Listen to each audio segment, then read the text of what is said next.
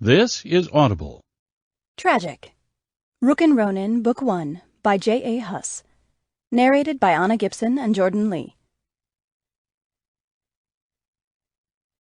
Chapter 1. Rook.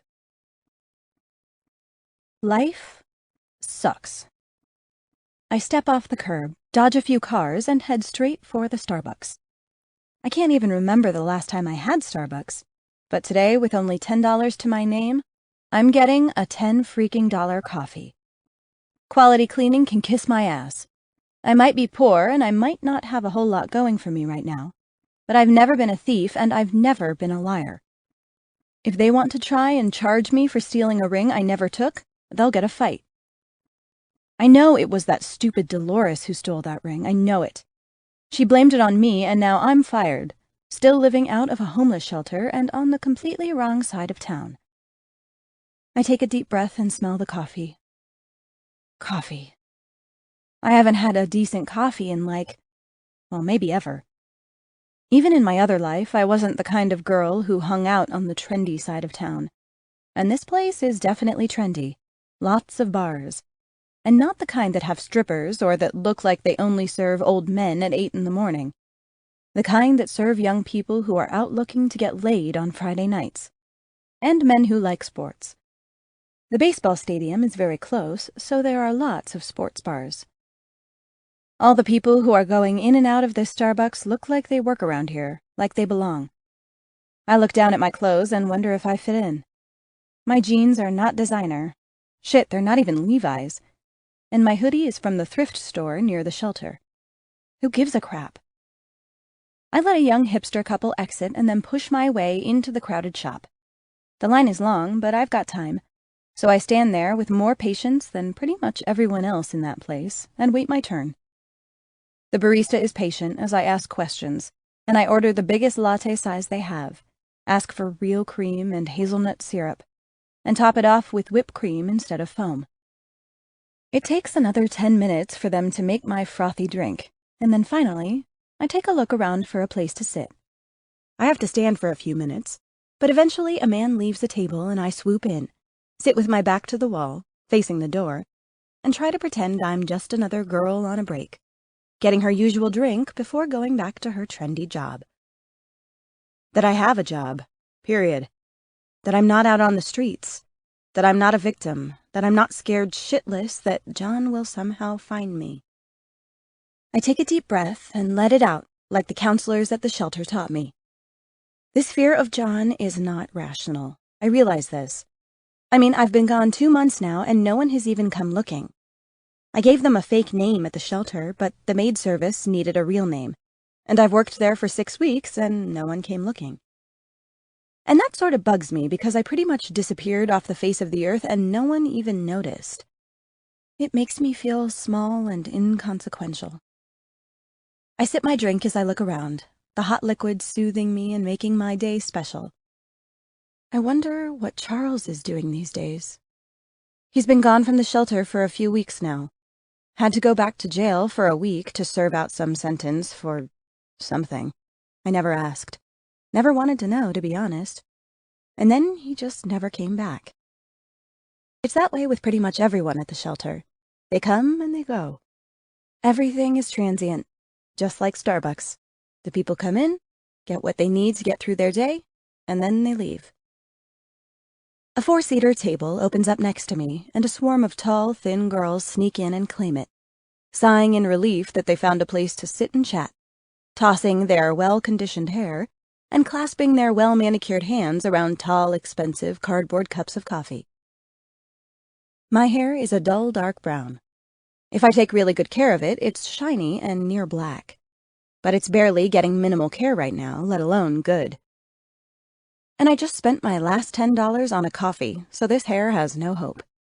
I laugh a little under my breath, as if hair was my biggest problem. You have no money for food, Rook. Man, I am so stupid. The beautiful girls, I learned through eavesdropping, are all models. It figures, right? The select few in the world get everything, while the rest of us poor jerks get to scrub toilets for a living just to make enough to buy food and sleep in a homeless shelter at night. One girl, a redhead with skin as fair and smooth as ivory, complains loudly about the last photographer who refused to let her even do a test shoot, whatever that means. Another girl passes around a business card. All the others talking about how he's an asshole and they've all been turned away. The redhead who was complaining, thinking she is someone special, realizes, to my satisfaction, that she's as plain and unwanted as the rest. The blonde, with glossy pink lips, grabs the card from the other girl's hand and flicks it in the air. I watch as it sails across the table and plunks me in the head. All the girls start laughing in a fit, grab their coffees, and make a quick escape. I pick up the card and study it. It's thick and white and says, Antoine Chaput, photographer of artful beings. That's all. No number, no contact information at all. I flip it over and there's some very messy handwriting in blue ink. An address and the words, Test Shoot, 1 p.m., May 17th. Under the address are the words that make my mouth drop open. $100 per hour if booked. The if booked is underlined, like whoever wrote it was trying to make a point. I fish out my phone to check the time. Just short of 12:30. Even though the data plan I purchased months ago for emergencies is almost maxed out, I plug the address into the GPS app on my phone and bite my lip as it pulls up the map. It's only a few blocks over, and suddenly my sucky day is getting a little brighter. I shrug on my pack and rush out the door, half running with excitement, half with desperation, towards a job I have no chance of ever getting, especially dressed like this. But for the first time in a very long time, I feel something besides anger and hopelessness and shame. I feel a spark, and I don't get many of those. So no matter what happens, I'm going to see where it takes me. It's windy for mid-May, and by the time I make the old warehouse building containing the photographer's studio, my hair is a freaking mess. I try to smooth it down a little after the heavy lobby door swishes closed behind me, but it's pretty useless. I climb the stairs to the 4th floor and arrive at Antoine Chaput's translucent glass door, very winded and in complete disarray. There are 2 names on the door. Antoine Chaput, photographer, of course, but underneath it says Elise Flynn, stylist. I can hear yelling inside. And crying. And then things are breaking, and I sink to the floor in fear as John's fists come into my mind. But it's like a bad car accident on the freeway. Something terrible is happening. I refuse to move my feet, I refuse to plug my ears, and despite the fact that I'm scared shitless by whatever is happening behind that door, I can't turn away from my stolen appointment with Antoine Chaput. A half-naked young girl bursts through the door, wearing only a pair of pretty panties and matching bra, pulling on her expensive designer jeans as she hops down the hallway. And then before she even buttons them up, she tugs a sweatshirt over her head and spies me on the floor in the corner. I'd hide from him too. He's such an asshole. I hate you, Antoine, she screams. And I will never, she picks up some anger here, never let you photograph me again, even if you beg me. She slips on some cute ballet flats, hopping once again to maintain balance, and is about to leave when she has a thought. I can see her thinking because her eyes roll up a little and her head tilts, like she's a cartoon character with a comment bubble coming out of her mouth. And I'm keeping the lingerie, asshole. She already said he was an asshole, but I suppose when you're that angry, a varied vocabulary isn't the first thing on your mind. The irate girl turns back to me then. You better be ready. He's in a fit today, and I'll never work for him again. And then she storms down the stairs, dragging her large bag behind her, still swearing and punctuating her one-sided conversation with the occasional, "Ha!" as she descends. I stare dumbfounded at the empty stairwell, wondering what the hell I'm doing here. She's overreacting. Don't let her get to you. I look over at the man with the deep voice, and my mouth drops open a little. He is even more beautiful than the girl who just left. To call him well-built doesn't do his body justice, and I can see quite a bit of it because he's only half-dressed. In fact, he's still buttoning up his jeans, tucking in his pockets as he stands there next to me. He catches me eyeing his fingers and laughs. Sorry, Today was supposed to be a sexy shoot. He shrugs it off like he comes out in the hallway buttoning up his pants all the time. I clear my throat a little. Yeah.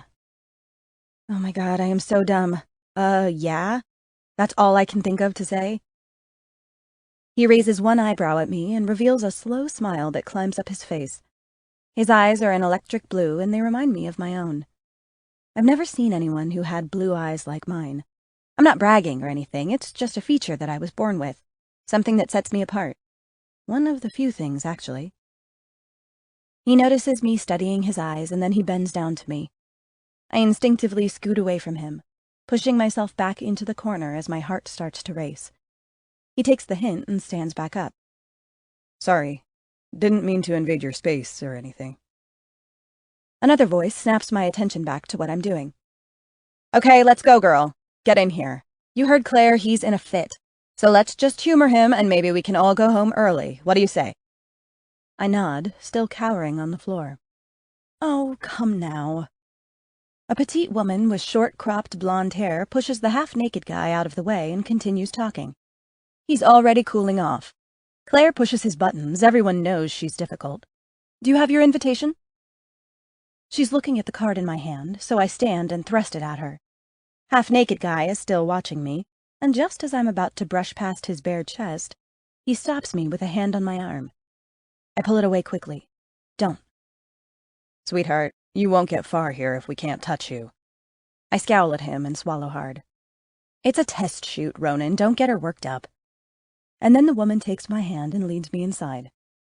Ronan mumbles out a response as he follows, and then the door closes behind me, and I expect all manner of terrible things to start happening. But all the woman does is push me over to what looks like a shampoo station. She takes my bag, tucks it into a corner, and then motions me into a changing area and tells me to take off my hoodie. I look around for Ronan, but he's disappeared. But I don't have anything on underneath. Nothing? I shake my head. Well, that's not very smart. She rummages through a drawer and throws a tank top at me. Put that on. I do, and before I can even turn the corner of the little screened-in changing area, she's pushing me back into the chair. I don't know who your stylist is. What did you say your name was? Rook Walsh, I say weakly. Oh, yes, I remember now, she says as she picks up the ends of my very long hair. Rook, you need to tell that stylist of yours that these ends need a touch-up. Antoine prefers au naturel. But it must be healthy, so trim these ends if he invites you back. Today is just a test shoot, but we've got good light coming in the afternoon, and you know how Antoine loves au naturel light. She winks at me, and I laugh. I'm Elise, by the way, Antoine's lover. She says it so casually, this word. Lover. It implies so much more than girlfriend. Lover. It drips with sex. I smile at her. Nice to meet you. But she's dousing me with water and my words get lost in the feeling of having my hair washed by a professional again. In the shelter, I'm lucky if I get a shower twice a week. You have to work in the kitchen for 3 days to get one shower. But I had one last night, so I'm not too dirty. Elise's fingertips start massaging my head, and then she squirts some tropical-smelling shampoo on it. She lathers it up, starting at the bottom and then working the thick froth into my scalp. It feels so good I almost moan with pleasure. Then the rinse again. The water trickles down my scalp. Sometimes a stray stream will slide down the edge of my cheek, and it sends a shiver up my whole body. I feel myself relax just as Elise wrings out the excess water, and then very carefully works the conditioner in. Long day, Rook? She asks me. Yeah, I reply, sedated and warm. I got fired today. Oh, I'm sorry. It's hard to make it as a model, I know. When I was just starting out, I had to work all sorts of odd jobs. Waitressing, bartender. I was even a tow truck dispatcher at night. Whatever it took to keep my nail appointments and have a nice wardrobe. I suppose it's that way for you now, huh? I open my eyes. Sorta. What kind of job was it? Cleaning houses? Oh, yeah, I've done that too. Those were the worst. I got accused of stealing once, and I never even took anything. I try to sit up, but she pushes me back down. Me too! I didn't take that ring. Dolores did, and they fired me. She clicks her tongue at me and shakes her head. Well, you're pretty enough and skinny enough, and your legs and hair are long. Antoine likes all these features you have. So if you just do exactly what he tells you, maybe you'll find a better job today, right? I'd like that, I whisper. Elise smiles. You're not like the others, Rook. You're calm and quiet, and a bit tragic, if you don't mind me saying.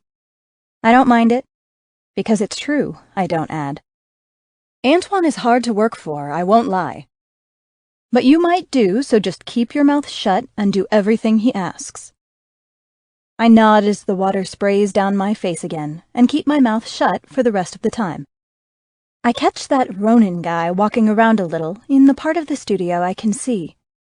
He looks over at me each time, almost stopping to take a second look as Elise pulls and tugs my hair through her various brushes. He's watching me. Chapter 2. Ronan. I leave Elise with the new girl and join Antoine in his office.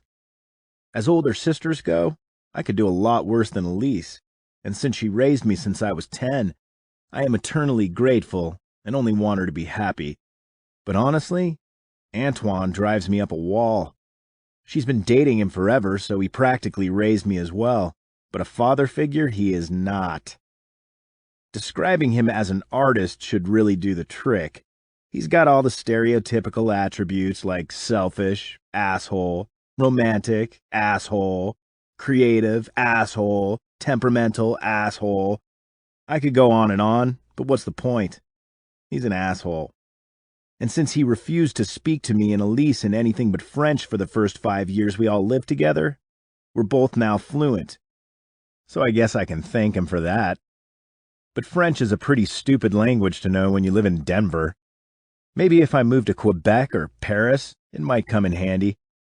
And actually, we did go to Paris with him last year to do a show, but he hates it there just as much as we did, so I doubt we'll be going back. He speaks more English now, but that's only because he has to talk to more people than just Elise and me. Back when he was just starting out, it was just us, so he could get by without speaking English if he wanted. But now, Antoine Chaput is big time, and he's got a lot of people keeping this place going. And none of them speak French. She'll get over it, Antoine, I tell him as I take a seat across from his desk. Just let her walk out. Antoine is running his hands through his hair, messing it all up and making himself look ridiculous. But he's about to flip out over this Claire shit, I can tell, so I run interference. She's on the rag today, she told me. And you know how bitchy she is on the rag. She doesn't have her period today, she's just a raging bitch and not in her right mind every day. But this puts the blame on her instead of him, and that's what he wants. So, fuck it. I give him what he wants to keep the peace. She's done. I don't want to see her again, no more. I shrug. He says this at least once a month. Claire walks out pissed off all the time when we let her work. It's nothing new or extraordinary. They do this dance so often, it's like a couple of dorky kids doing the box step at senior prom. I reach over and grab an apple off the perpetual fruit basket Antoine has on his desk and take a seat in the deep leather couch that gives me a full view of the studio so I can watch for the new girl. Antoine is still mumbling about Claire. English, Antoine, I say as I chew. Ne pas parler la bouche pleine. Claire's only purpose in life right now is to drive you crazy. Let her go. I swallow so he'll stop concentrating on the food in my talking mouth and listen to my words instead. Fuck her. There's a new girl out there. Did you see her? He perks up a bit at this, but then he sighs and collapses into his desk chair. No, she's probably no good. I have no one for this campaign, no one. She'll work, Antoine.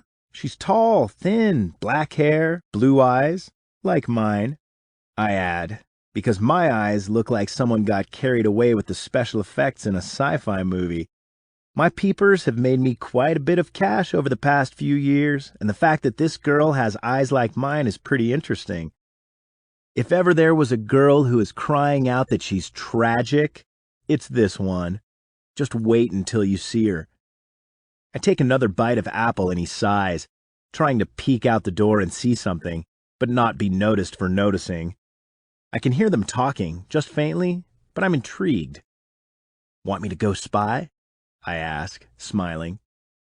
Oui, he grins back. That grin says we have to stick together or they will overpower us. They being woman, us being men. He's forever on this guy thing with me, like we're in some secret fraternal society. Sometimes these secret plans even come with a wink. I let him have his fun and get up to go spy. I want to see her again anyway, before she comes out and has to pretend to be someone else. I want a full report, and don't let Ellie see you or she'll complain to me later. Oui, I reply. Chapter 3. Ronan. I sit on a stool near the entrance to Elise's studio and eat my apple, chewing casually as I watch Ed and Alex mess with some sets. They have a whole team of people to handle the lights and move shit around, but this is all for the Tragic campaign, not this girl's test shoot. If you're lucky enough to get an invitation from Antoine to come sit for him, you get one shot to make him fall in love. If he does, you might get another invitation, but only if he has an immediate need for you. If he doesn't love you at first sight, i.e. if he needs Elise to make you pretty or alluring or sexy or tragic, whatever, he won't ever ask you back. Elise is here to bring out the mood he wants, like a makeup artist in the movies. She's not here to make you into the thing Antoine is looking for. Either you are that thing, or you're not. And I know this girl is tragic.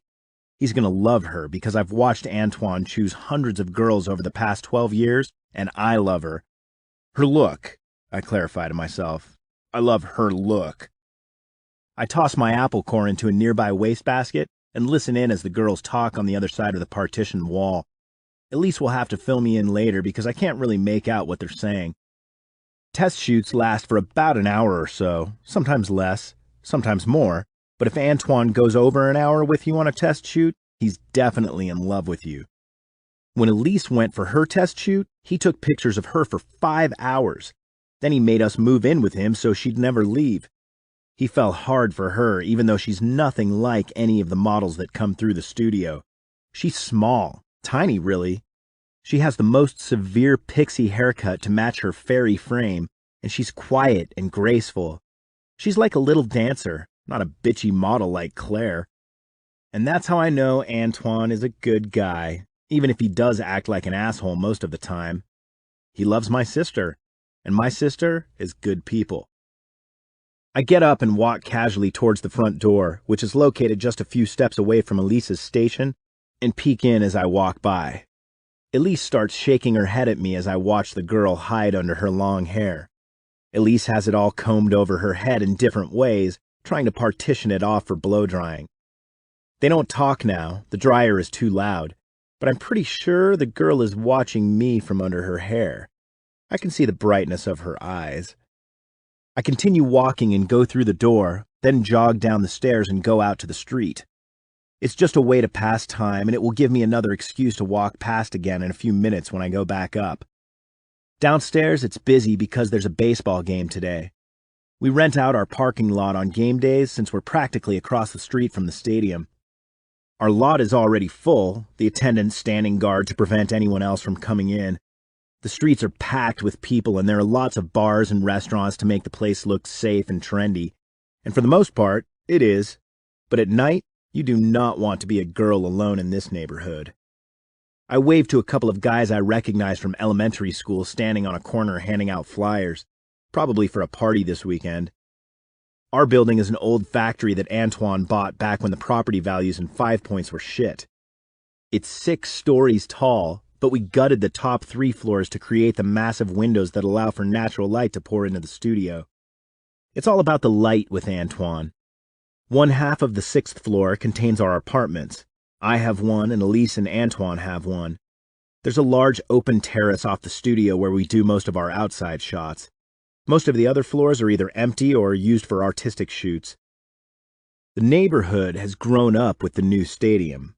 It used to be pretty bad, but after living here in Antoine's studio for the past 12 years, this building and neighborhood, crime statistics and all, is the only place I'd ever call home. I people watch for a few more minutes, then head back up and enter the studio just as Elise is tugging the girl across the room.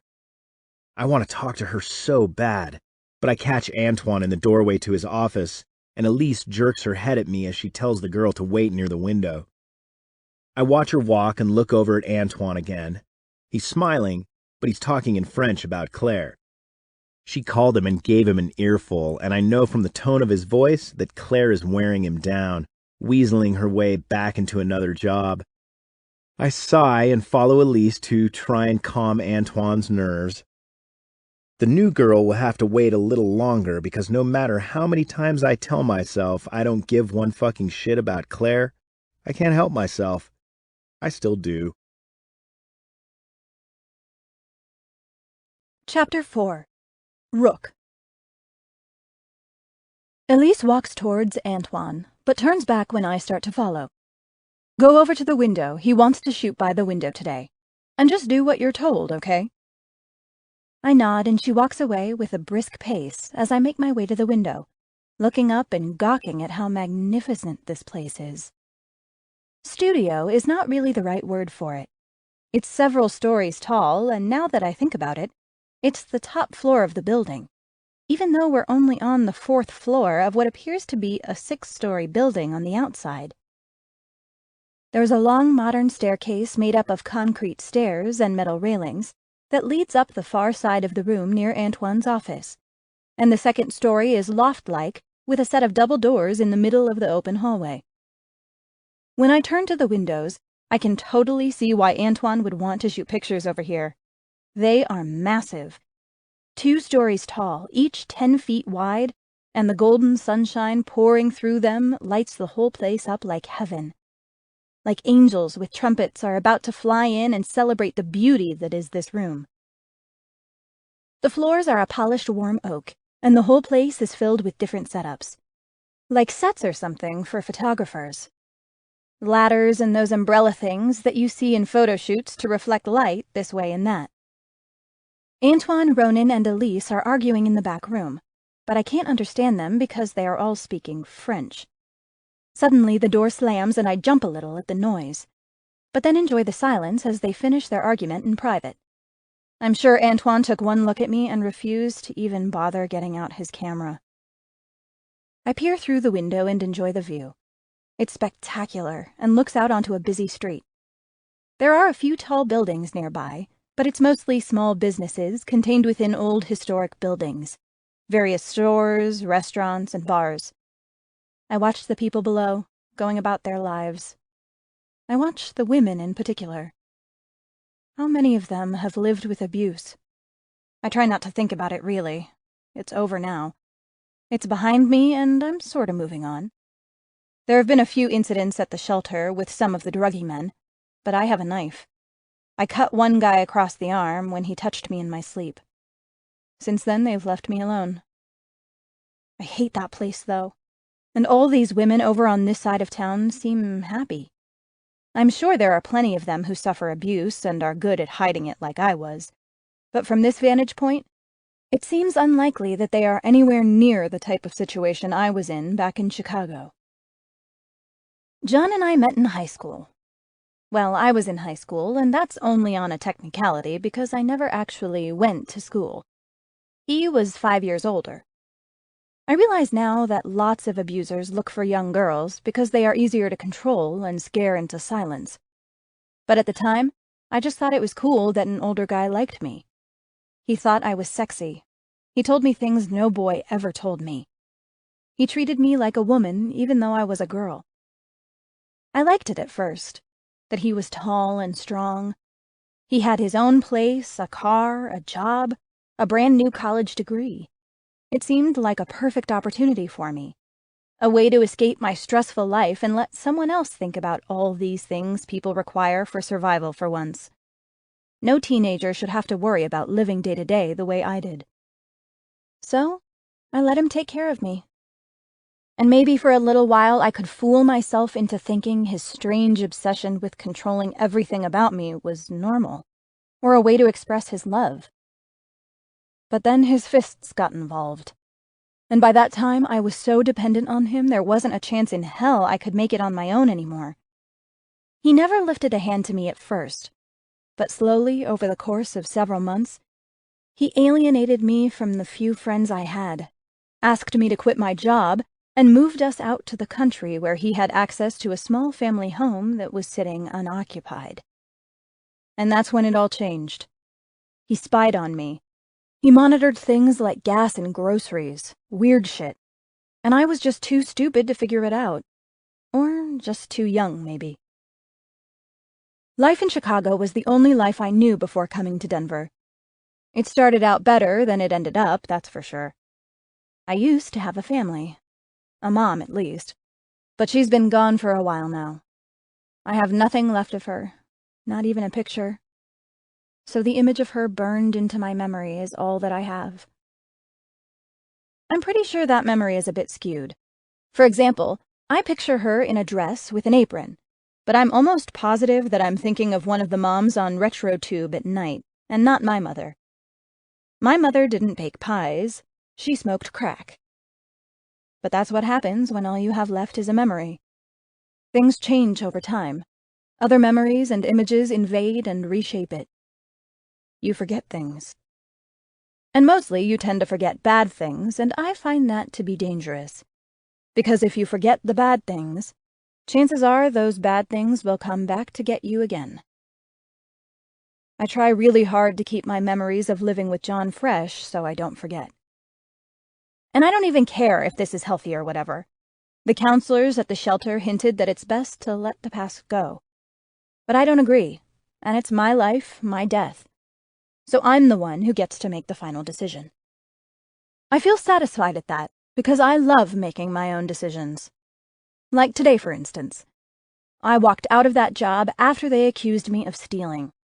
They did fire me first, and I could have stayed and groveled, but I didn't. I walked away. Now, I'm homeless, jobless, and broke.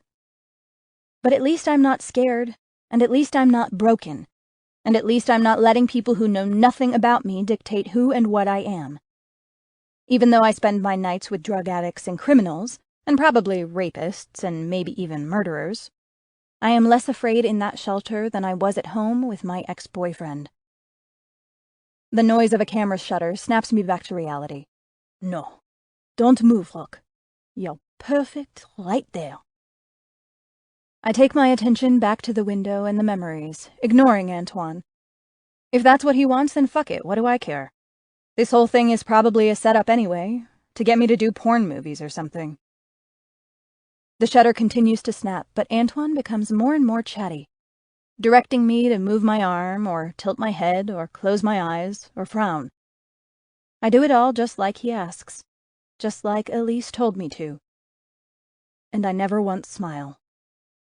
And he never once asks me to. What are you thinking about, Rook? Antoine says later, when he's fussing with his camera and everyone else except that Ronin guy has left. I look over at Antoine. He's tall and thick. Not fat by any means, just thick. His hair is dark and his eyes are blue like mine, like that Ronin guy. He's wearing dark jeans and a black t-shirt, and for an older guy, late 30s maybe, he's handsome. Not hot or cute, but definitely handsome in a chiseled jaw and scratchy face kind of way. I can see why Elise is his lover. None of your business, I answer him after my pause. His reaction is lost on me because I turn back to the window. Do you enjoy modeling? I shrug. It's a job. Do you have a book? I have no idea what that means, so I just say no. This time his reaction is not lost on me because he bellows out a laugh. No? If you're a model, you have a book. Show it to me. He pulls out a card and offers it. Here is my email. Send me your photos. I take the card and meet his eyes this time. I am not a model and I have no book, whatever that is. I just need a job. The invitation card said $100 an hour. I just need the money. Test shoots pay in pictures, child. You don't get paid for today, but I'll give you a CD with your images. Just give me your address and I'll send it when it's ready. I'm the one who bellows out a laugh this time. Pictures? I don't need any fucking pictures. I need money. I walk back over to the style station and Elise is watching me with a nervous expression. Where's my bag? I'm leaving. What a waste of time. Pictures. My hoodie is still in the little changing area, and I whip the tank top off and pull the thrift store bargain over my head. When I come out from behind the partition, I thrust the shirt at Elise. Here. She accepts it, and I grab my bag and walk out the door. Pictures. What a load of shit. I just wasted my whole day. I'm on the wrong side of town. I'll never get back to the shelter in time to get a bed. And I have no money to even take the bus because I needed a $10 coffee from freaking Starbucks. I descend the stairs as fast as I can, and when I get to the bottom, I just stand in front of the heavy oak door, unsure of what to do next. I collapse on the bottom step and start to cry. Chapter 5. Ronin. Her name is Rook. She's wrecked. Those were Elise's words. She and Antoine are fighting over the tragic campaign. Elise says no way. Antoine says she's the only one that can do it. With one look out his door, he picked her. He fell in photographer love with her. I smiled to myself thinking of his words, because I knew it. We need her. But Elise has power in this house. Elise, no matter what Antoine says, wears the pants in their relationship. Because if Elise is unhappy, Antoine cannot live with himself. He falls to pieces when they fight. So we work on her for almost half an hour inside the office. We wear her down. We make promises. We will watch Rook, we promise. We won't push her. We'll be careful. We promise all these things if Elise will let us keep this girl. We want her that bad. Of course, for very different reasons. Antoine wants to shoot her. I want to keep her. Antoine wants to take pictures of her gorgeous body and her fragile face, but I want to peel away her layers and see what's underneath. Antoine wants to make her famous, and I want to hide her away in my room, under the covers of my bed, under me.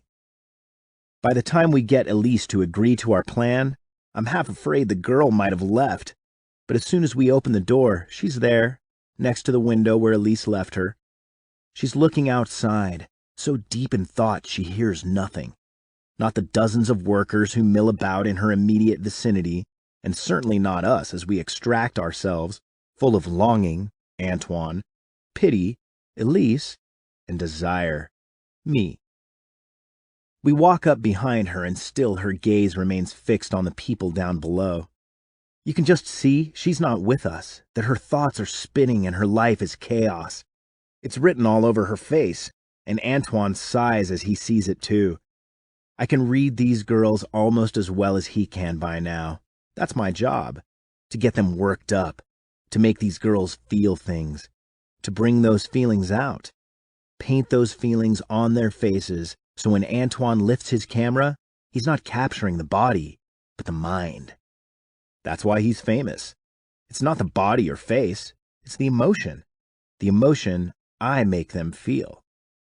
I want to touch her right now, but I hold back with Elise as Antoine starts shooting. The noise of the shutter snaps her out of her daze, and I expect her to say something. Anything.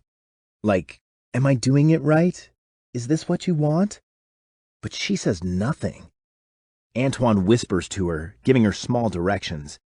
She tilts her head when he asks, letting the light from the window fall across her face. It's late afternoon now, so the light is low and hazy. It bounces off her raven hair, and her head turns in just the right way to catch some dying rays of sun, making her eyes sparkle. And that's how she's burned into my mind. The blackness of her hair, contrasting with the gray light behind her, and her bright blue eyes. She catches me staring and I hold my breath, but neither of us turns away. We stare, unabashed, until Antoine's direction pulls her back into the chute and she's lost again, guarded and unhappy, frowning and resigned. She's a blackbird sitting in a tree staring out at the world, daring the wind to come and knock her off the swaying bough. She is wrecked, Elise is right, but she's not down yet. The look on her face is defiant. When I look over at the clock, it's well past 5. Antoine has been shooting her for almost 2 hours. Elise left a while back, but whether she's still here in the studio or up in her apartment, I have no idea. I lost track of her because my eyes are only on the girl. Antoine does pretty well until the end. It's clear he's finished shooting, and the girl is starting to look uncomfortable when he asks her what she was thinking about during the shoot. I cringe. No, you don't ask them. You make them want to tell you, you idiot. I want to pull him aside and stop the crash and burn that's coming, but it's too late. She snaps at him and he pulls back when he realizes his mistake. He turns the conversation to business, and this is where it really gets interesting. She tells him she's not a model and has no portfolio. I'm just about to laugh when she starts yelling about pictures as payment. I look back towards Elise's station and realize she forgot to explain the terms to her. We are so off our game today. One tragic girl has disrupted all the carefully laid plans and protocols we've had in place for years. The tragic girl storms off, yelling. Antoine walks over to me, and we wait together as she rants to Elise. "You better fix this, Antoine," I say calmly, but inside I'm screaming too. "Pay the fucking girl, she needs the money." He snorts like a fucking Frenchman. "I do not pay for test shoots." "This," I say, turning to face him, "was no test shoot, and you know it. You've got hundreds of shots in that camera. Pay her and make sure she comes back, or I won't do the contract. I want her. I've put up with hundreds of stupid girls over the years for you, and I've never asked you for a favor like this. I want this one, or I won't do it." He fishes through his pocket and pulls out the cash that Claire never earned. The studio door slams, and we are all reminded that 2 models have walked out on us today. "Elise!" Antoine calls, thrusting the bills out at her. "Catch her, pay her, and invite her back on Monday." Elise grabs the money and flies out the door. "We're in trouble, Ronan. She is trouble." He turns a little to look me in the eye, something he rarely does unless he's serious and wants me to consider his advice. "You should stay away from her. Keep it professional, or it might get messy." I shrug. I'll do what I want, and staying away from her isn't even in the top 1,000,000 things I want to do with that girl. "Elise will hurt you if you ruin this one, Ronan. She won't tolerate another mardi." Fuck you, is what I think. But I don't say it. I just sigh and we wait in silence for Elise to come back. Chapter 6. Rook. My crying is not pretty. In fact, it borders on blubbering. It's a sobbing, ugly cry, except I'm trying to be discreet, so it comes out in weird, half-silent gasps, in between hiccups and long draws of air. When I hear footsteps, I pull myself together, wipe the tears, and scoot over so whoever it is can get by. Instead, they sit down next to me. I look over at Elise, and she holds out some money. "Here. He really doesn't pay for test shoots, Rook, but he likes your look and would like to extend another invitation." I take the bills and see that on top there is another little white card. I know I shouldn't, but I count the money as I sit there. $400 in 20s. $100 for every hour I spent here today. I look at her and start to cry again. I know I should get up and just bolt out the door with my money, just make a quick getaway and leave this day behind. But Elise grabs my arm before I can stand up, and I just don't have it in me to fight. I collapse back against the stairs and wipe my face frantically. "Do you need help?" Elise asks, after giving me a few moments to stop the tears. I do. I really do. But I'm ashamed to have to ask for it. No, comes out automatically. She rubs my arm and lets out a small laugh. Okay. Well, would you believe that I am actually looking for someone to help me in the studio salon? I raised my tired and burning eyes up to her in surprise. Yes, she nods at me. I am desperate, Rook. And I realize this is forward of me. But you did say you got fired today, so I was wondering if you'd like the job? A job? Shampoo girl. It's not much and it pays very little, but it does come with a small apartment out on the roof terrace. An apartment? I know what you're thinking. Is the apartment nice? But I'm afraid no, it's not. It's tiny, really, and filled with old furniture. You'll probably hate it, and I'm embarrassed to even offer it. But I figured you might take pity on me and accept the position and the apartment. I just stare at her. What do you say? I cry. She wraps her arm around me and laughs. Just say yes, Rook, and we'll go back upstairs and you can go settle in that terribly ugly and small living space and try to forget this whole day.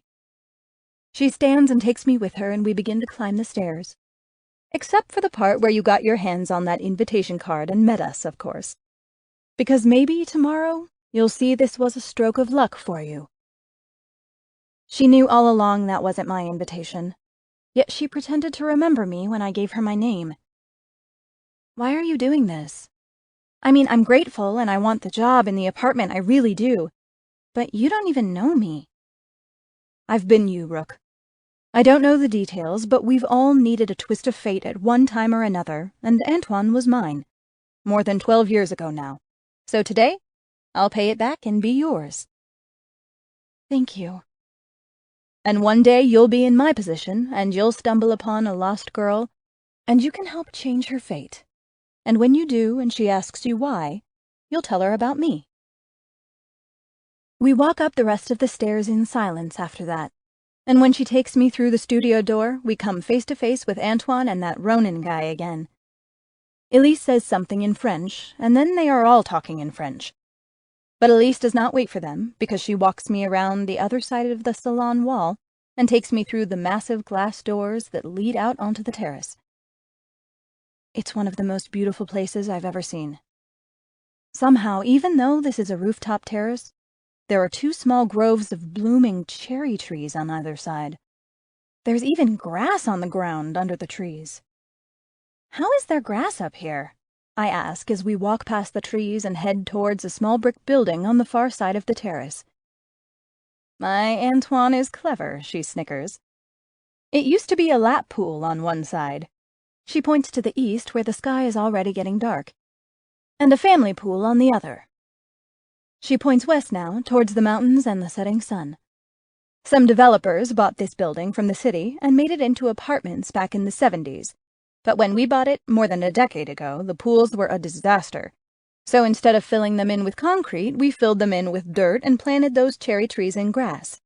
We add something to the landscaping every year, usually another fruit tree. It's like Mary Lennox's secret garden. Except it's on a rooftop in a trendy Denver neighborhood instead of the English countryside. I feel a little sad for a moment.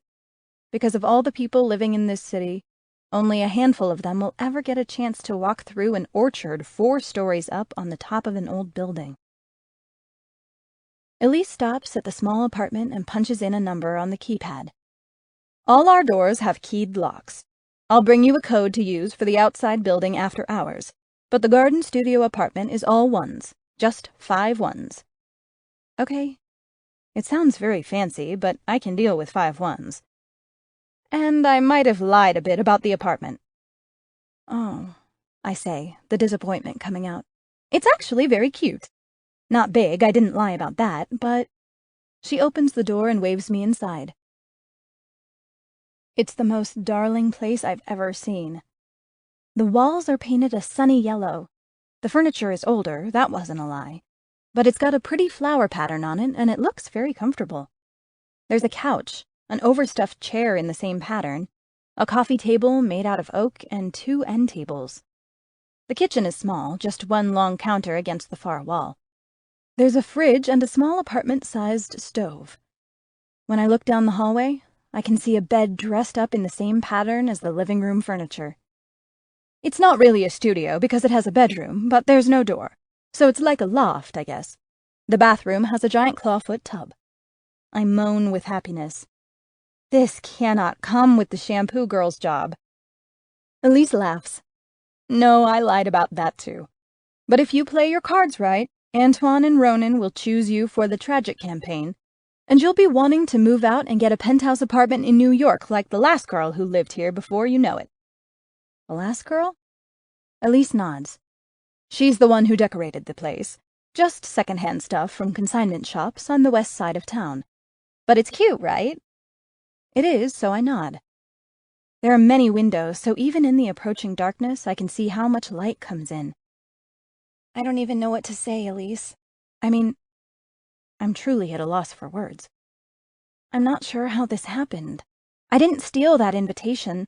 I was just minding my own business over at Starbucks, and these girls flipped the card away, and it hit me in the head, and it doesn't matter, Rook. That girl was never going to get asked back after her test shoot. She got an invitation as a favor to her agency. Antoine does not mess around with the models he uses. I told you he'd like your look, and I was right. Now, my brother Ronan... Oh, I say to myself, blocking out her words, but still smiling politely as she talks. Ronan is her brother. That's interesting. So he's the one you'll want to worry about after Antoine makes his decision. Worry about? I missed that. I hope she repeats it. Never mind him for now. Just stay out of his way, do what you're told, and don't act like the girl you watched storm out of here earlier. Claire? Elise rolls her eyes. Yes, Claire. She's talented and has a long list of clients who want her for glamour and fashion contracts, but she's crossing lines with all of us, making Antoine very angry. And Ronan?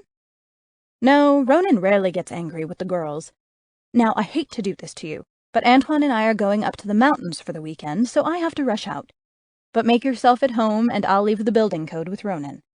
I'm sure he'll be partying all weekend, but Cookie's Diner down the street has a tab for our girls, so you can go eat there.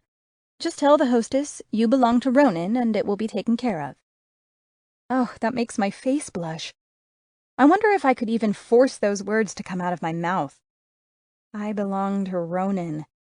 It's sexy and sexist at the same time. Do I like that? I'm not sure. I'm definitely not Ronan's, that I know. I might like to look at his half-naked body, but I'm nowhere close to wanting him near me. He's one of those overconfident players, I can just tell.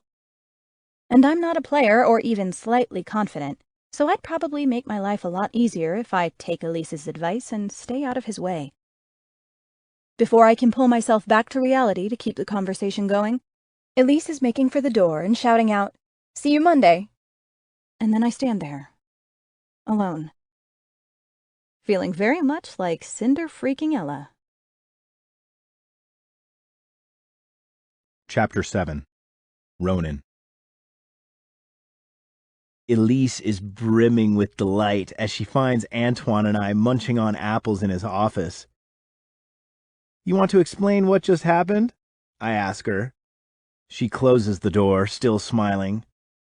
I saved her, that's all. Saved her how exactly? Antoine questions. She's a mess. I think she's homeless, or at the very least, not willing to go home. I gave her the garden apartment and a job washing hair in the salon. Washing hair! Antoine and I bellow it together. Elise puts her hands up like she's warding off our complaints. She was too proud to admit she needed help, so I made it easier for her to accept it. That's all. So she's not the new shampoo girl? No, Ronan, she is.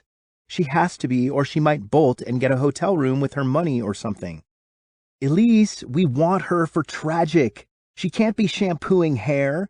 The other girls will swoop in like lions. She'll walk out. Well then, I suggest you get those girls under control, Ronan. You let them get away with far too much. If they're mean to her and she walks out, that's your fault. Now. My tiny little sister rubs her hands together and seats herself in Antoine's lap and cups his face. I'm ready for the mountains. Take me up there and rock my world. Oh, sick, you two. Oh, God, they're kissing now.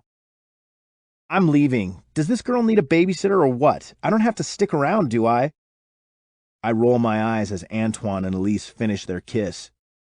No, but she needs an exterior building code so she can come and go as she pleases, Elise says, breathless from her kiss. Can you take her a code? I have to pack. And then she skips out of the office and heads for her and Antoine's apartment upstairs. I look over at Antoine. His one brow is lifted all the way up to his forehead. What? This girl, Ronan. You know what? Hey, you liked her too. It's not just me. She's perfect, right? She's the same type of girl you described to me last week, only that was your fantasy girl for Tragic. She's like a little modeling god gift. Don't jinx it. He's not convinced. Elise wants to save her, and you will ruin her. This will not turn out well. What do you mean? I have no intention of ruining her. You know exactly what I mean. Tragic is named Tragic for a reason. You're going to ruin this girl. You have no idea what you're talking about. I take care of all of these girls. You didn't take care of Mardi. My mouth drops open. That's how stunned I am that he went there. Antoine, dude, seriously, you're pissing me off now. What happened to her had nothing to do with me. No? He asks evenly. You brought her in here and she was swept up in the life. This Rook girl is Mardi all over again. I can see it. She's sweet and innocent now, but just wait until the money starts rolling in and the men start making offers. The agencies will be circling like vultures to get to her. It takes a strong person to navigate the maze of predators in this world. You know that. I told you, I'll manage her. Shit. You better, Ronan, because Elise is invested in this one, and that means I'm invested in her now too. I won't stand by like last time. Get the hell out of here. You need a vacation. I take care of all these girls. Ask any one of them. He makes to protest, and I add in, besides Claire. Claire doesn't count, so do not even start with me on her. He gets up from his chair and points to his fruit basket. Put that in the kitchen, will you? I don't want it to go to waste while we're out of town. Sure, I say, relieved that he's dropping the whole Mardi thing. I pick up the basket and head out, trying to shake off the feeling of shame that Mardi's name brings out in me. She was out of control, but I wasn't in charge of her personal life. Hell, I was only 19 myself back then. I had just started managing the girls. It was hardly my fault that Mardi fell in with the neighborhood scum. Besides, I've made a lot of changes since then. I will not have a repeat of Mardi. The kitchen is clean and quiet now that Friday afternoon has passed into Friday evening. I stick the basket of fruit in the fridge with the others so it will keep over the weekend. Antoine is a fanatic about his fruit baskets. My gaze wanders to the large window over the sink and I spy Rook's garden apartment. She has the curtains open wide and she's standing in front of it, looking out on the cherry trees. I have to agree with Antoine. This girl is a Mardi waiting to happen, and I should really make myself available tonight so she doesn't wander off and get in trouble in the rowdy neighborhood. But why? She has no building code, so she can't leave. I smile as the idea comes to me. I'll just conveniently forget to take her the code, and then I can enjoy my Friday night without having to wonder if her skinny ass needs saving. Yes, this might be easier than I thought. I leave the kitchen, take the stairs 3 at a time, and walk the hallway down to my apartment. Rook can't get into trouble if she never gets the chance. Sounds like a perfect plan to me. What could go wrong? Chapter 8. Rook. Elise never appears with my building code, and I'm starving. My stomach is churning with the emptiness, that's how hungry I am. The only thing I ate today was, well, a $10 latte at Starbucks doesn't count as food, really, so I have not eaten anything today. I peek out the window at the studio building. From the front room, I can see the 2-story windows on the 4th and 5th floors, and then on the 6th floor, there are smaller windows.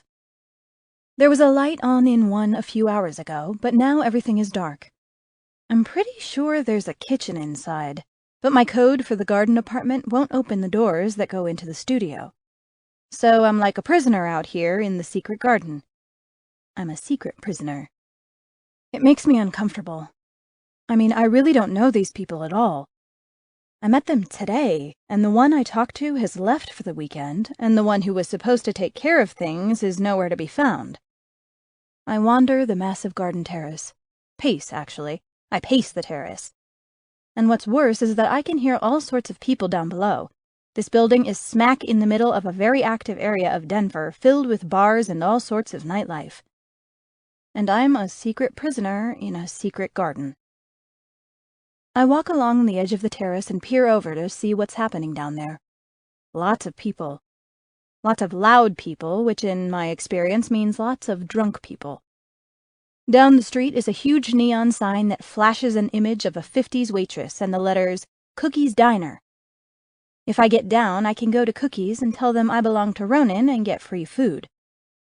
Screw that, I have money. I don't need to belong to Ronan to feed myself. I huff out some air and start to get annoyed. My stomach hurts, damn it. I look up at the window where the lights were one more time and spy a fire escape. Am I that desperate that I'm thinking about using the fire escape? My feet are already across the terrace and I'm hopping over the short iron railing that allows access to the stairs. I've never been on a fire escape.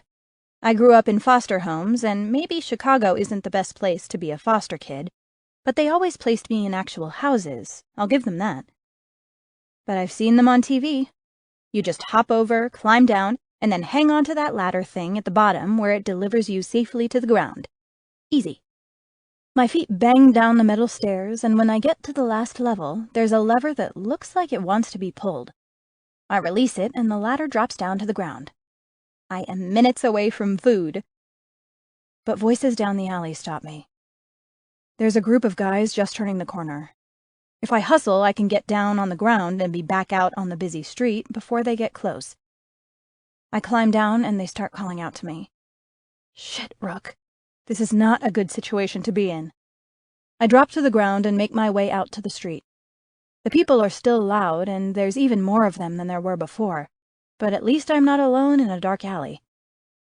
Cookies is on the other side of the street, but that's the busy side where all the bars are, so I keep to my side and walk down the block, shoving my hand in my pocket to grab my money. Shit again! I look back up at the Chaput building wistfully. My money is still upstairs. I am so stupid. I turn around to go back up the fire escape to get my money, and see the rowdy guys from the alley turn the corner. I spin around and make my way to Cookies. I guess for tonight, I'll belong to Ronan. I weave my way through the crowds, looking back nervously as the guys follow me, and then cross the street when I get to the corner. A hand grabs me from behind, and I jerk away in turn. Get your hands off me! The guy is tall and has a surprised look on his face. Sorry, geez. We just wanted to see if you're okay. You look pretty shook up. He's not one of the guys from the alley, because they are still across the street. I turn away again, not caring if I was rude, because I'm just totally out of my element right now, and I just want to get something to eat. A crowd exits the diner, and I let them jostle me away from the offended guy and push me inside. When the door closes behind me, I let out a huge breath of relief.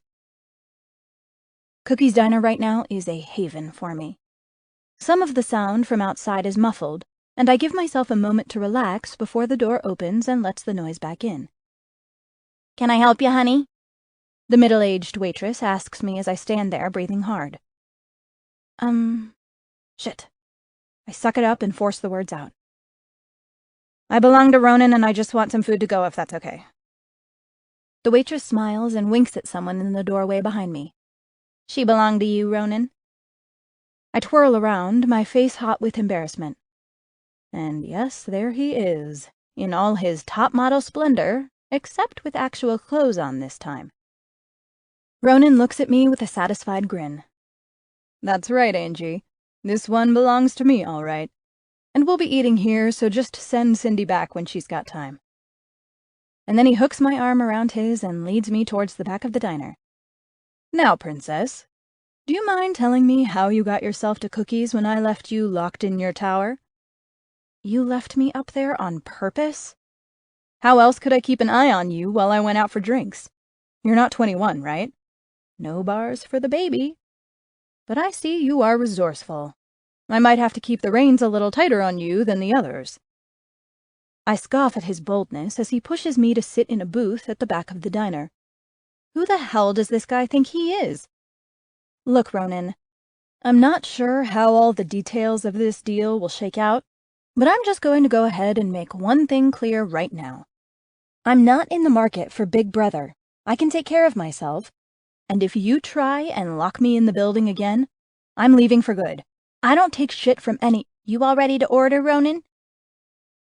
The waitress, Cindy, I guess, is standing over us, tapping her pen on her little order pad.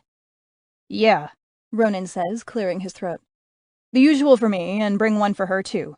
But make it well done. Excuse me, I can order for myself. And I'd like— I have no menu, so I make it up. A grilled chicken salad.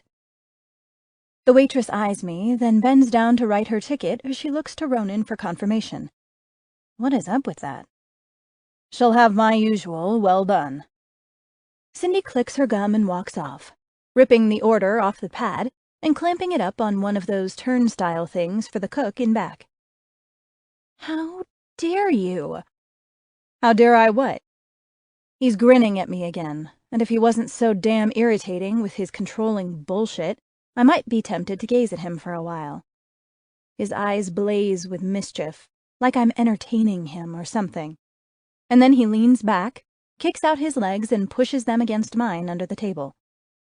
He drapes his arm over the back of the booth with a satisfied grin, and my heart beats a little faster. He's touching me. I pull my leg back and he laughs.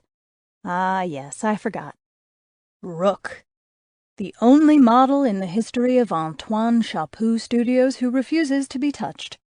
You're gonna have to get over that real fast. How dare you order for me? I reply, ignoring his flirt or threat or whatever the hell that comment just was. I have no idea what your usual is, and who are you to tell me to eat it well done anyway? I just wanted a salad. I get nothing from him beyond that confident smile. We stare at each other for a few moments, and he looks me straight in the eyes, like he can see through me or something. I try to keep his gaze, but I lose the contest and look away first, as my heart does a weird dance inside my chest. Relax, Rook. This place is famous for their burgers, so I ordered you a burger. Well done, because that's how most people eat their burgers. I like mine medium rare, but I don't like the idea of you eating undercooked hamburger, so I got it well done, okay? Do you want me to change the order? I will if you prefer medium or rare or whatever. I look away, embarrassed. Did I just overreact? Or did he just play me? There's no time to answer, because a girl dressed up like a biker straight out of Sturgis saunters up to Ronan and plants herself next to him in the booth. She ignores me completely. Ronan, my love, does this outfit scream Sturgis or what? It's like she read my mind. A laugh bursts out before I can stop it, and the wannabe biker chick shoots me a dirty look. Sorry, I mumble. We're not casting for Sturgis until Tragic is over, Lisa. You'll have to come back in a few weeks. Well, I can do Tragic, too. I'm Tragic, right? Ah, you are, sweetie. But Rook here is our new Tragic girl. Sorry, that job is taken. My eyebrows shoot up. I am? Lisa jumps on my indecision. She's not signed yet? It doesn't matter, Lisa. Antoine and I chose her this afternoon during her test shoot. She's the girl we want. And then he looks over to me and smiles. But this time it's not cocky and bold. It's warm and seductive, A little crooked with a promise of something devious and a hint of dirty in it. Everything inside me goes warm in an instant. So we'll do whatever it takes to keep her. Lisa pouts and whines a little more, but Ronan is looking straight at me the whole time. His gaze gets uncomfortable and I have to look away. I take a deep breath, and when I look up again, Lisa is gone and the food is here. Ronan helps Cindy with the plates and scoots my burger over towards me, says some flirty words to the waitress, who looks exhausted and ready to go home, and then winks at me as he takes a bite of his food. Chapter 9. Ronan. This Rook is going to be a handful, I can tell. She's got a dark look to her, a look that says she's had some trouble recently. But she's not down, that's for sure. And her defenses are on high alert. Much too high for my comfort level. I'll have to work on that. If she doesn't trust me to order her food, then she's definitely not going to trust me to take care of her during a shoot. And even though I told Lisa Rook is definitely the girl I want for Tragic, we won't get far if we can't touch her. I can't touch her, I correct myself. I'm the one who will be touching her. She has a good appetite once she settles in and starts eating, and that's a plus. I can only eat half of my burger, too many beers tonight, but Rook scarfs hers down and makes a decent dent in her french fries as well. I smile as she leans back in the booth. Satisfied? She blushes a bright pink, and I have to stop myself from growling with desire. This girl does something to me, and I'm not quite sure what to do about it. I was hungry, she explains. I didn't eat all day. That's not good, I say, frowning at her. This might be an issue after all. You want some pie? Cookie makes the best pies in town. She laughs as if this is absurd. No thanks. I've had enough. I stand and hold out my hand to her. She looks at me funny, but accepts it, and I pull her to her feet and put my hand behind her back to direct her to the door. Don't we have to pay? We have a tab, Rook. When you eat here, you walk to the back booth, you order whatever you want, and they bill us. No questions asked. Oh. Then you take it out of our pay or something? I hold the door open for her and she murmurs a thank you as she passes through. I love her manners. She's a contradiction, though. Dark and defensive one minute, sweet and innocent the next. I'm not sure which side I prefer, to be honest. I like them both at the moment. No, this is just what we do for the models. We like you girls to look a certain way. Make sense? She looks over to me as we cross the street and make our way back to the studio. I guess. She has no idea what I'm talking about, and I'm really too tired to explain, so I just walk next to her in silence until we get to the door. You can use my code for now, all right? It's 37351. I'll write it down for you when we get upstairs. It works for the terrace door, too, so you're not a princess anymore. She laughs at that, and I have a sudden urge to put my hands all over her body. That's how much those little noises coming from her mouth turn me on. I can't even remember the last time a girl made me feel like that. Maybe never. Sorry for escaping. The hunger about drove me mad. Oh, shit. I feel bad. I'm such an asshole. But thanks for the burger. I really did like it. We trudge up the 4 flights of stairs with just the noise of our footfalls to break the silence. Her little Converse sneakers are cute, bright red with little holes near the toes, like she's been wearing them since she was 12 and can't bear to give them up. I open the studio door and make sure it clicks closed behind us. We've got the doors on a lock timer, so if you come in during business hours, it's always open, but after hours you need the code. I open the terrace door for her and wait for her to walk through, then follow her out onto the terrace. This place is so beautiful, even in the moonlight.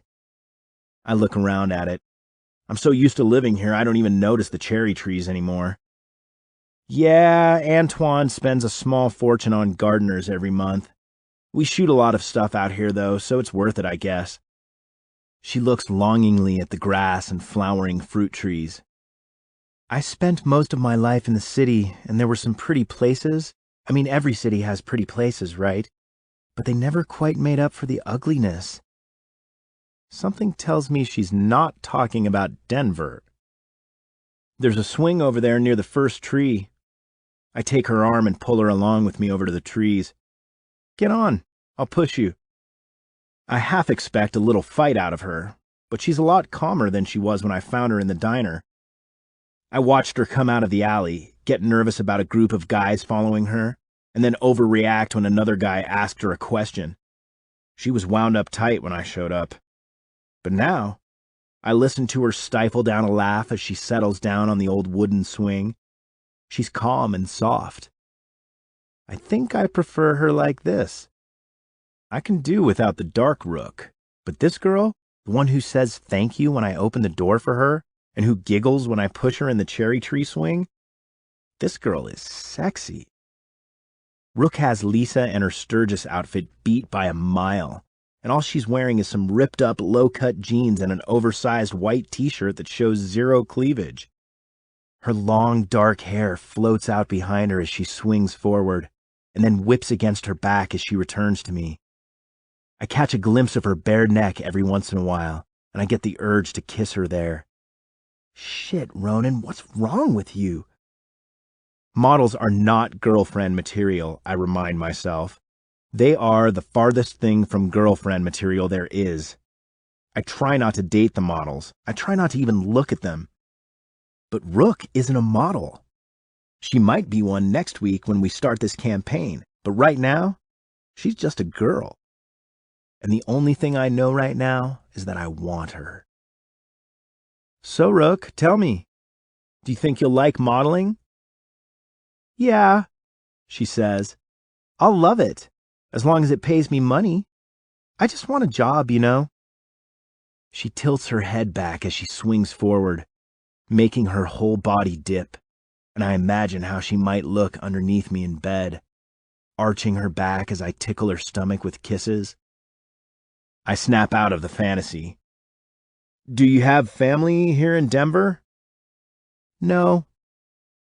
That's all I get. No. Friends? Nope. Again, she offers nothing. So how did you get here? I push. Fate. She laughs and jumps off the swing the next time it goes forward. She lands on her knees in the grass and then rolls down on her back. That was fun, thank you. She gets to her feet and waits. Despite her smile and her laugh, I recognize the move. She just ended the night. You're welcome. Want me to write the code down for you so you can go get breakfast in the morning? Yeah, sure, she says, already walking toward the garden studio. She punches in her code, which is all ones, so not a big deal. But she punches it in like she's lived here all year and not half a day. Is there some paper and a pen in here? I haven't looked through everything yet. Yeah, I say, in the top drawer next to the stove. She shoots me a weird look, wondering how I know that probably, but I don't offer up an explanation, and she simply hands the stuff over and I write down my code. The doors are off hours all weekend, so you have to use the code at all times, okay? She nods. Thanks. And that's it. She's shut me down. I take the hint and move towards the door. Okay, I guess I'll see you around tomorrow? She holds the door as I stand there waiting for an answer. Sure. I sigh and step out, feeling a little hurt as the door quickly closes behind me. Chapter 10. Rook. I lean my body back against the door after I force myself to close it on Ronan's face. It was so difficult to end this night, but I'm not ready to get close to anyone, especially a guy like Ronan. He's dangerous, I can tell. He's some kind of supermodel, he runs the girls, whatever that means, and he's hot as fucking hell. I giggle at my private swooning. But it's true. My heart is still racing, and it's not all because he scares me either. He does scare me, though. I'm afraid of just about everything he represents. I mean, let's be honest. All the best-looking guys cheat. That's a given. They know they look good. They probably spend all their time at the gym trying to maintain those bodies, and they only want one thing. But they want that one thing from as many girls as they can get, not just one thing from one girl. Because if I could find me a hot guy who only wanted that one thing from just me, I might think about it. But seriously, Ronan is not that guy. He's practically got himself a harem of models that he claims like a caveman. Hell, even Elise told me to tell the diner I belonged to Ronan. It's degrading. And that whole ordering for me thing, I'm still confused about that. Because we both know it started out as a challenge, to see how far I'd let him walk all over me. But then he turned it on me with his logic and made me feel stupid for putting up a fight. I huff out a breath and walk back to the bedroom, and shuffle through my backpack to find my toothbrush.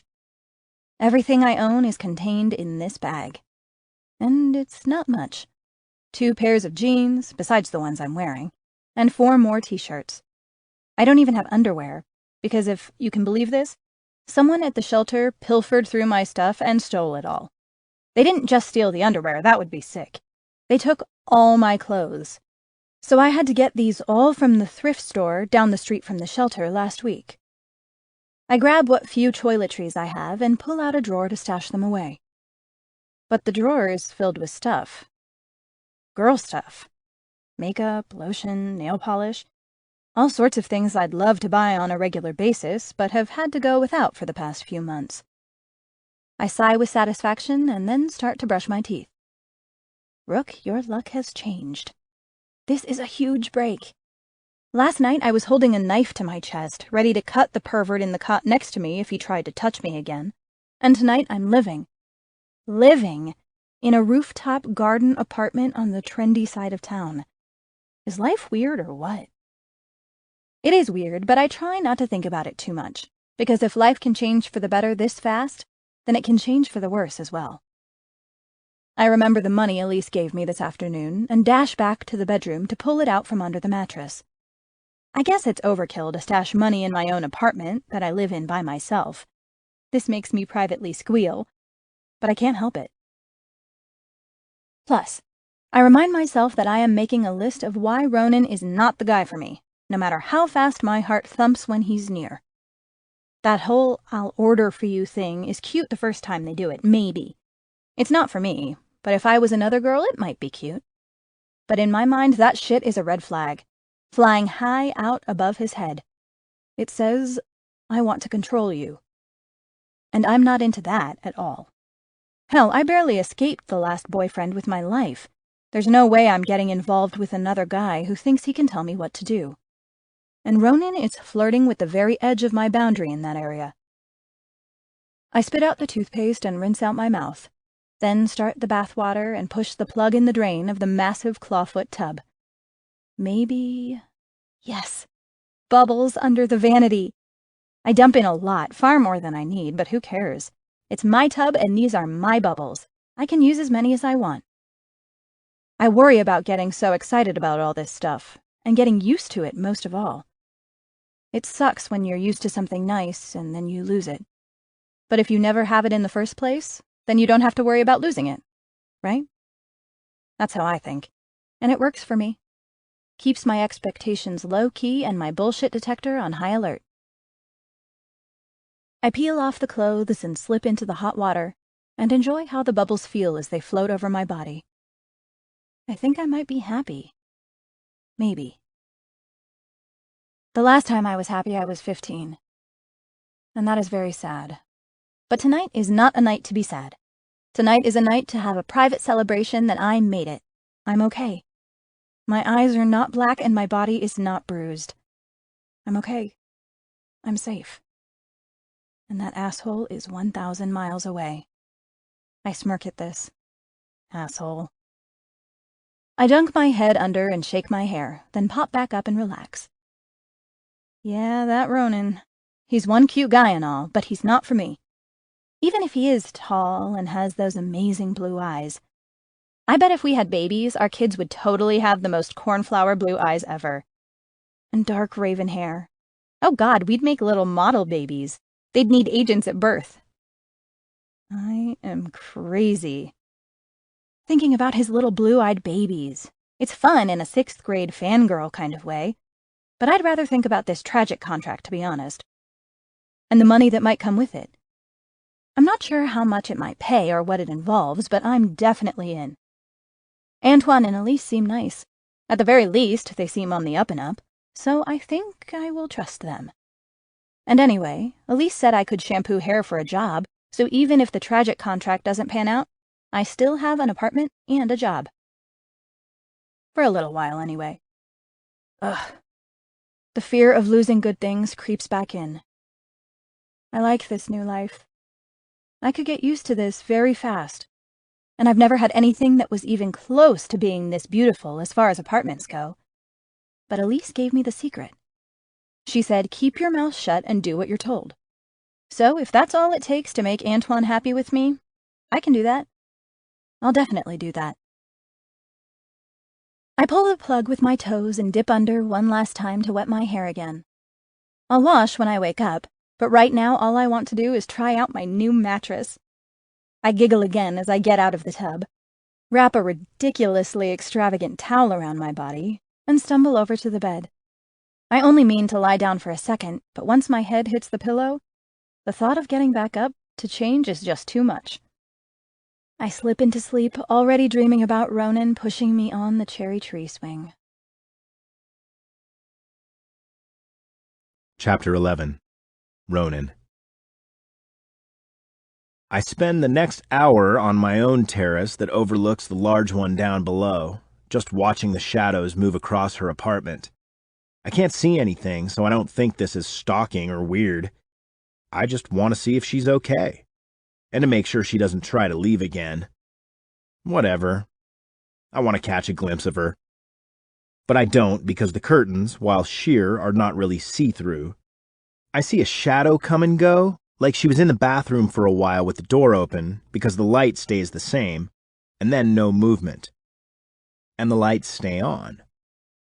I have an overwhelming need to find out why she has the lights on, and I have to stop myself from going down there and asking her. Is she afraid of the dark? Did she slip and fall and knock herself out? Did she forget to turn them off and fell asleep? I have to force myself to go back inside, undress, and lie down in the darkness. But I cannot get her out of my mind. She's got a past, that much is evident, and it's not a good one from the way she runs from it. But I want to know. If she signs the tragic contract, we'll get her Social Security information, and maybe I'll run a background check. That's devious. Maybe even stalkerish. But if she's an employee, it's my duty. I'd run a check on any new girl who came to us out of nowhere, which has never happened before. Antoine only takes referrals. Rook not only appeared out of nowhere, she has no agency, no book, and no interest in talking about her past. Bolt was the word Elise used. She might take her money and bolt if we don't tread carefully. So if the shampoo job is a way to keep her, I'll make sure she's trained by Monday. That way we can keep her busy all day, do her second shoot after hours, and then explain the contract and get her to sign it that night. At dinner, maybe. Yeah, Elise and Antoine can make us dinner. Us? Shit, I really need to stop thinking of her like this. This sounds like a plan, and when I have a plan, I'm happy. My mind settles down from the day's activities, and I think about her huddled form in the hallway after watching Claire storm out. She was scared. I make a mental note not to scare her, ever, and then fall asleep dreaming about pushing Rook in the cherry tree swing.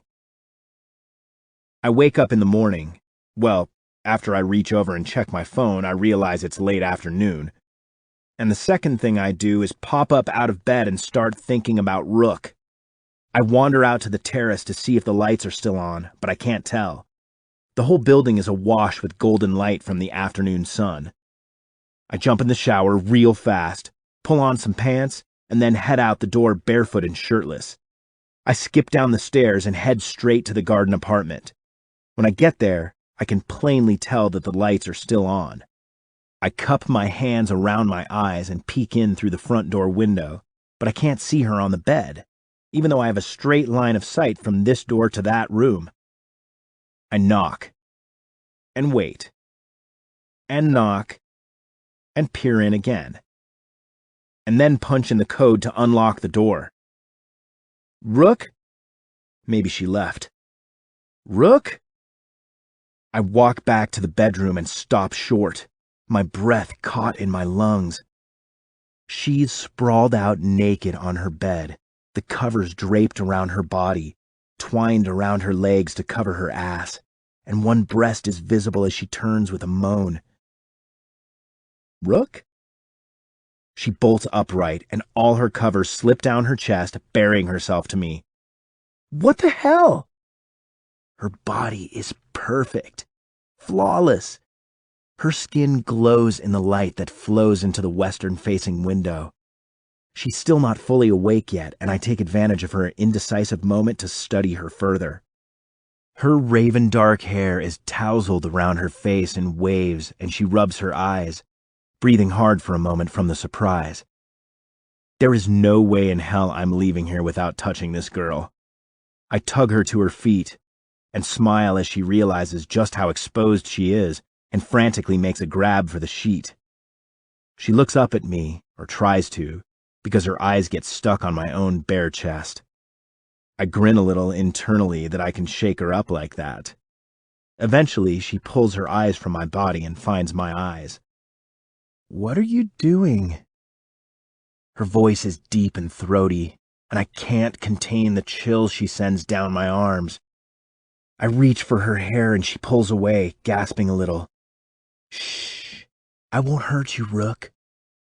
I have her full attention as my hand gathers the hair and pulls it down over her right breast, which is now hidden under the sheet.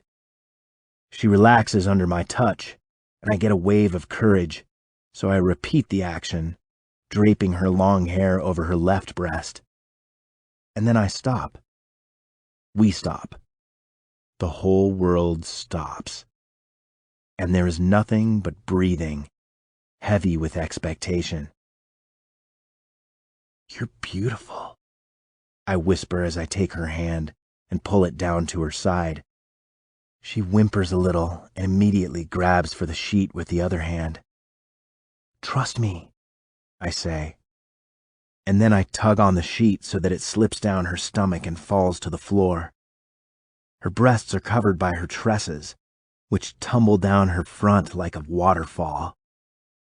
Do you trust me? She shakes her head no and looks down. I brush a finger down her front, lightly dragging it through the hair that covers her nipple, making her bite her lip and let out a whimper. Her eyes dart around the room, looking everywhere but at my face. Look at me, Rook. I command more harshly than I should. I can tell she wants to put up a fight, but her will collapses under my pressure, and she meets my gaze, and then my smile allows her to relax. Why are you doing this? She asks softly. I gather some hair and drag it over her right shoulder so that it falls down her back and exposes her breast at the same time. Only the city lights streaming through the large window leave her bare. Just the one half of her body is illuminated, the rest is safe in the shadows. I reach in my pocket and pull out my phone. What do we do here, Rook, in this studio? Her eyes never leave mine. Take pictures? My phone makes a camera shutter sound. We're going to take a lot of pictures of you. I turn the phone around so she can see the picture. It's not the best. It's a phone camera after all, and the light is bad. But it tells her what she needs to know. It's pretty, she says, smiling at her first artistic portrait. Yes, I say, turning it back so I can look at it. It's fucking gorgeous. And even though you're standing here in front of me with no clothes on, and even though everyone who sees this picture will instinctively know that you had no clothes on when I took it, they will only see what I allow them to see through the frame of this lens. She bends down and pulls the sheet back up to cover herself. You broke into my apartment to teach me a lesson? I love her response. It tells me two things. She's not a pushover, and she's game for this contract. No, I came to see if you were okay. No, that's not true either. I came because I haven't stopped. My phone vibrates and I lose track of my words. I look down at it and read the text. Shit, I gotta go. I'll bring back dinner if you want. I look back at her as I leave the bedroom and catch her shrugging.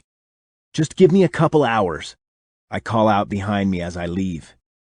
I grab a shirt and some shoes from my apartment and stare at the image of Rook on my phone all the way down to the parking garage.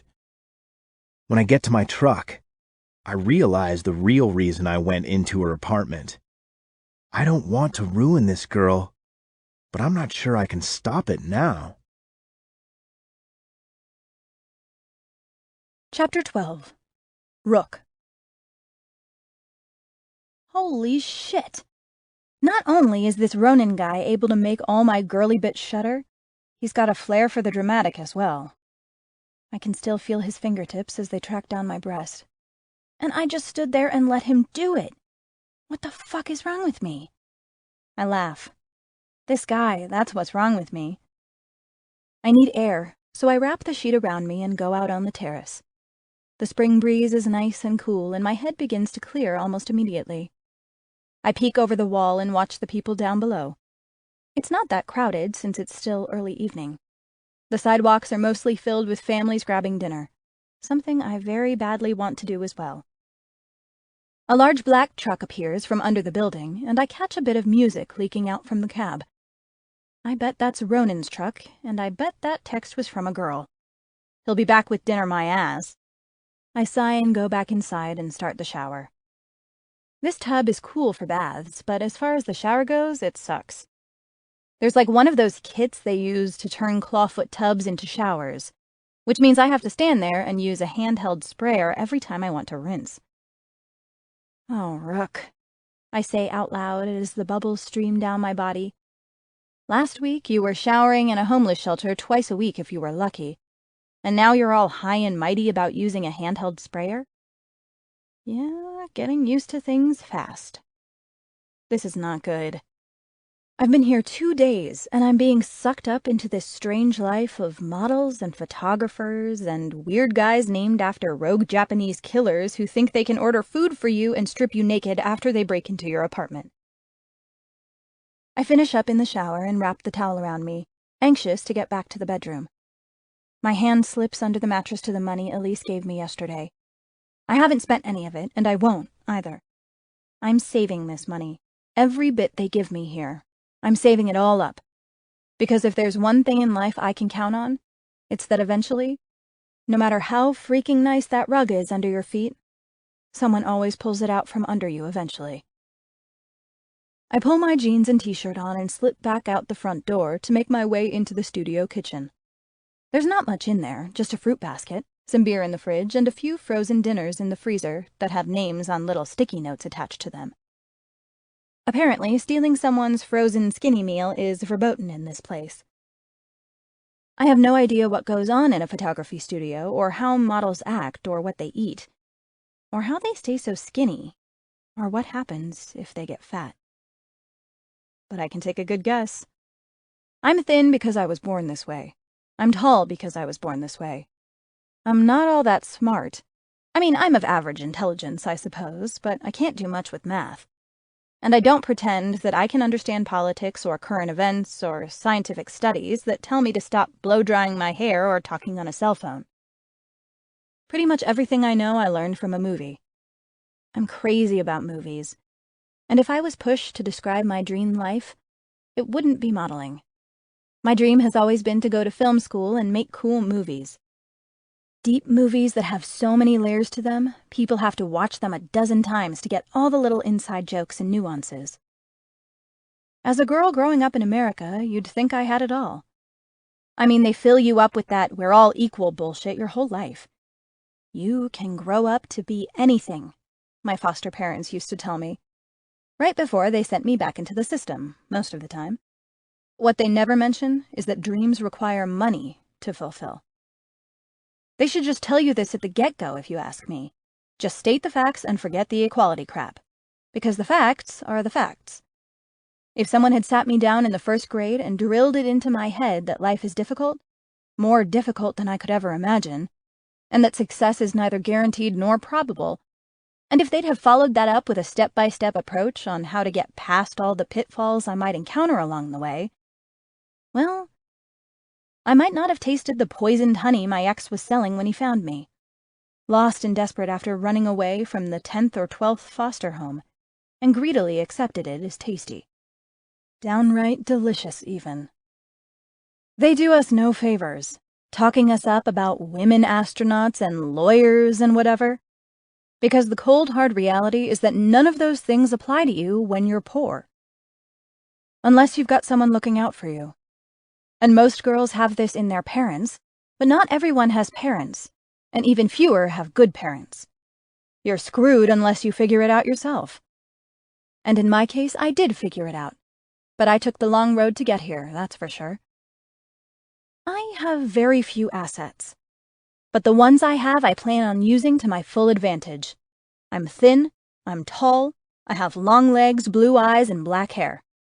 My tits are bigger than most models I've seen, but they're not porn star material. I have straight teeth, a bright white smile, and well-defined cheekbones. I might not have much, but I have this. I have looks. I have the look, if these people aren't blowing smoke up my ass. I have what they want. So I'm not interested in Ronin's games or Elise's attempts at big sisterhood, or the cushy life they're giving me here. Beauty is fleeting. I know someone important said that, but I have no idea who it was. I just know it's true. So I'm gonna grab this second chance with everything I've got, and I'm gonna ride this wave until it spits me back out on the beach of bullshit. Because I know better now. I've seen what being poor and stupid and scared does to you. I looked at it in the mirror, and I'm never going back there. And maybe Ronin is a nice guy. Maybe he's nothing like my ex. But I can't take the chance. I have my own dreams, and Antoine Chaput's photography studio is just one more stop along the way to get to the place in life where I want to be. I grab my phone and 2 20s from under my mattress. I have no intention of spending them, but it's stupid to leave home without a phone and money, so I'm not about to do that. And I leave the safety and seclusion of the studio and go back out into the real world to get my own dinner. No boys bother me this time. The words don't get stuck in my throat when I meet the hostess and cookies. I say, I belong to Ronin because I have to. This is what I do to get by for now. I order a salad because while I might have been born thin, eating hamburgers every night is a guaranteed way to pack on the pounds. And when your body is your moneymaker, you don't screw yourself over like that. I eat and watch people, and when the waitress comes by to check on me, I order some scrambled eggs and bacon to take home and stick in the fridge for breakfast. When the order's ready, I take my free food and walk back to the studio and crawl in bed, thankful that I have somewhere to sleep, a bit of food to hold me over, and a general feeling of secure well-being, even if it is only temporary. Ronin Flynn never shows up with dinner, and instead of making me angry, this makes me happy. Because I had him pegged right from the start. Ronin is a player, a user, and a control freak. And I want absolutely nothing to do with him. I'm here to make money, and that's all. Chapter 13. Rook. I wake slowly in the morning. I can hear the birds singing, and recall leaving the door open to get some airflow through the screen door last night when I came home from the diner. It smells like spring. The air is cool, and the gentle breeze travels all the way down the hallway to my bedroom and flutters the clean white sheets. I think this is the best moment of my life. like ever. I've never had my own apartment, I've never had my own bed, and I've never woken up in such a nice place 2 days in a row. I roll over and sigh, content. The sheets are wrapped around my body and it feels good. They are expensive sheets, I think. They are soft. Softer than anything I've ever slept on before. My eyes open and I spy my pack on the floor. All my clothes are dirty and I really need to do laundry. This place even has a washer and dryer, and I almost giggle aloud at this thought. No laundromats for me. For now, anyway. I push that moment of caution away, because what's the point of having all this good stuff if I can't enjoy it while it lasts? My legs swing out of the bed, and I gather up all my clothes and stick them in the stackable washer in the closet just off the bedroom. The breeze caresses my naked limbs and gives me the chills, but I enjoy it. The goosebumps travel up my arms and spread out to my whole body. I shiver for a second and then head to the kitchen. And stop dead in the living room. Ronan fucking Flynn is sleeping on the couch. What is he doing here? My eyes track to the front door, and I suppose it's my fault I left it open. There's nothing but a screen door between this apartment and the terrace. My gaze wanders back to the sleeping man. He's lying on his stomach, his one arm tucked underneath him, the other falling over the edge of the cushion, and he's shirtless. And then I realize I'm naked. Shit! He stirs, and I make a break for the bedroom. It's one thing to let him see me naked, half hidden in darkness, and quite another to be fully illuminated by the bright morning sunshine. I wrangle the sheet around my body and then head back to the living room, wistfully looking at the washer that contains every single article of clothing I own. "Ronan!" I say loudly. Nothing except a half-muffled snore from him. Lord, this man has the most perfectly chiseled and muscular back I've ever seen. Both hands pull up and go under his face, like he's blocking out the sunlight, and this gives me the perfect opportunity to study his flexing biceps. The muscles are thick and hard-looking near his shoulders. They curve down, dip into a little valley, and then climb once again. I lean down and smell him. "Why are you sniffing me?" he asks groggily. Because you smell delicious," the inner rook says. But luckily, the outer rook says, "I'm checking to see if you're drunk. Why are you sleeping on my couch?" He peeks up, opening one eye in my direction, squints, and then croaks out some words. "I love your outfit." He grins, winks, and then drops his head back down into his arms. "Are you leaving?" I ask, frustrated and confused at the same time. "I mean, why are you here?" "I told you I'd come back with dinner, but when I got here the lights were on and you were in bed.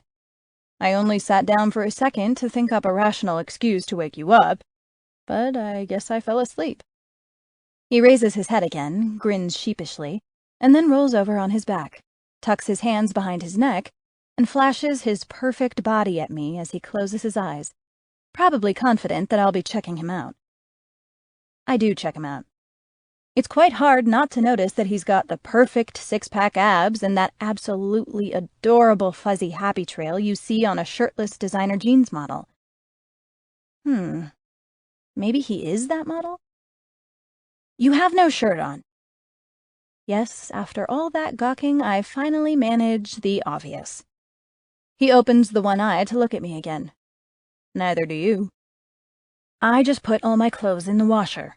If I had known you were out here, I'd have saved an outfit to wear." "Oh," he says, sitting up suddenly. "So you have to be naked until the clothes are finished?" He stands, and we are only inches apart. He is so close I can feel the heat coming off his body. His hands find my hips under the bunched-up sheet, and he sways me a little. "I'm still tired. Come with me." And then he takes my hand, leaving me scrambling to make up for the loss of one limb holding up my sheet, and tugs me back to the bedroom. "Wait!" I say, resisting before we walk through the doorway. "What are you doing?" "Going back to bed, Rook. It's early. Way too early to get up and worry about clothes." He tugs me to the bed and sits down. "Sleep next to me for a few more hours." Holy crap. What do I say to that? Is all that comes out. He takes my indecision as a signal, which it is, if I'm being honest. Regardless of all those feminist, sheenist thoughts I had last night lying here alone, this morning his self-serving idea sounds like a well-thought-out plan. So he pulls me the rest of the way down, and I'm sitting next to his prone body. Lie down, come on. I won't bother you, I promise.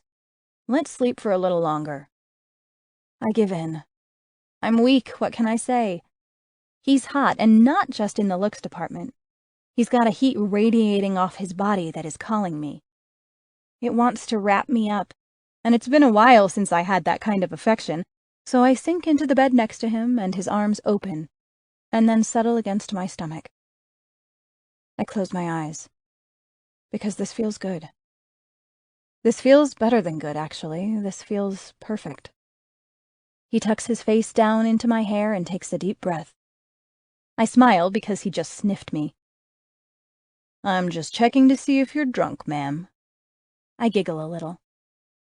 And if I wasn't so tired, I'd check you for drugs as well. Pat you down until I found your hidden stash. I'm naked, remember? Aw, come on, Rook. I'm trying not to think about that. Be good now, or I'll break my promise and bother you all up. Make you all bothered. His voice trails off, already giving in to the call of sleep. My entire body releases 4 years of tension and fear. And I snuggle against his chest and fall asleep thinking this is what people mean when they say they are content. Chapter 14. Rook. When I wake, I'm alone, but I can hear the TV out in the living room blaring a baseball game, so I know I'm not really alone. I smile at this. He's still here, watching baseball in the living room. Like he belongs here. Maybe he does belong here? Rook, stop it. He's a player, he's a user, and he's probably got a million girls strung out all over this city. That's why he left last night, and that's why he came back so late. And then you went and let him sleep in your bed and act like he's your boyfriend. This has got to stop. I roll off the bed, still clutching my sheet to my body, then pad over to the laundry closet in the hallway. I already took care of it, Ronan calls out. Took care of what? I ask, peeking around the corner to see him. He's kicking back on the couch, feeding himself peanuts and drinking a beer. Sheesh, comfortable much? You know what the best part of living next to the baseball stadium is, Rook? He asks, ignoring my snarky remark. I shrug and simultaneously listen to the Charge organ music on the TV and the fans outside in the stadium as they go wild. He points to the bag of peanuts in his hand. Baseball park peanuts at home. He grins a huge, wide-eyed, baseball is awesome and so are peanuts grin. You went over there to get peanuts? No. He shakes his head. I got a guy. I laugh. What? You have a peanut guy? Like a peanut dealer who stands on the corner and sells peanuts from the curb as you drive by? Nah, that's stupid. He delivers them to the freaking door. Anyway, he says, waving a hand at me, I folded your laundry for you, and do you know what I found out? What? I ask, shaking my head. That you do not own any panties. My whole face goes hot. What? Panties, Rook, he says, pointing to the laundry closet with his bag of stadium peanuts. I folded your 7 articles of clothing over there, so that when you woke up you'd have something to wear besides that sheet, and I found no undergarments. I open the closet, and there are my 7 articles of clothing sitting on top of the stackable washer lid. Folded. When I turn, Ronan is standing next to me, taking a swig of beer. He swallows and grins. I can help you out with that if you'd like. I'm lost. Are we talking about getting me panties or taking them off me? He laughs. Both, I think. Come on, he says, taking my hand and setting his beer down on the coffee table as we walk by. He pulls me outside, and the only thing I smell is cherry blossoms. Every single cherry tree is filled with flowers. So many flowers, every bough bends under the weight. It creates a heaviness that transfers across the terrace and pulls me into the scenery. Ronan catches my gaze and stops for a moment. "We're going to take pictures of you out here tomorrow. It will be perfect, don't you think?" I stare at the trees a few more moments and then mutter, "They're so beautiful I can barely stand to look at them." I know the feeling. His boyish charms are gone now, as he looks down on me with a hunger I haven't seen on a man's face in a very long time. And a picture of you surrounded by those blossoms will be enough to make a guy shed a tear over the perfection of it all. I wait for the joke, but it never comes. He just stares at me for a few more seconds and then squeezes my hand and pulls me into the studio. "Where are we going? I have no clothes on." "Exactly," he comes back with. We enter a small hallway near the stairs and walk to the end of it and turn a corner to find a double door. It has a keypad and Ronan punches in his code, which I notice is the same one that opens the outside doors. The same one he gave me the first day I met him. "That code of yours works a lot of stuff around here. You should maybe not hand it out to just anyone." I didn't. He grins and pushes against the frosted glass until the doors begin to open automatically. He waves me into the room and then flicks on the lights. I gasp. "Welcome to the Chapu Studios wardrobe and dressing room. You may choose anything you want from this side of the closet." He points to the largest area where racks are overflowing with clothes. There must be thousands of outfits here. "Those over there," his gaze goes to the smaller section, "are for the next week's shoot. And these right here," he says, pointing to a large chest of thin drawers, "are undergarments. These are all new, so take what you want." "Am I allowed?" I ask, stunned. "Allowed what?" "To take this stuff. I just said you could." "But won't Antoine or Elise get mad that I'm pilfering your stuff?" "I run the girls, Rook. That means I run the closet, too. This is like my little kingdom." I laugh again. Shit, this guy has me laughing like an idiot this morning. "You're the king of the closet?" He bows. "The one and only." "And you have spare panties for me?" "Just shut up and pick some clothes, you goof." I don't know where to start, honestly. I've not had a lot of opportunities to shop. He looks over at me as I take seat on a long bench in the middle of the room. His expression is a little sad. "I'm not going to ask because I know you've got things you're not about to reveal to me, not after 3 days anyway. But I'd just like you to know, that is not right. Whatever you've been through, whatever it was that made you so sad, I'd just like to say you deserve better." I swallow down some old hurt and mumble out a thank you. Chapter 15. Ronan. "You're welcome, but you're definitely getting clothes today. This closet is bursting with shit, so I'll tell you what. You look through the bras and panties, and I'll bring you clothes. I have excellent taste anyway." I go off to find her something comfortable.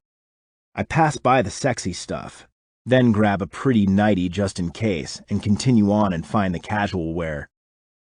Rook's clothes aren't that bad. I mean, she looks hot as hell to me. I don't look at that shit at all. Now her body, that's something else. I look at her body. But I work with girls every day. Beautiful girls. The most beautiful girls in the world, actually. And I know that when they wear pretty things, they feel pretty. So I get Rook just about every pretty thing I can find, whether she needs it or not. I flip through the rack of jeans for some soft ones and grab several pairs. She must like jeans because that's the only thing I've seen her in. And besides, I like her in jeans and I'm the one choosing. If she doesn't like what I get, she can come shop for herself. I grab some t-shirts like she's been wearing, but also some other stuff. Frilly things, tailored things, a few skirts, some shorts, tank tops. I grab all of it. I catch myself grinning as I round the corner and come out of the circular closet behind her. "Here you go." She spins around from the drawer of underwear, startled like I scared the ever-loving shit out of her, and it hits me. Something very bad happened to this girl, and it wasn't that long ago from the way she acts. "Slow down, Ronan." "Here, try these on." She takes the handful of clothes out of my arms and I back away. I'll be out in the studio if you need anything, okay? To my surprise, she comments to me on everything I brought, yelling out as she tries them on one at a time. How do you know what size jeans I wear? We only have 3 sizes, and if she wasn't one of those sizes, she wouldn't have gotten past the door. She's not all bones like some girls, so the small size is out, and she's bigger up top than any of the models I've seen come through here, so I figure the larger of the 3 sizes is safe. I say none of this out loud. I ignore that question altogether. That's a trap if ever there was one. Nice try with the nightie. Now this topic is safe. I picked it because it's blue and I thought to myself, Ronan, that girl out there has the prettiest blue eyes. Wouldn't she look spectacular in this little slip of see-through fabric that is a shade or 2 lighter? She walks out of the dressing room as the last few words are coming out of my mouth. Wearing the nightie. I'm speechless, and I'm pretty fucking sure my mouth is hanging open. I thought since you went to the trouble and put all that thought into it, you at least deserve to see it on. You are very bad, Rook. Very, very bad. She laughs all the way up to her eyes, and my heart is filled with something weird. Heat flushes through my body, and I almost lose my train of thought when she begins to turn away. Hey, I call. Come back here a minute. You distracted me and I missed some parts. To my surprise, she turns back around and stands there, her hip jutting out, one hand practically caressing the wall, and an unreadable expression on her face. She's not flaunting it, not modeling or twirling around to hide her embarrassment. She just stands there and allows me to look at her. I almost feel guilty as my eyes travel down her body, and then stop at the bottom and make their way up again. Half of her long black hair is flowing over one shoulder, but the rest of it peeks out from behind her back like a cape. Miss Walsh, I whisper, you've wiped my mind of everything right now. I walk up to her, and she averts her eyes, but when I get closer, she fights hard to meet my gaze. I'm glad you're here, I tell her honestly. I want to take her face in my hands and kiss her so bad, but I make myself behave. I hope you understand that. I'm a flirt and I joke a lot, but I lose my train of thought as she starts breathing a little harder, making her chest rise and fall under the very sheer pale blue fabric that barely covers her breasts. But you stun me. I finally find her face again, and she's watching me closely, leaning in a little maybe, like she wants me to kiss her. But then the moment passes and she turns away slowly. I watch her body move down the short hallway until she rounds the corner and starts talking again. You're an excellent shopper, Ronan. I think I'll keep them all, but only if you take it out of my check. She comes back out a few minutes later dressed in a t-shirt and some jeans, holding the huge pile of clothes in her arms. On top is the sheer blue nightie. You're keeping the nightie? Is all I managed to say. And then we both laugh because I am such a fucking pig. Yes, thank you for picking it out. I agree. It really makes my eyes look spectacular. Right. I breathe. Your eyes. So you'll take this out of my check, right? No. What do you mean, no? No, I am not taking the clothes out of your check. It's like the food, Rook. It comes with. Do you give all the girls free clothes? No, but I would if they needed it. So I need it. Don't you? I see where this is going, and a smarter guy would back off, but she's just being dumb. I don't, really. I'm fine with the clothes I was wearing. It was you. Okay, whatever. I'll tell Elise to bill you for the clothes. Make you happy? She nods and I take the clothes from her arms and we walk across the terrace to her apartment. When we get inside, I dump all her stuff on the bed and wait. It's an awkward moment. Does she want me to leave? Stay? Do you want to go get some lunch? Before we train for tomorrow. I stick that in to throw a wrench into her I'm trying to get rid of you plan because I can see it coming. Train for tomorrow? Yeah. I told Elise I'd train you at the shampoo station before she got back. So she could relax on her romantic weekend getaway with Antoine. It's their anniversary. Well, sorta. They're not married, but they still call their first date their anniversary. I'm fucking babbling. I need to train on the shampoo station? Is all she comes back with. Yeah, the whole hot and cold water thing, shampoo versus conditioner, detangler. I'm dying here. If you say so, Ronan. But I'm going to take a shower, so why don't I meet you at the shampoo station in an hour and we'll talk about food afterward? Chapter 16. Rook. Even though I should be thrilled at scoring a whole armful of designer clothes from the closet of Antoine Chaput's studio, I'm irritated as I wrestle with the stupid handheld shower head thingy that won't let me relax and enjoy hot water at the same time. And Ronan. Train on the shampoo station. What kind of stupid way to spend a Sunday is that? I mean, I get it. Everything in my life is tentative right now. So I could do a lot worse than standing around listening to control freak Ronan babble on about how to use the hot and cold water spigot.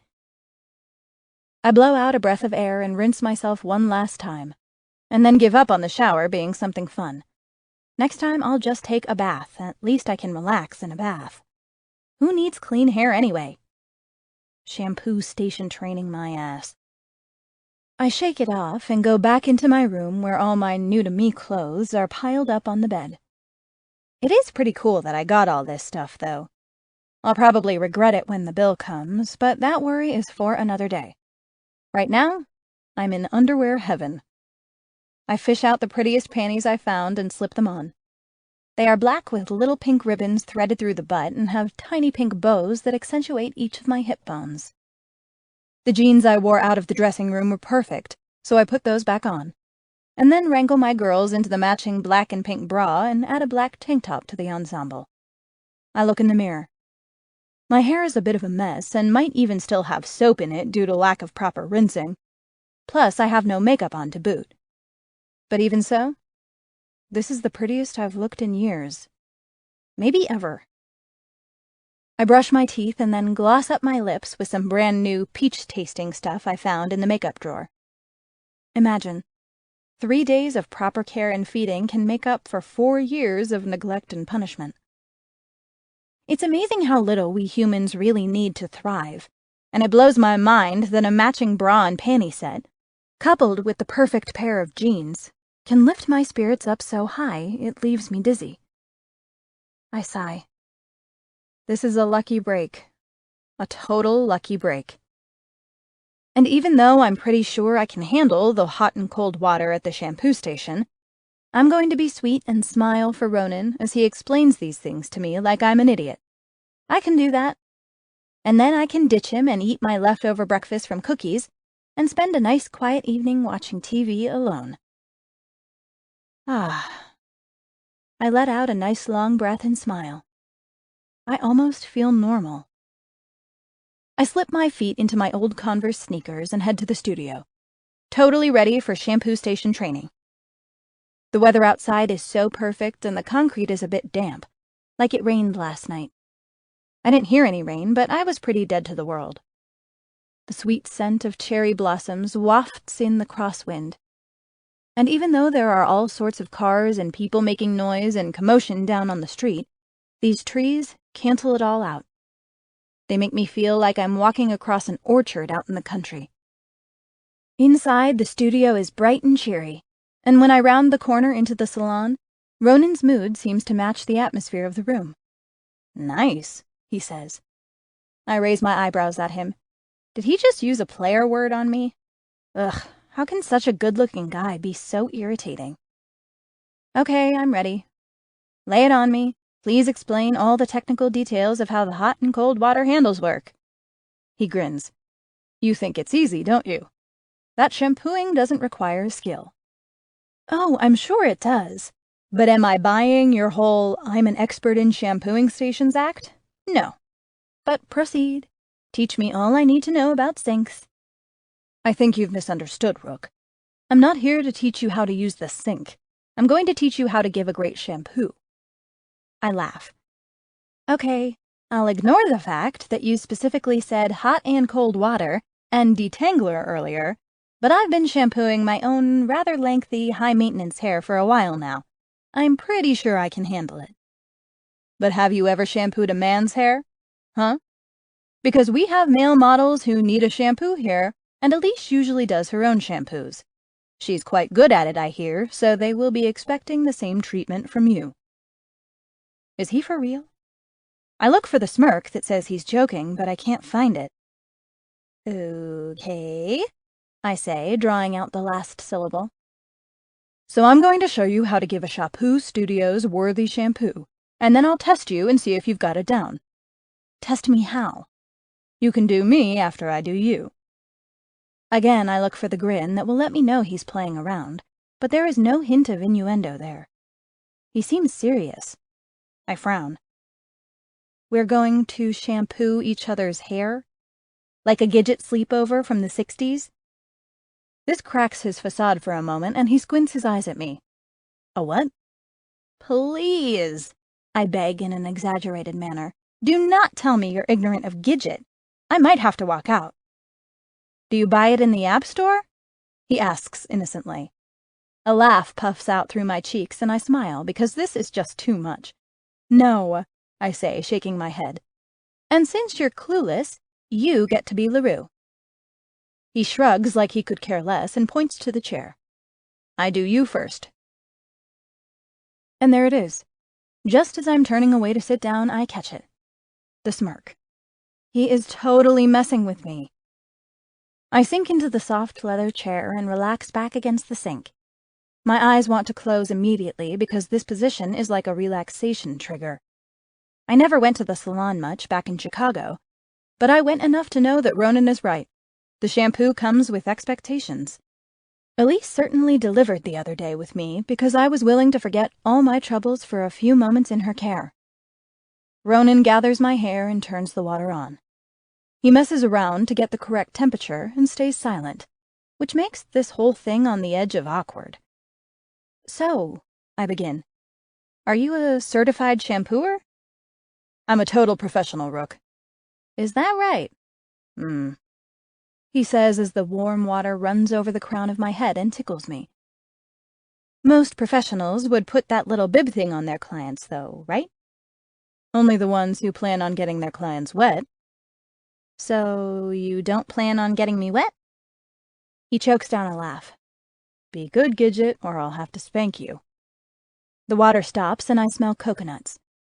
He rubs his hands together and lifts my wet hair from the basin, massaging the sweet-smelling soap into the longest strands first. I used to be blonde, you know, in my other life. Huh, he says. What? I can't see you as a blonde at all. What idiot made you do that? Why would someone wanting me to be blonde make them an idiot? And more importantly, I ask myself, why did he suspect I was forced so quickly? Because you're probably the most perfect natural beauty I've ever seen. So anyone who wanted you to have blonde hair was looking to ruin you. Yeah, you're probably right about that. He stops the massage on the ends of my hair. I'm probably right, or I am right. I shrug as he takes his fingertips to my scalp. His touch has just the right amount of pressure, and he rubs my skin in small circles, starting from my temples and moving back down my head, and then under my neck. My whole body erupts in chills. Feel good? So good, I murmur, enjoying it to the fullest. When you do me, he says as he takes his fingertips to the top of my head, producing another wave of chills, I like it up here. I laugh. Is that right? That's your big shampoo training tip, LaRue? Do me like this? He leans all the way down into my ear, so close that my eyes shoot open when his breath tickles the sensitive skin. Do me just like that, Rook. Please. Oh, fuck. I swallow, trying to stall for a response, but I have nothing. I take a chance and glance up at him. He's laughing at me. You're bad. You have no idea. Now close your eyes so I can rinse. I might make you wet, so I apologize ahead of time for that. Oh, he is so bad. And I am in so much trouble because even though he's very careful with the water as he rinses my head, I am definitely wet. So you're a model now, or you most likely will be tomorrow. What's your big plan? Got one? Yeah, I answer, thankful that we're done with the sexual banter for now. I'm gonna ride it out while it lasts. So you think you'll like being a model? Maybe, but it doesn't matter. If it pays decent money, I'm gonna do it. He shuts the water off and I turn a little to look up at him. It's a break I really need, Ronan. You have no idea. So maybe I'll like doing this stuff, or maybe I won't. But I'm gonna get as much out of it as I can, and then, when it's over, I'll go do something else. Like what? The strong smell of citrus permeates the air as he starts working in the conditioner. My hair is so long and thick, this usually takes a while even when I'm in a rush. But Ronan takes his time, and I sink into the chair a little more, totally relaxed. College, maybe? I never got good grades, and I took the GED when I was 16 so I could quit going to school. But I know you can start out in community college and then transfer into a better place. That's my dream. It'll probably never happen, but you asked. What would you study? I don't know. I lie. I could just tell him, but I don't feel like it. It's my dream and it's personal. It means a lot to me, and I'm not going to share that with some guy I just met. What if you didn't get this job? Or what if it doesn't last? Models are known for having a pretty sketchy schedule. Work one day, none the next. It's not real stable. This question is even worse than the last one. Yeah, well, I'm used to disappointment, so no big deal. If it doesn't work, I'll move on and do something else. I might be young, but I've learned a few good lessons in my day. He goes still, so I open my eyes and look up at him. He's frowning. What lessons, Rook? Don't rely on anyone to get what you want. You just gotta go get it yourself. That's kinda sad, he says as the water comes on again. Nah, just practical. I shiver as the water rushes over my head. So you're not the type who looks for a boyfriend to take care of her? I snort. Fuck, no.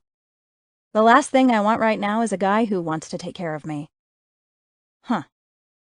Well, what do you tell them then? Tell who? I ask, looking up at him again. The guys you date. Do you tell them you're just interested in casual stuff, or what? I don't get it. I'm tired of this conversation, so I shut it down. I tell them nothing, Ronan, because I don't let anyone get that close. Because someone hurt you? He asks, trying to sound nonchalant. Is this a psych couch or a shampoo station? He smiles down at me and shuts the water off, then wrings out my hair and drapes a towel over my head. Sit up. He fluffs my hair with the towel for a few minutes, then tosses it into a basket across the room and hands me a comb. So, was it everything you thought it would be? The innuendo is back, and I smile as I drag the comb through my hair and stand up next to him. He's tricky, this one. Knows just when to light me up and dim me back down. It was so much more, I gush. I have no words to describe it. Try, he says, suddenly serious. His hands begin to wander around my waist, tugging on my belt loops, a safe way to make contact but not put his whole hand on my hip. I'm holding my breath and it comes out in a soft rush. It was gentle, he smiles, and it made me tingle. Tingle? He asks. Really? That good? I nod as I watch his lips.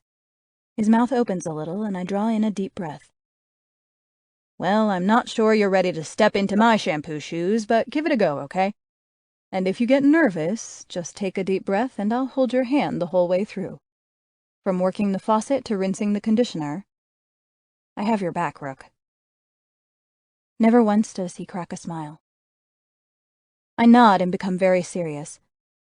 I really appreciate your confidence in me, LaRue. Now please, lie back in my chair and I'll do you just the way you like it.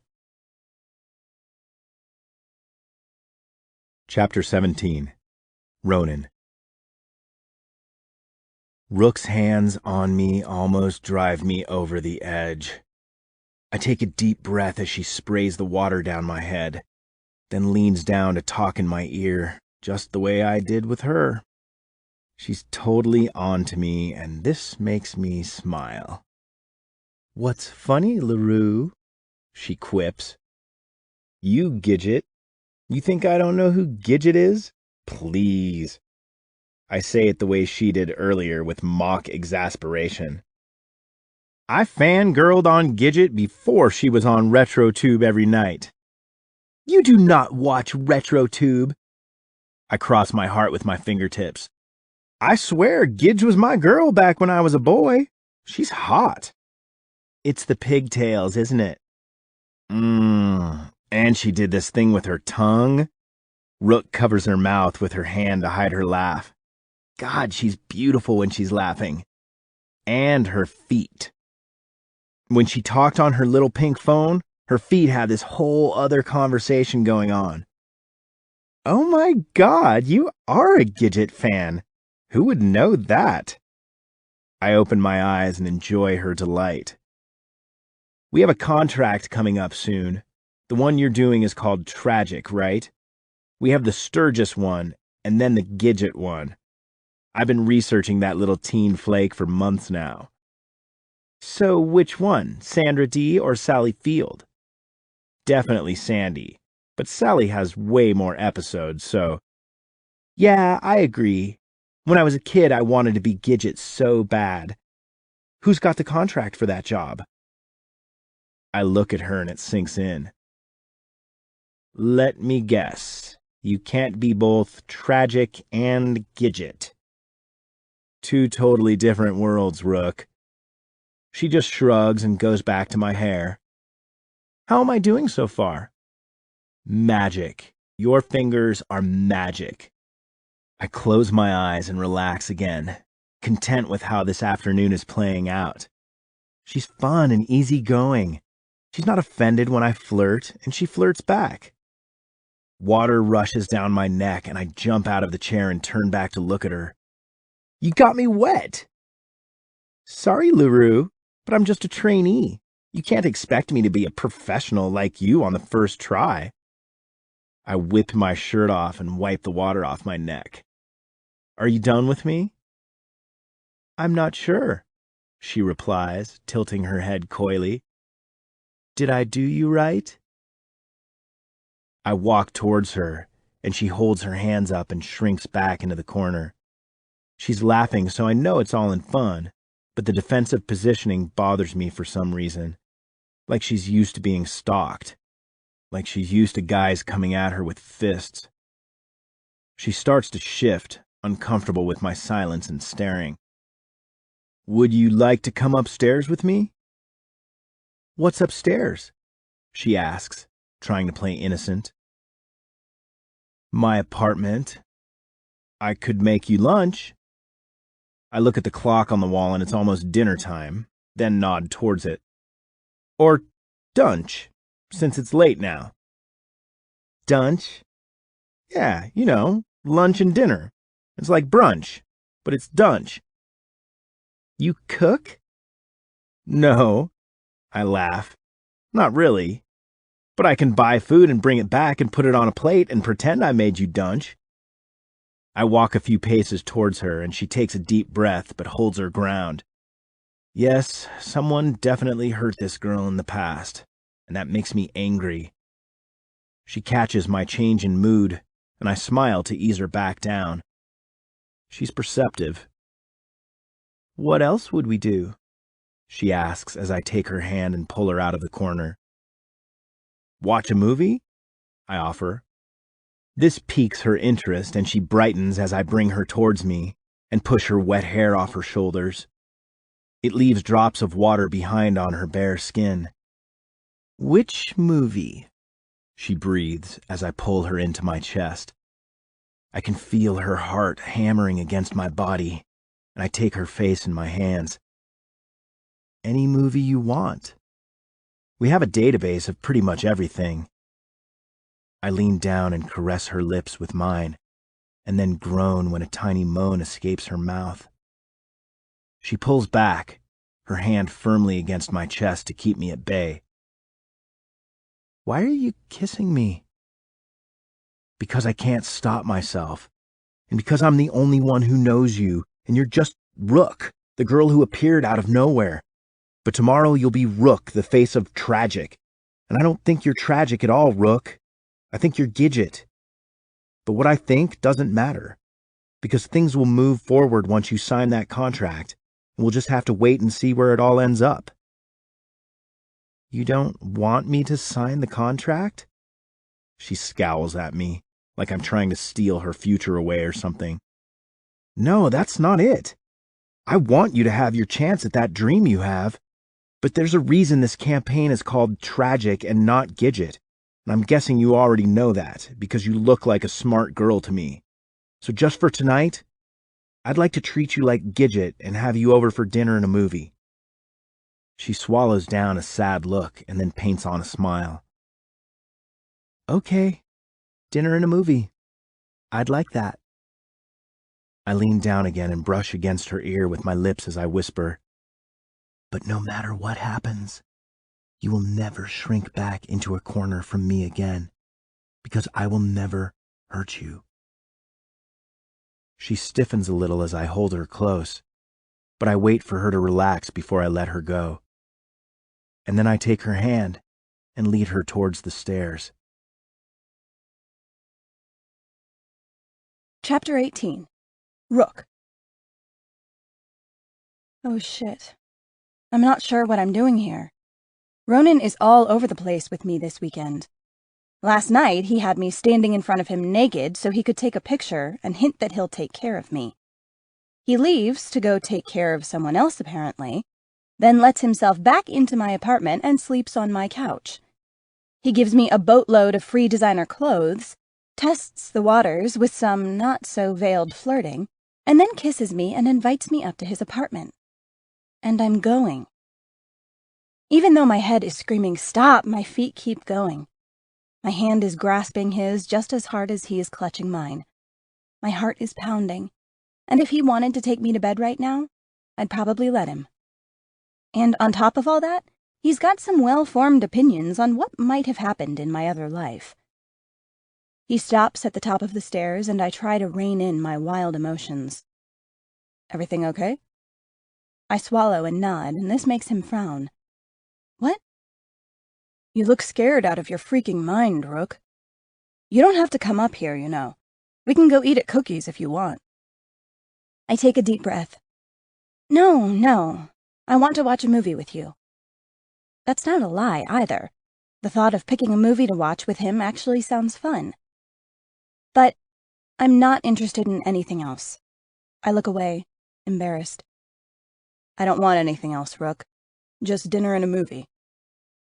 I nod and snap back to reality, noting the hallway we've ended up in at the top of the stairs. Ronan notices my new interest in the place and points to the massive wooden double doors down off to the right. "That's Elise and Antoine's apartment. I'm this way." He redirects my attention to the left, where the hallway goes on for several yards and ends at an equally massive single door. He keys in his security code and the door beeps, and then clicks when the mechanism unlocks. Ronan opens the door and waves me in. I take a tentative step forward and then move out of the way so he can get past me. "Come on, I'll show you the movies." He lets go of my hand and I scramble to take it back. He smiles over his shoulder and tugs me farther into the room. "Here's the remote," he says, motioning at me to sit on the couch. "Push that turquoise button to get the movie database." I push it, and a search screen comes up along with a menu for different genres. "What kind of movies do you like?" I ask. "Your pick tonight." I'll get dinner, and, he stresses, I get to pick your food. And you can pick the movie. What's with you and the choosing food thing? I don't get that. Wouldn't you rather I get something I like?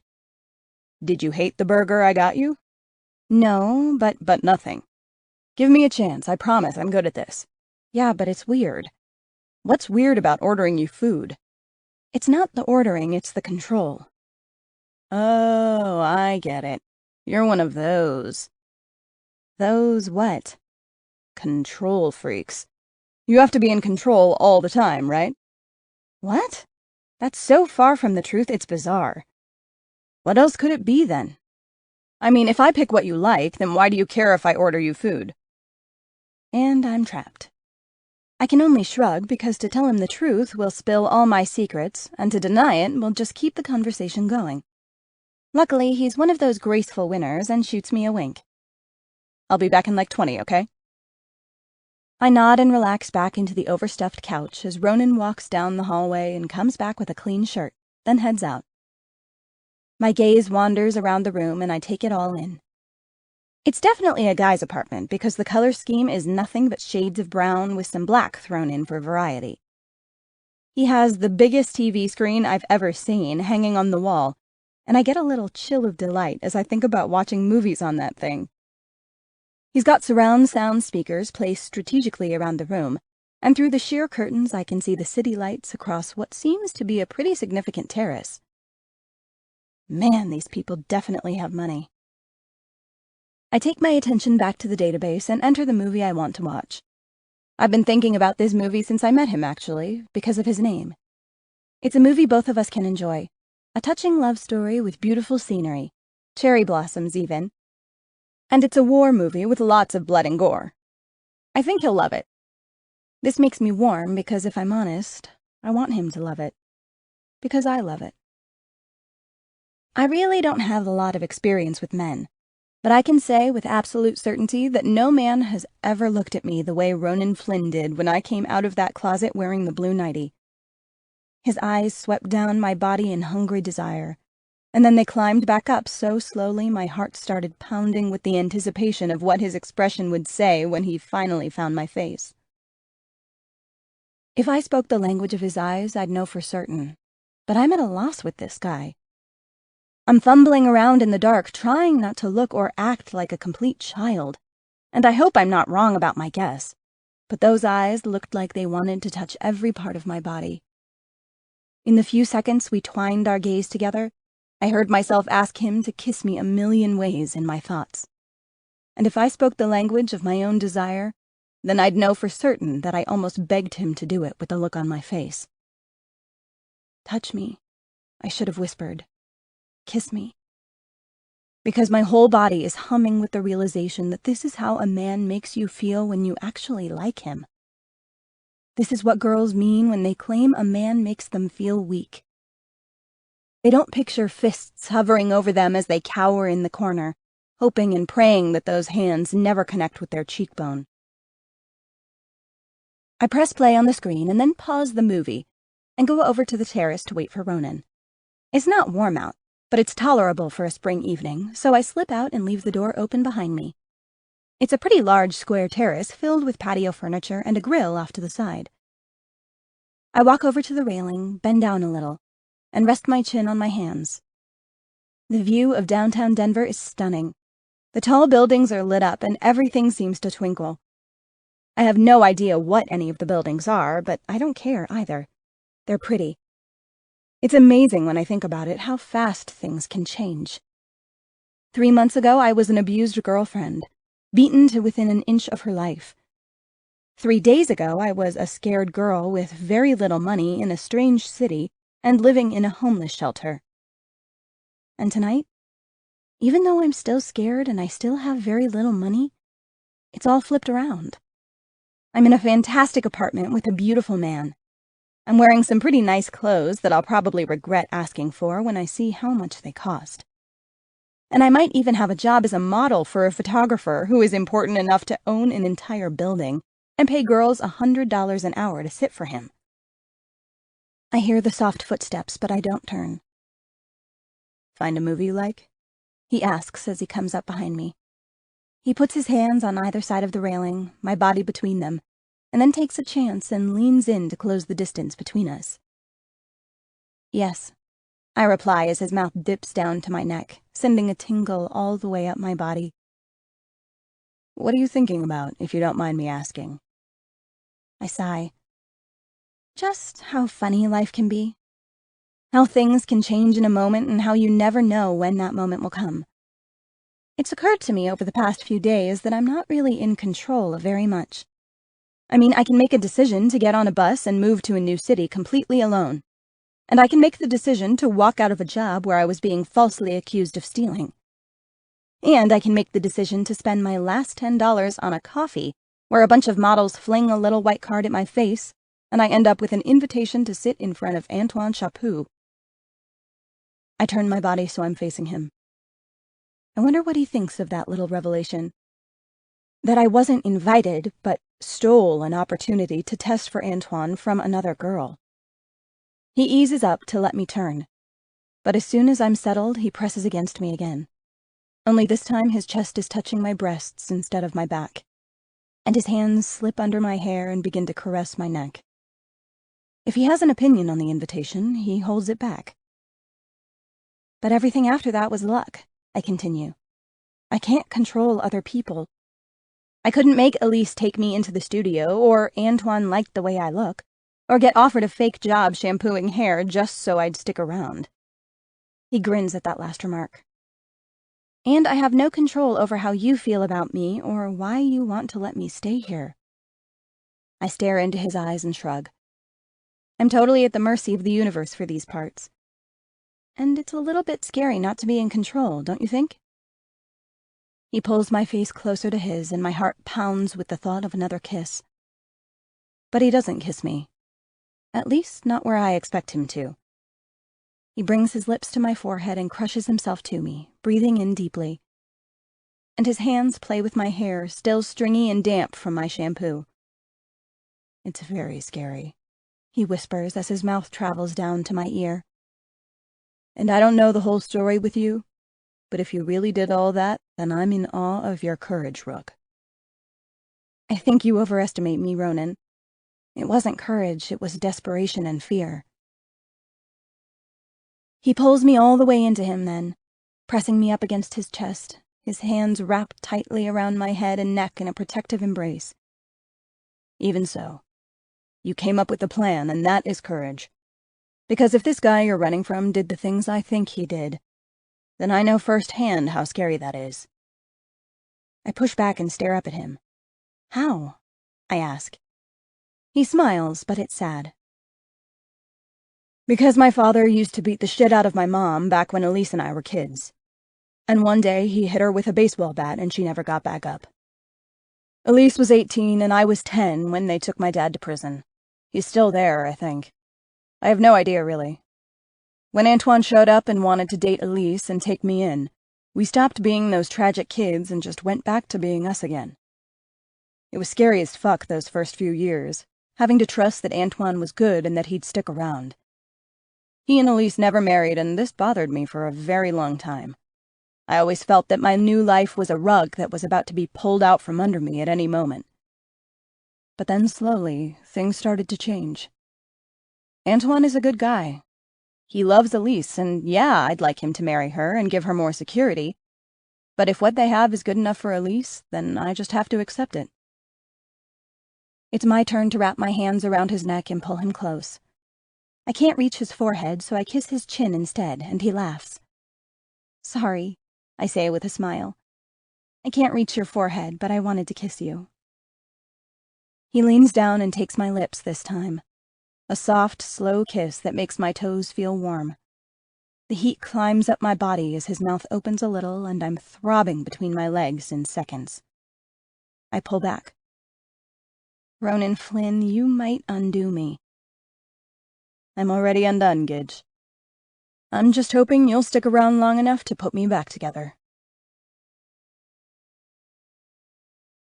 Chapter 19. Ronan. We go back inside and get our food. I got her another burger, since I flapped my mouth about picking something she likes, and I know she likes burgers and salads with chicken on them. I got the burger again. She laughs and calls me a cheat, but eats every bite, and this makes me so happy I can't stand it. Even though my general rule is no models in the bedroom, I've dated them before, and I know each and every one of them has an eating disorder.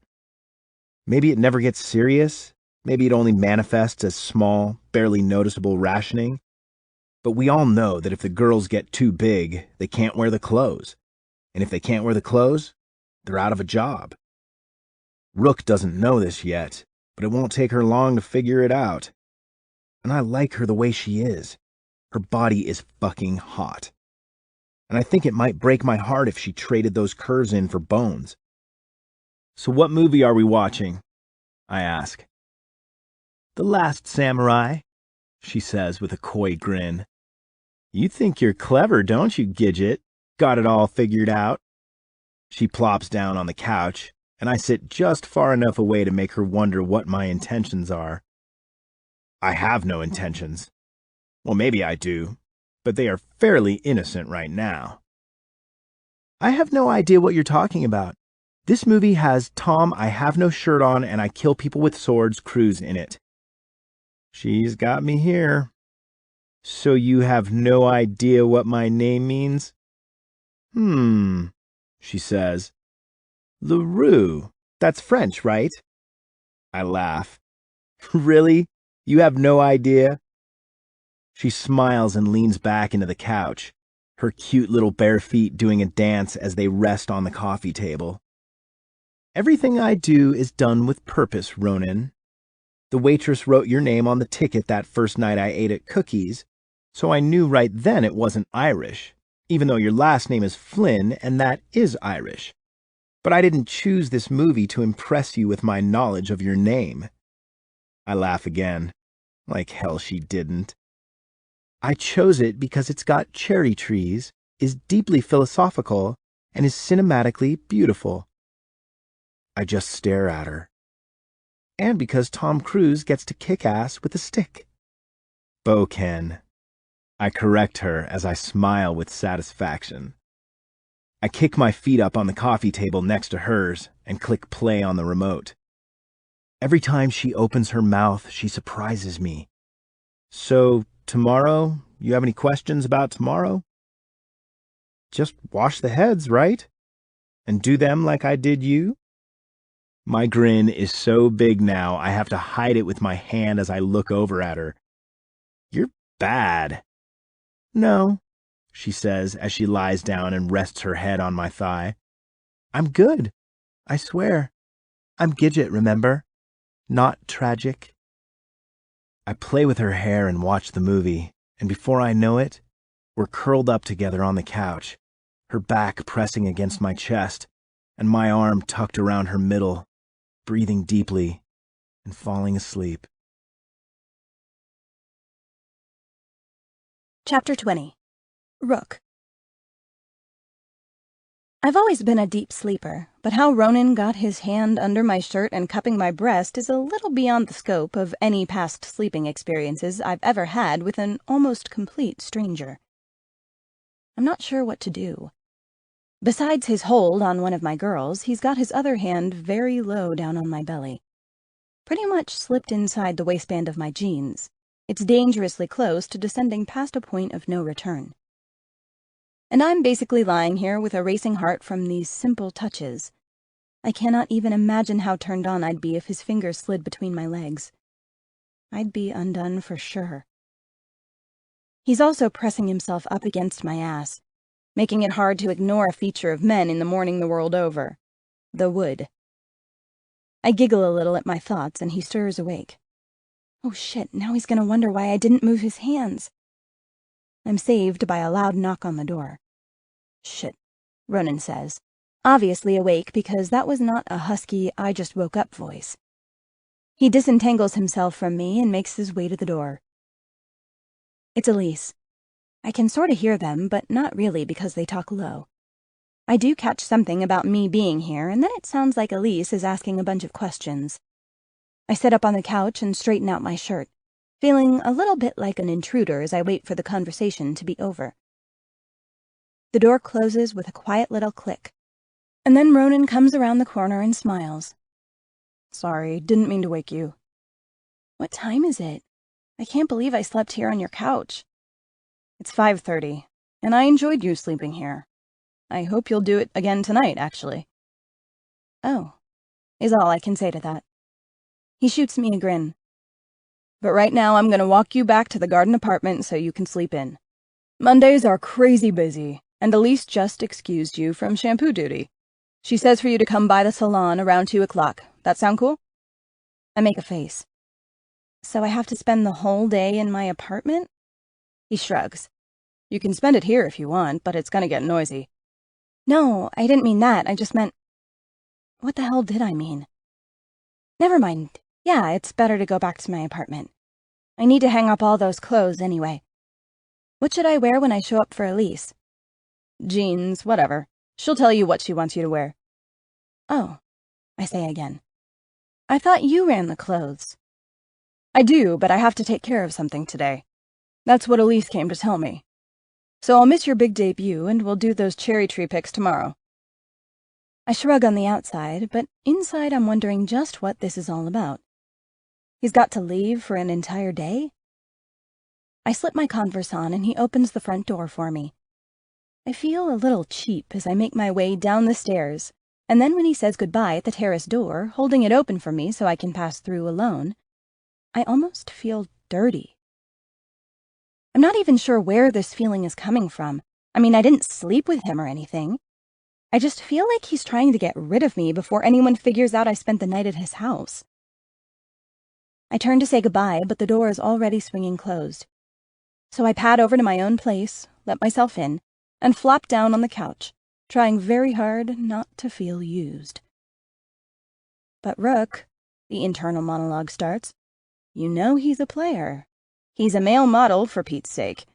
His job is running the girls at a major photography studio. Maybe I should take the money I make today and leave? I can get on the bus and go to Vegas like I planned. Denver was never my original stop anyway. I was on the bus to Vegas, but... Well, it's a long story, but I never intended to stay here in Denver. I mean, who lives in Denver anyway? Not that it will be any better in Vegas, but I feel like my life is out of control right now. Like I'm not in charge of myself. And the last time I felt this way, it was because my ex was the one controlling me. I don't want to be controlled.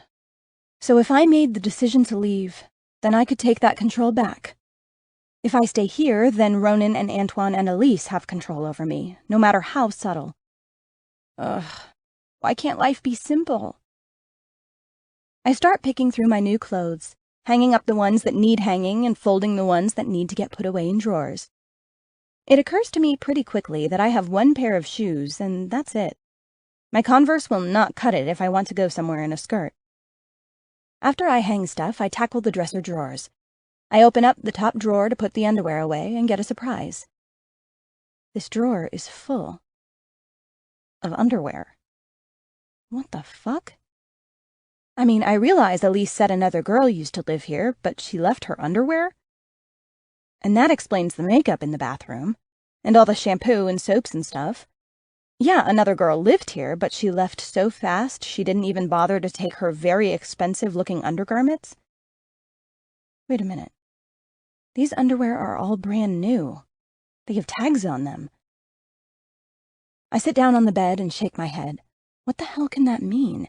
They stock this place with new underwear and makeup for... what? What reason could they have? Maybe they have so many girls come through here, I'm just another temporary occupant?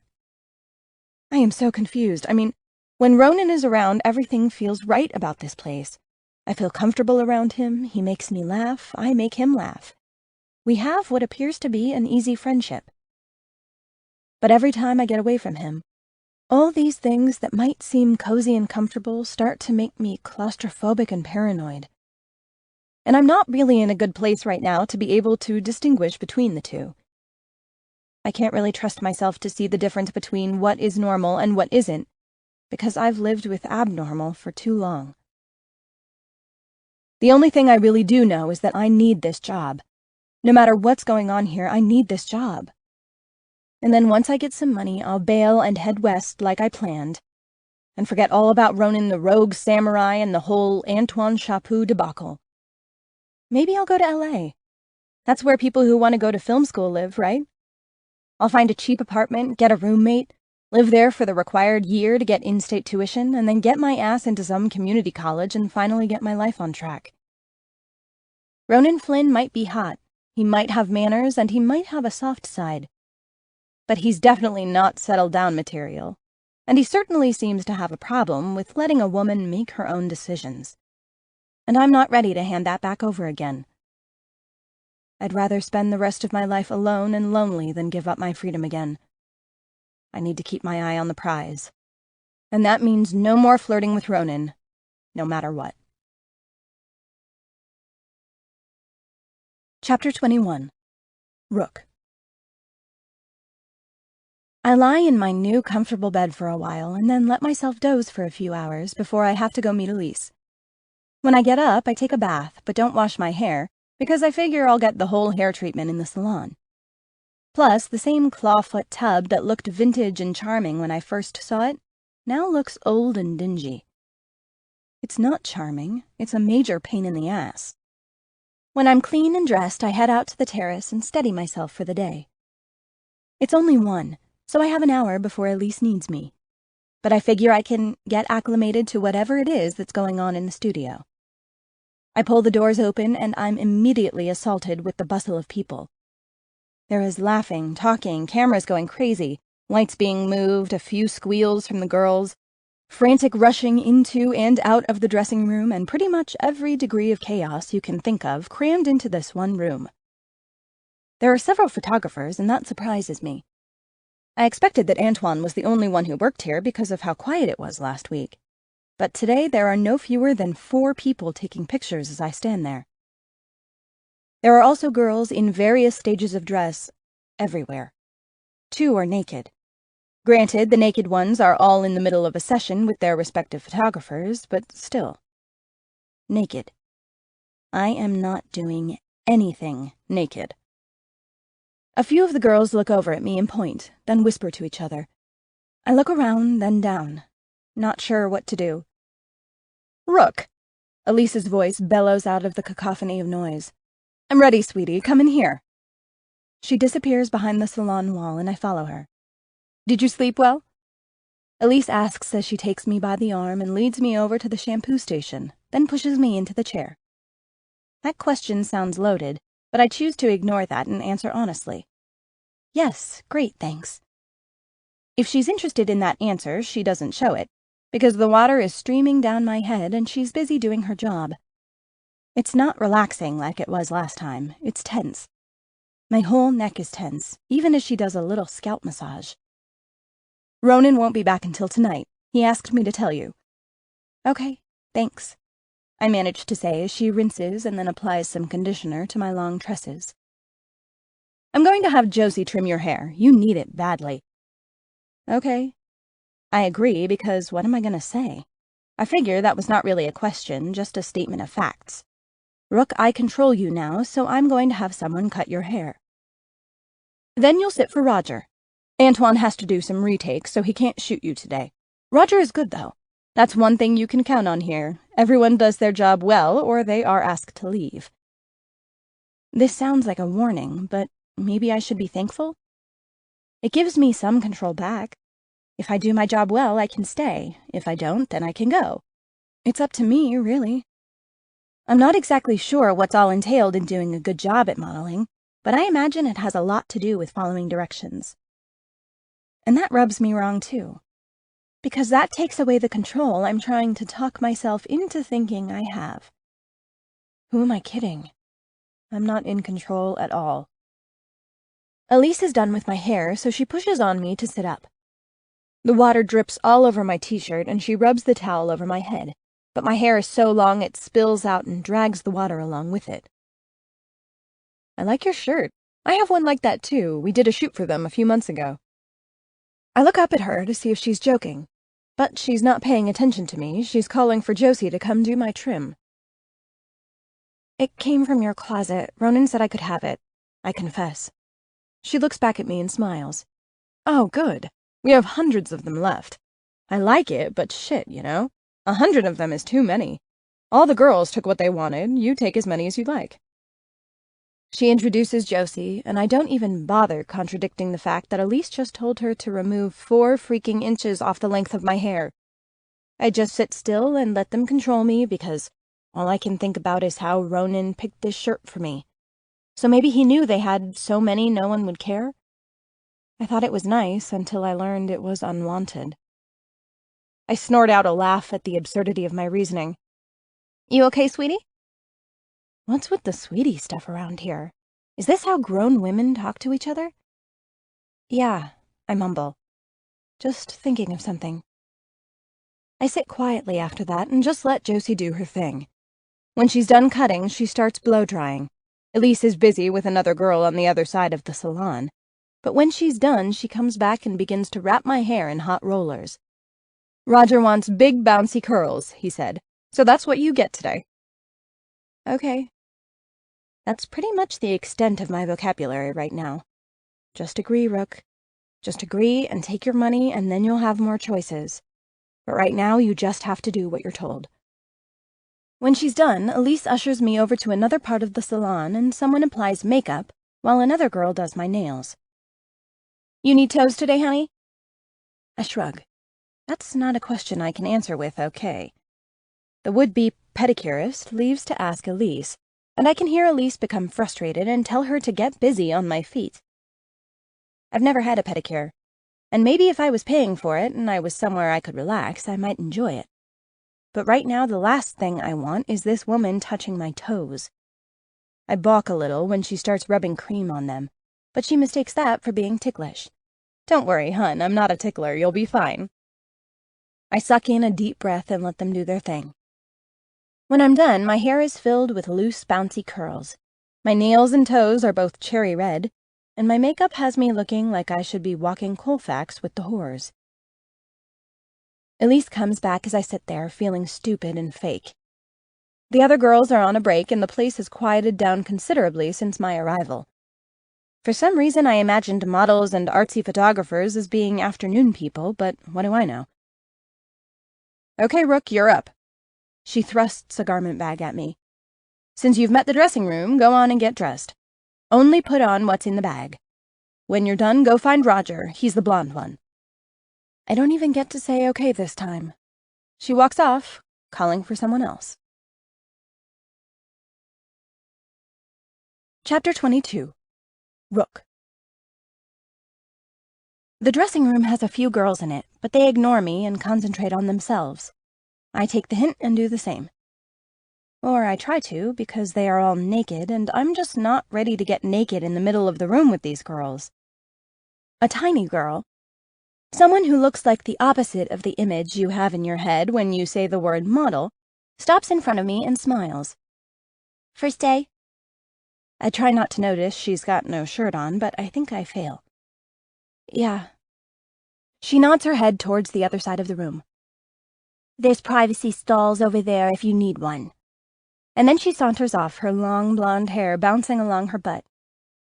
Modest these girls are not. I look down at myself and get a sick feeling. I'm not sure I can get naked in front of them, so I opt for the private dressing rooms. The outfit was not what I was expecting. In fact, I almost laugh when I take it out of the garment bag. It's a pair of well-worn jeans and a dark red t-shirt, both of which look like they came from the men's department, so they are monumentally too big for me.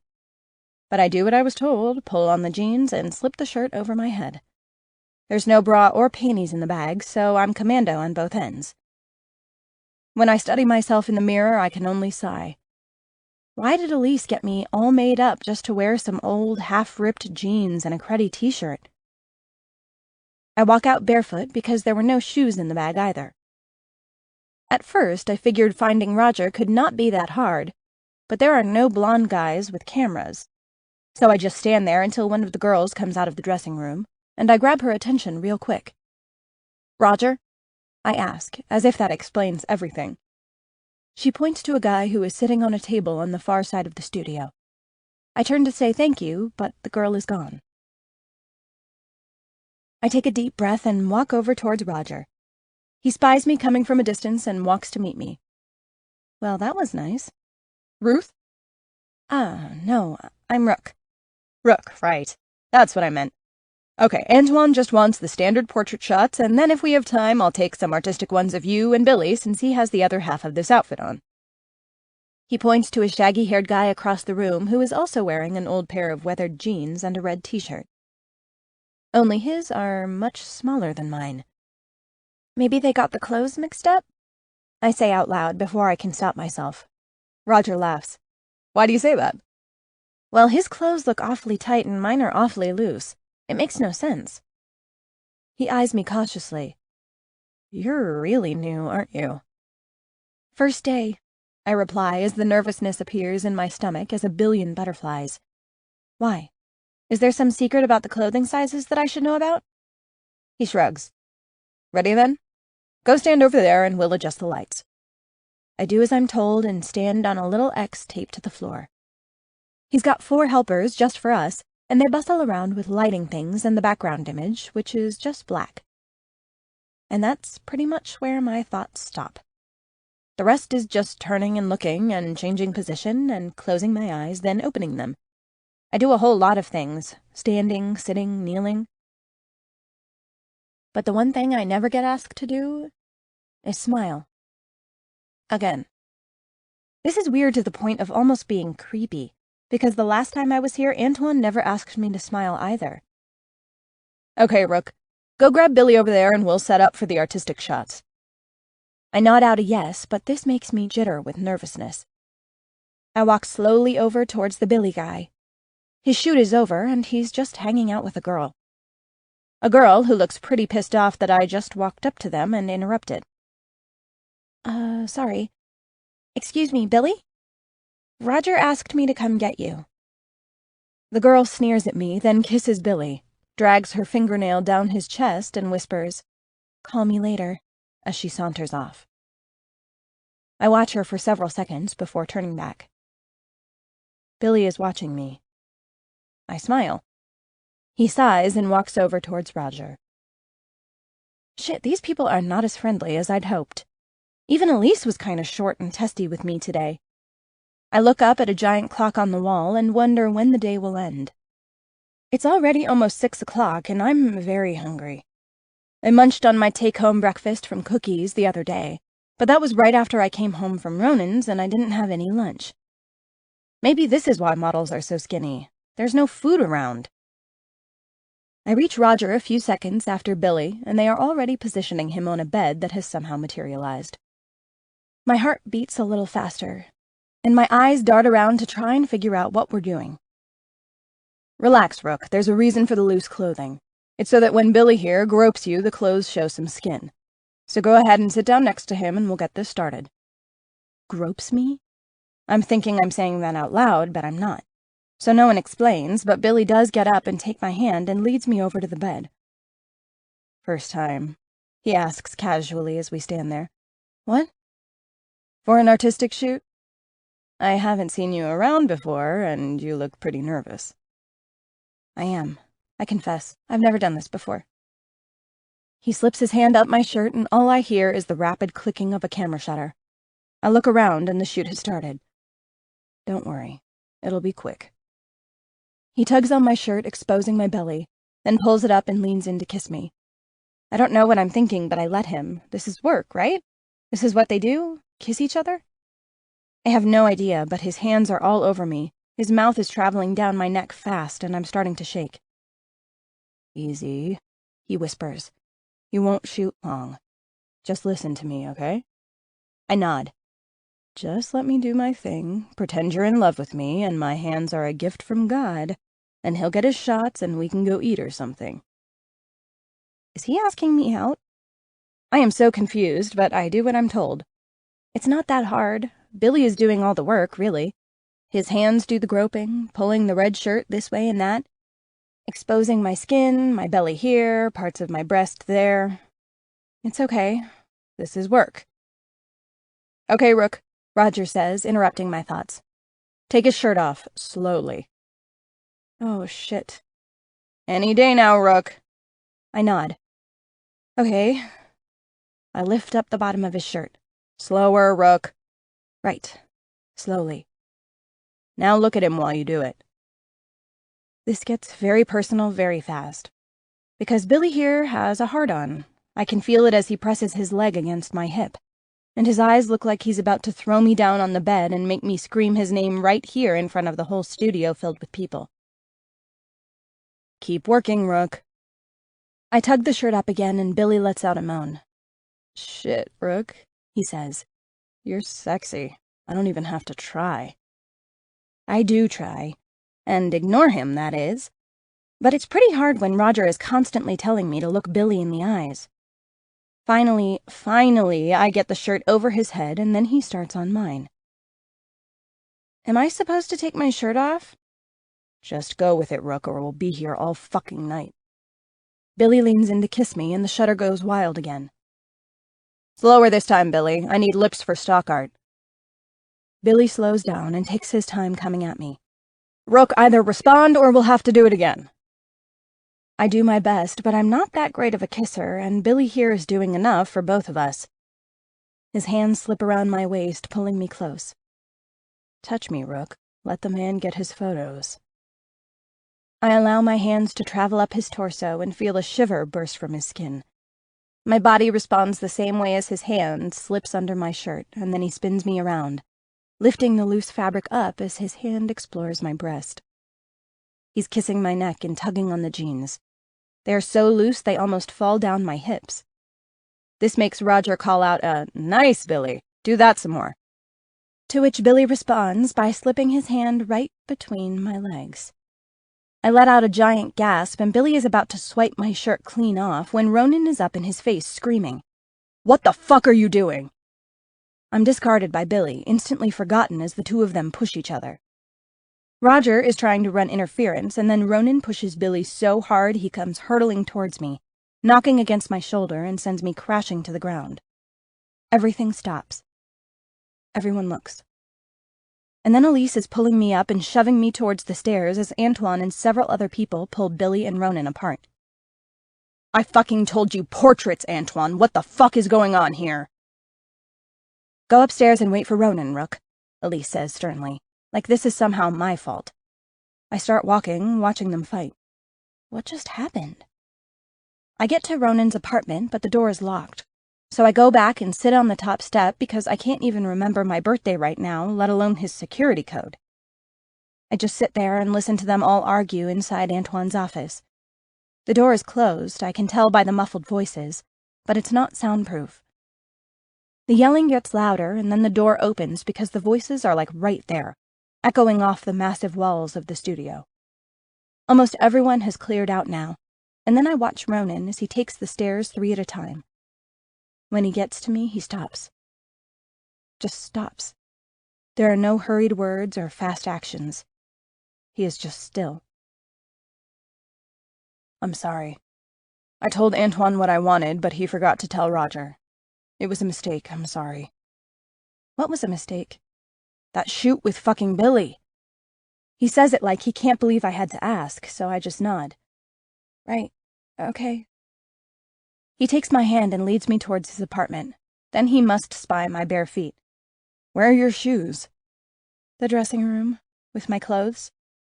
Okay, he says, pushing me through the apartment door. I'll get them, you stay here. I stand in the middle of the room, watching the empty space where he just was. This whole thing is getting weird. I might need to go back to the shelter. This thought makes me swallow down a giant lump in my throat because I really do not want to go back there. Ronan takes forever, so I just take a seat on the couch and wait. Still, he does not come back. I lie down and close my eyes. I have to admit, even after all I've been through in the past few months, this has been one of the longest and most confusing days of my entire life. Chapter 23. Rook. I wake abruptly as Ronan adjusts my body, so my head is resting in his lap. What? Sorry, he says. You fell asleep and I just wanted to sit with you. Rook, I am so sorry about earlier. Antoine said he was going to do the shoot himself. I asked him to keep an eye on you. It shouldn't have happened. I sit up, the makeup from earlier making my face feel caked with filth, and I'm almost positive that it's totally streaked all over my face. I have like a ton of goop in my eyes, and it's taking every ounce of self-control not to rub them red. What was supposed to happen? Just some portrait pics, that's all, I told him. Well, that Roger guy did take a bunch of those, I know that for sure. Then he said I was dressed for an artistic shoot with Billy, and yeah, fucking Roger knows better. We don't stick new girls with Billy. I take a deep breath and turn to look at him. Ronan, why don't you tell me exactly what you guys do here? Is it porn or what? No, he says quickly. It's not porn, it's erotic art. Uh-huh. Erotic art. So what exactly do you guys want me for, just so we're clear? Pictures. Of me naked? No, I mean, well, somewhat naked, yes. We're not doing cock shots or shit like that, Rook. It's tasteful nudes and stuff. I laugh as I stand up. Okay, I'm probably gonna have to leave. I mean, I'm not against doing some pictures, even some racy ones, but I need to think about it and see how much money it pays, and I'm not comfortable doing that here. So I'm gonna go back to the shelter for a while, and you guys call me if— Absolutely not, Rook. You're not going to a fucking homeless shelter. We're having dinner with Antoine and Elise in an hour to sort it all out. You can't leave before you at least get all the details. I hesitate because I don't want to go back to the shelter. I mean, I would almost rather sleep anywhere else but there, so I hesitate.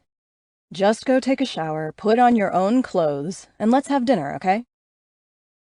I am seriously starving, and my rumbling stomach wins the night. I can at least hear them out. Okay. He sighs with relief. I would like to take a shower, actually. His eyes light up. That's the best news I've heard all day. Follow me, I'll introduce you to the beast.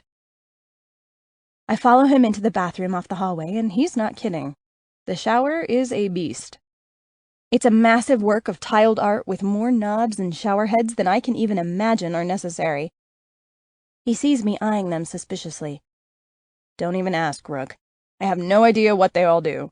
But if you press this button here, he points to something that looks like a security system control panel, then they all come on at once, and I'll just warn you now, that shit is better than sex. Oh, I moan. That's too bad. I totally thought the only way I'd feel better tonight was if I could just get me some sex. But now that I have this here shower, I guess I'm good. You're okay then? He takes my joking as a good sign, but honestly, it's my default setting. When I get nervous and I'm not in danger of getting my face punched in, I tend to turn into a smartass. I'm really not, but I'm trying real hard, Ronan. He walks over to me, doesn't touch me, but gets close enough so that we don't need to touch to understand what's going on. I can feel his presence, like his body has an electric field around it, and I've suddenly found myself inside. I have to look up at him because now that we're standing right up next to each other, I realize how tall he is. At least 5 inches taller than me, and I'm 5'9". Just give us a chance, okay? If you don't want the job, I'll understand, but this day should not have happened this way. He watches me intently, but I'm not capable of talking about this right now. I need some space. Can you go get me some clothes from the apartment? I'll even let you pick them. Yeah, sure. I'll just turn on the shower for you. He messes with the control panel, and water starts spraying out in all directions. I smile a thank you, and he leaves, closing the door behind him. When I look in the bathroom mirror, I was right about the makeup. It is totally smeared under my eyes. The beastly shower feels better than ever right now.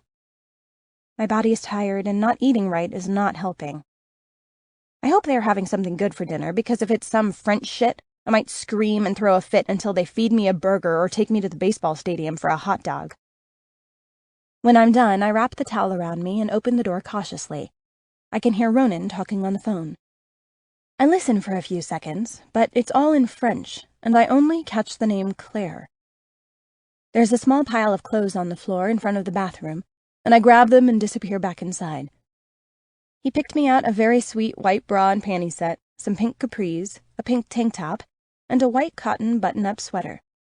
I slip on my beat-up old Converse because they're all I have. When I look in the mirror, my long black hair contrasts with the cute outfit, and I suddenly feel like Biker Gidget. He was so right last night. I'm no Gidget. I'm definitely a tragic if ever there was one. Ronan is sitting on his couch watching sports when I come back out. Feel better? I nod.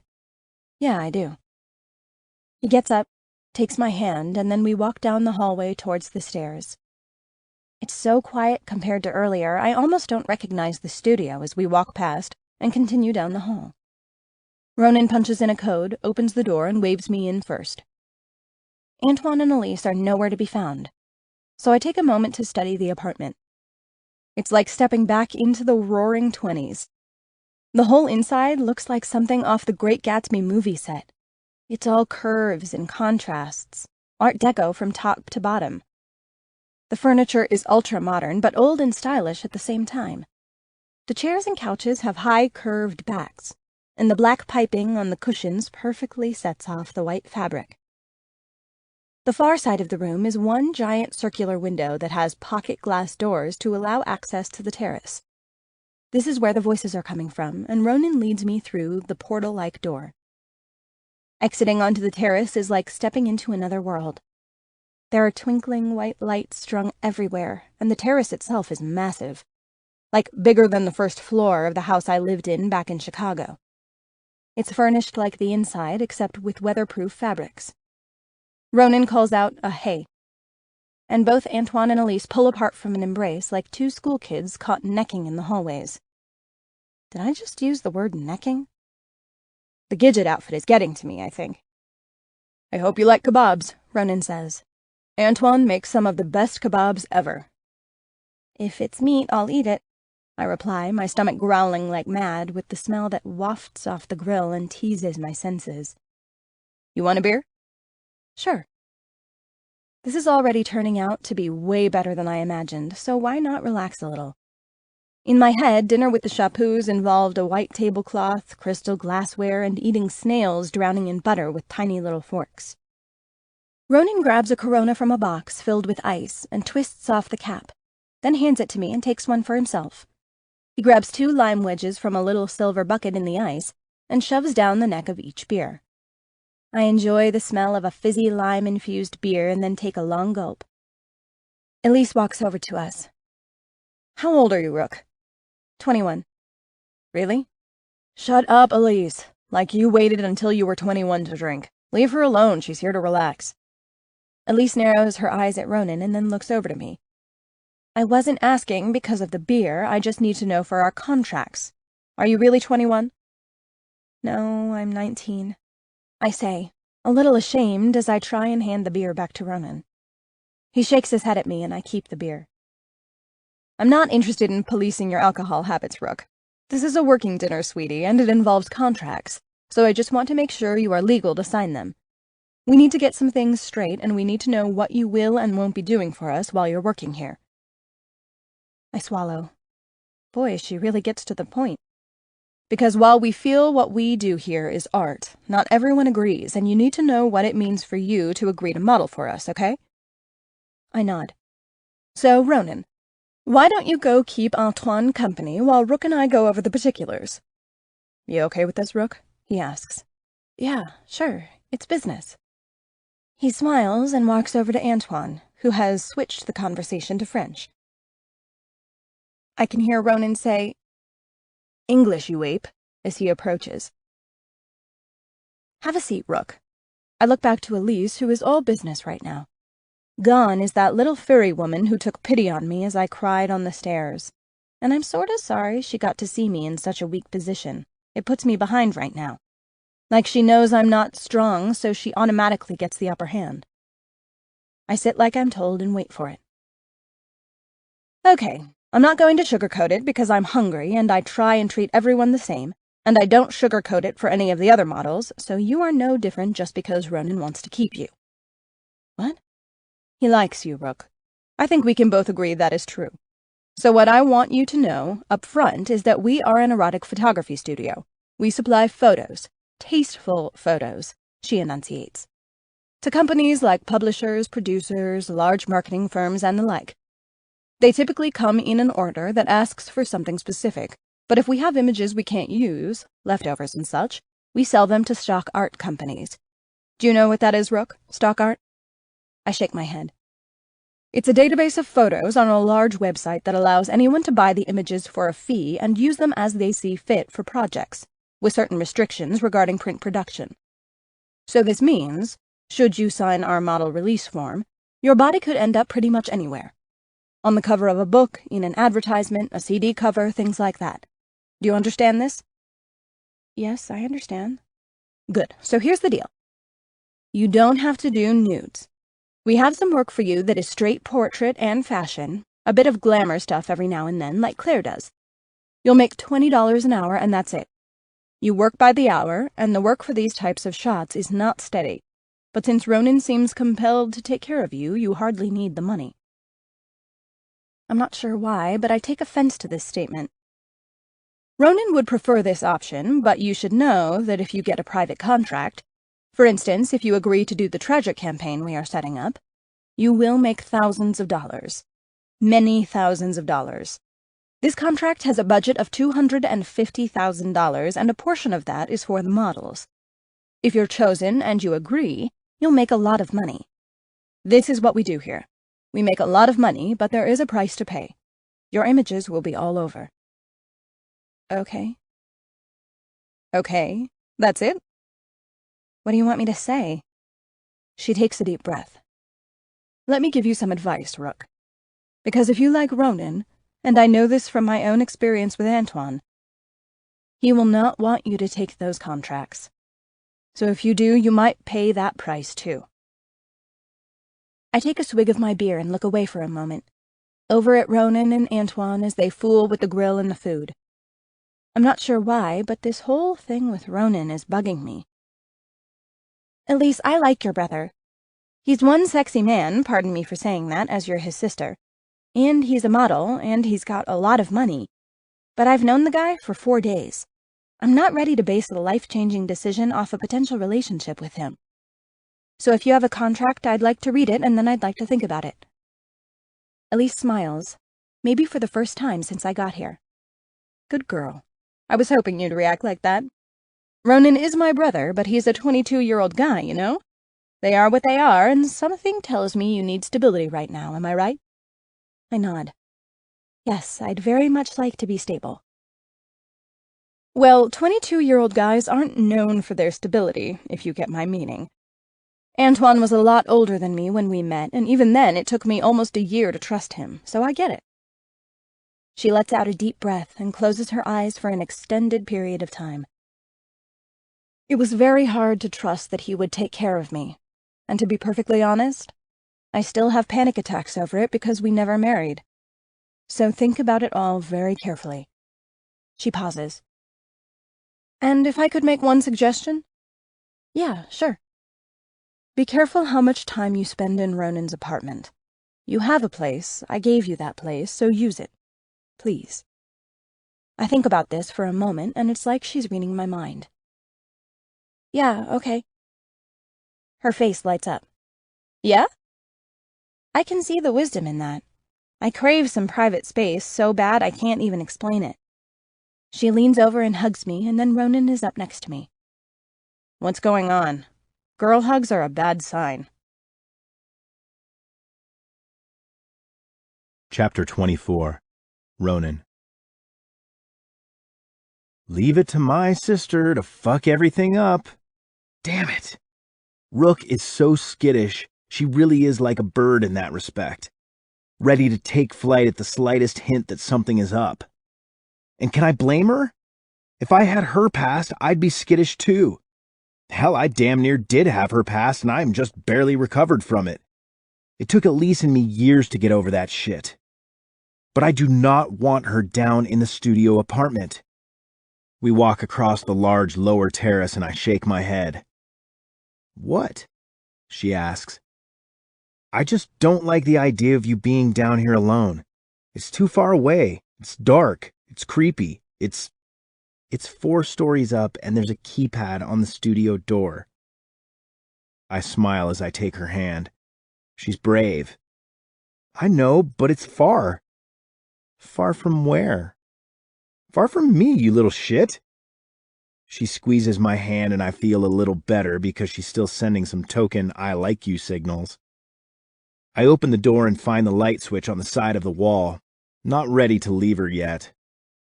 So what should I expect tomorrow? Well, I say, trying my best not to ravish her mouth as I watch her chew on her lip. If you sign the contract, then we'll do a practice shoot. In private. Well, semi-private. All the technicians will be there and probably 2 or 3 photographers. Why so many? Antoine likes to get a bunch of angles, and he can only work 1 camera at a time, so he makes the other guys come in sometimes. Since we're planning on using you for Tragic, he'll want as many views as he can get. Will you be there with me, or will I be alone? I'll definitely be there, Gidget. We're submitting the 2 of us together for the contract. So I'll be naked with you? I tread carefully. That's not quite how it works. It's all about the mood of the models. She walks back to the bedroom and starts fixing the covers on the bed. Does that bother you? I ask. If I see your body? I'm nervous, she confesses. I've never done anything like this before. I'm not sure what to expect. Well, after tomorrow, you'll know exactly what to expect. I won't let anything happen to you, okay? Okay, she says. Thanks for walking me home, and she stops abruptly. Well, thanks for everything, really. I back away before I tackle her and rip that adorable little Gidget outfit right off her body. She catches me staring and smiles. I'm on to you, LaRue. Yeah, I say, closing the distance between us, despite my inner warnings. I wrap both hands around her hips and pull her a little closer. I don't see how you're on to me when I'm innocent. I have nothing to hide. Well, I appreciate the Gidget outfit anyway. It's very cute. And I really expected you to come back with the blue nightie, so it was a huge step up in my mind. I grin like an idiot, picturing me dressing her up in that nightie and then taking her to dinner. Ah, I see your mind spinning with that thought, so I appreciate your self-control in that area. I back away again, because I see the stop sign she's getting ready to put up. Tomorrow we'll do the cherry tree shoot. It will be completely different than what you experienced today, okay? Well, that's if I sign the contract, right? I have to sign that first. My eyes dart to the papers she set down in the nightstand, and I have a moment of hope that she'll wake up in the morning and say, screw this contract. But that will never happen, so I just exhale a long breath and force myself to smile. Yeah, but I think you'll sign it, don't you? She studies me for a moment and her brows crease a little in thought. I need the money, she says almost apologetically. Yeah, I get it. Well, okay, good night, Rook. I turn and walk out of the garden apartment and make my way back upstairs. Maybe she will walk away from that contract tomorrow. Who knows? I wish she would, because the minute she signs it, I have to treat her like all the other models. And I have a feeling she's not going to like that one bit. Chapter 25. Rook. After Ronan leaves, I change into a pair of shorts and a t-shirt and slip into a long, peaceful sleep. In fact, when I wake up in the morning, I feel rested and at peace with my situation for the first time in, forever. Even going all the way back to my childhood, before my mom overdosed and I went into foster care. She was a mess. Your typical teen mom. Broke, craving attention, no clue how to take care of a kid. And my life was never peaceful. It was nothing but chaos.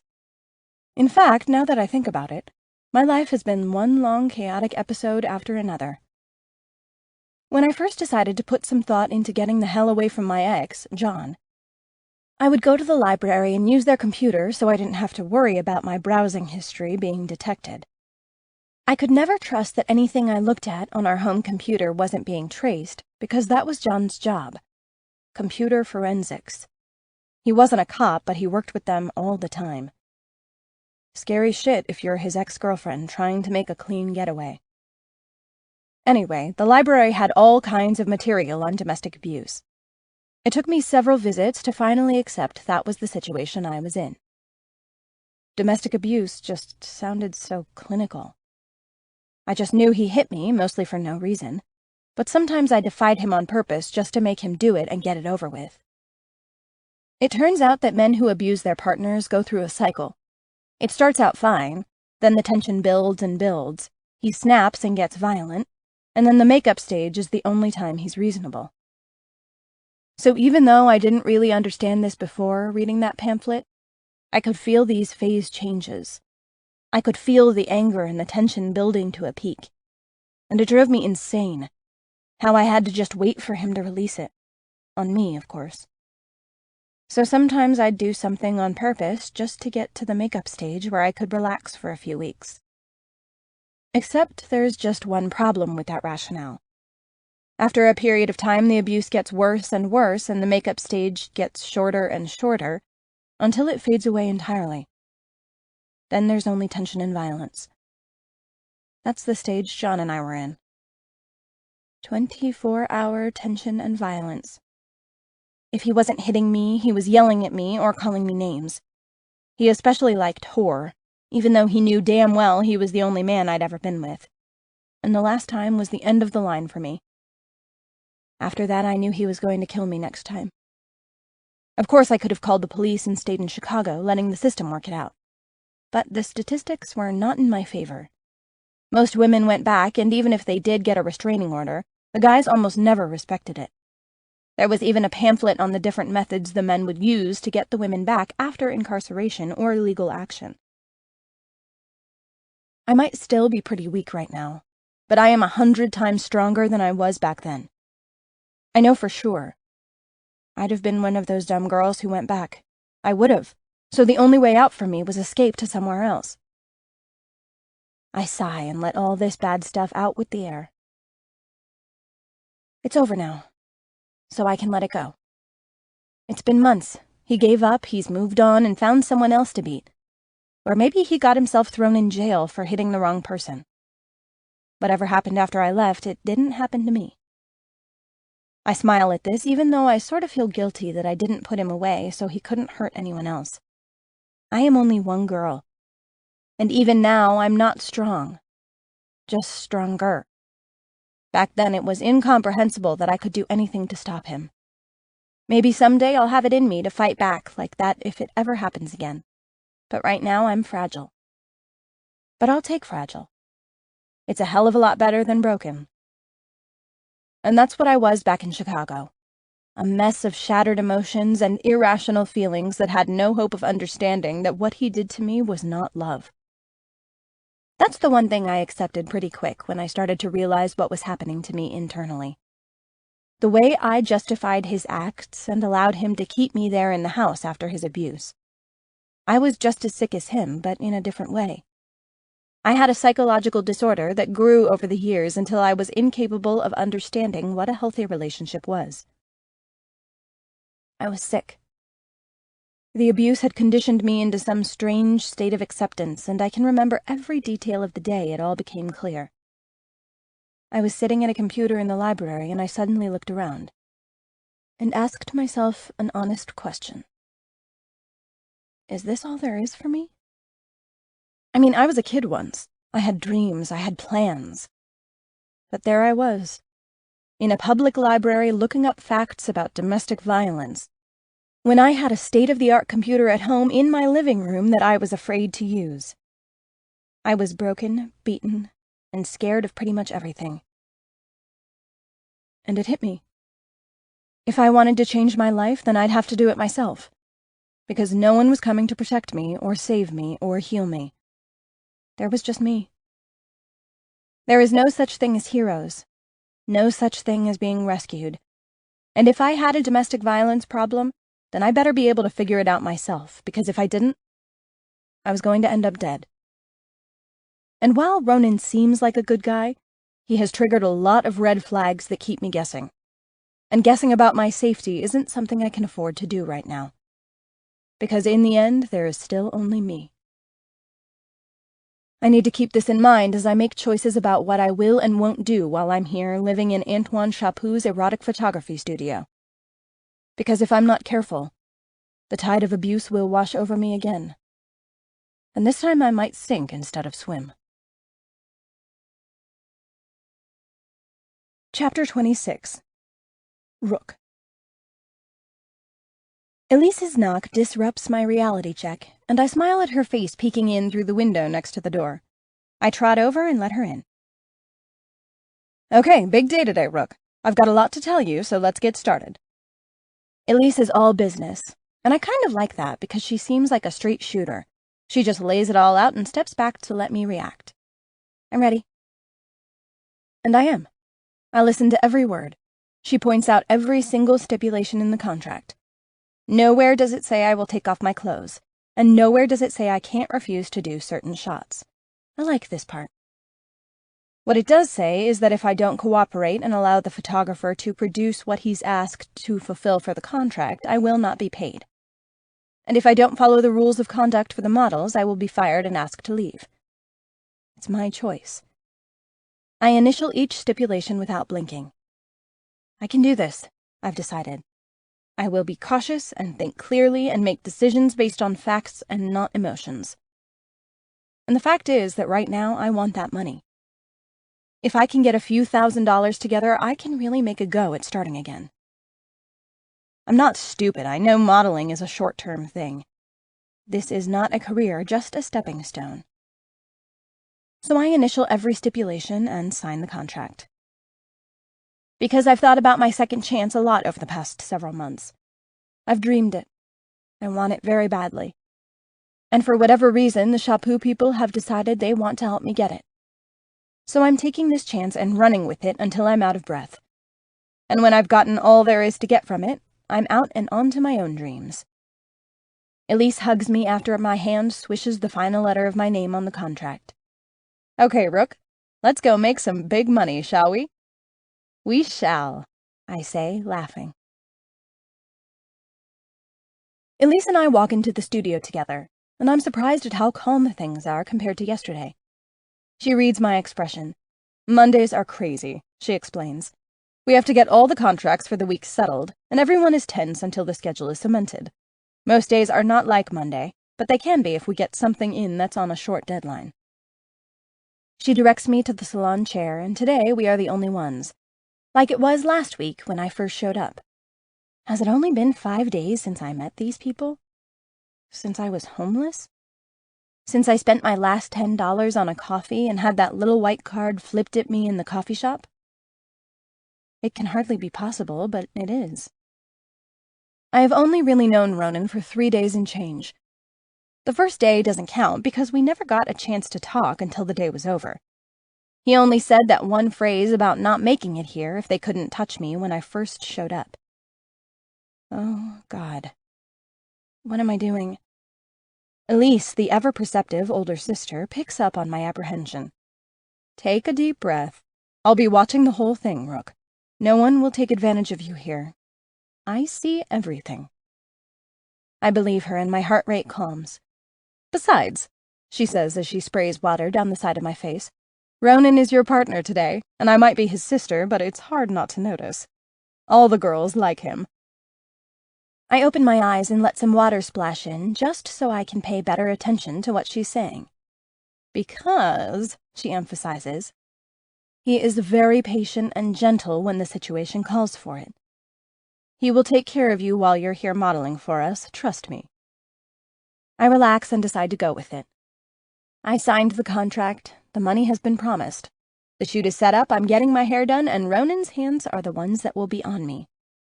Not some strangers. That sends shivers all the way up my body. Elise adjusts the water temperature, thinking I'm cold, and I decide that she really does see everything. When Elise is done, I change into a thin wraparound robe that ties in the front. She styles my hair straight, then braids it loosely so that it falls down the front of me. She paints on some makeup while another girl removes the cherry red polish on my nails that was just applied yesterday and exchanges it for a pale pink. When they turn my chair around so I can see myself in the mirror, I'm a little taken back. I thought the theme was tragic. I look sweet. Not at all how I imagined. Well, this is pretty much how tragedy takes hold, right, Rook? You start out all sweet and innocent, and then bam, your world is ripped apart. So for this shoot, you are happy. And yes, sweet. I have your clothes set out in the dressing room. You won't have to worry about your hair, it's a zip-up. And that's my cue to get up and get ready. My stomach is a ball of knots as I make my way into the dressing room. There's only one garment bag on the rack, and it's got a slip of paper on it that says, Rook, tragic. Ready? Ronan's husky voice whispers down into my neck as his hands brush against my shoulders for a moment, then take hold and turn me around. Yeah, I think so. Okay. First things first. I need you to step on the scale. He points to a large stand-up scale in the corner. It looks like it belongs in a doctor's office. Why? He raises his eyebrow at me. I mean, why do you need to weigh me? He pushes on the small of my back and guides me over to the scale. Because, Rook, this is my job here. I run the girls, I run the closet, and I take it very seriously. So now that the contract is signed, I have to keep track of you. Please step on the scale. I think I feel sick. He gets to weigh me? What if I don't? Why do you care if I weigh you? He asks with an annoyed look on his face. It's degrading. You're reducing me to a number. It's not just a number, it's an indicator. I turn as my whole body goes hot with anger. Indicator of what? Of whether or not you are following the rules we have in place for keeping the models looking a certain way. He waits as I process what he just said, and then reads my silence as acceptance and pushes me until I step on the scale. He steps around to the other side and writes the number down in a tablet. I can't see the number because it's hidden from this side. Well? Well, what? He asks, pushing me to move off the scale and shaking the garment bag at me. How much do I weigh? It's just a number, Rook. I never tell the girls how much they weigh. Why not? It seems pretty stupid to weigh people and then keep it a secret if you ask me. Because I'm not interested in what you weigh, only in whether or not you change from the weight you are now. I snatch the bag from him and walk away. I am so fucking glad I did not decide to rely on Ronan Flynn because he's an asshole. I choose the same dressing room as I did yesterday and unzip the bag to look at the clothes. It's a pink knee-length dress and it's straight out of Gidget. I stand on my tiptoes and peek over the door. Ronan smiles and waves his finger at me from down the hall. There's no underwear or bra again. I slip out of my clothes and pull the dress on. It's got a squared-off neckline that plunges right down to my girls and a wire underneath so they are pushed up high on my chest. So I guess I'm Skanky Gidget today. There's no shoes, I call out. Just go barefoot, Ronan says, peeking over the door at me. Do you mind? He responds by opening the door and stepping into the dressing room with me. Turn around, he says, twirling his finger at me. I'll zip you up. Oh. I turn and he zips. I thought you were shooting with me. I am. Then how come you're not dressed? I am. You're wearing jeans and a t-shirt like you always do. Rook, no one gives a shit what I wear. They want me naked, and if I'm not naked, then I'm just there to make you look good until we do get naked. My face has got to be scarlet red. Oh. Ready then? Ready as I'll ever be, I guess. Ronan takes my hand and leads me out to the terrace. And when I step over that threshold, I feel it in my bones. Nothing about my life will ever be the same after this. I'm just not sure if that's a good or a bad thing just yet. Chapter 27. Rook. I am lost in my own thoughts as Ronan leads me across the terrace to the cherry trees. Antoine and Elise are sitting at one of the picnic tables, chatting and smiling. There is no one else around, not even a light person. This makes me let out a long exhale, and Ronan squeezes my hand. "You okay?" he asks, stopping for a moment to get my response. "Yeah, I'm just glad there's not a lot of people around." "I set it up that way, Rook. Just let me take care of things now, okay?" I nod so he'll drop it, but this control stuff with him is really setting me back. He acts like I'm not allowed to question him. We've reached Antoine and Elise now, and they are talking, both to me and to Ronan. But I just nod my head and agree because I have no idea what they're talking about. Technical stuff. "Natural light," Antoine says. I look around, and yes, sure enough, the sun is shining right into the middle of the cherry trees on the east side of the terrace. I study the set and notice that the swing I was sitting in the other night is not even attached to the tree branches. It's attached to a long green pole that spans the entire grove. There's a picnic set up on the grass, complete with wine glasses, cheese, and a bowl of cherries. The blanket isn't checkered, though. It's a crisp white with cotton lace on the edges, and there are cherry blossom petals all over the place. I'm not sure if that was planned or not, because each time the wind blows, those boughs, heavy with the sweet-smelling flowers, release dozens of them at a time. Everything about these trees says climax. The flowers are mature, falling off and getting ready for the tree to bear fruit over the summer. It's a single moment in time that will be captured on digital film for eternity. And I'm part of that. I get the chills, and Ronan, still talking to Antoine and Elise, absently pulls me closer to him, like he senses my needs and wants to keep me warm. It's all very confusing. I like that he notices when I'm having a problem and need something, but I don't like relying on him for stuff, and I hate the fact that he's allowed to make decisions for me. It's too personal. But that's what this contract is all about, though, isn't it? I've basically given them my body in exchange for money, and I just have to trust that they will not take advantage of me. They are finished with their conversation, and Ronan leads me over to the cherry tree and leans up against the smooth bark of the trunk, and then puts his hands on my hips. We are not that close. There's a good 8 inches between us, but I can feel his heat, and his hands instantly warm the skin under my dress. "You okay?" he asks. "Yeah, I'm good. So what's the plan?" I nod my head over at the blanket. Besides the picnic. "We're gonna get some straight couple shots right here against the tree. We gotta be quick to catch the light just right, though, because Antoine likes natural light." He stops to nod at Antoine, and the camera shutter begins to click as Ronan continues to talk. "And then we'll just have a little romantic picnic. Sound good?" "Okay, but what do? I don't get it." "Just what you're doing right now, Gidget." He smiles at my new nickname, and I blush a little. See? That right there is what Antoine is looking for. An honest reaction to the situation. So I'll flirt with you and you react. That's pretty much it. I think I can handle that. Good, he says as his grip on my hips tightens and he pulls me into him. His hands sneak around behind me. Not quite on my ass, but not quite not on my ass either. They are hovering just on the edge of inappropriate behavior. Of course, I signed up for this, so he's already got permission. I swallow and pull my upper body back as he continues to bring us closer.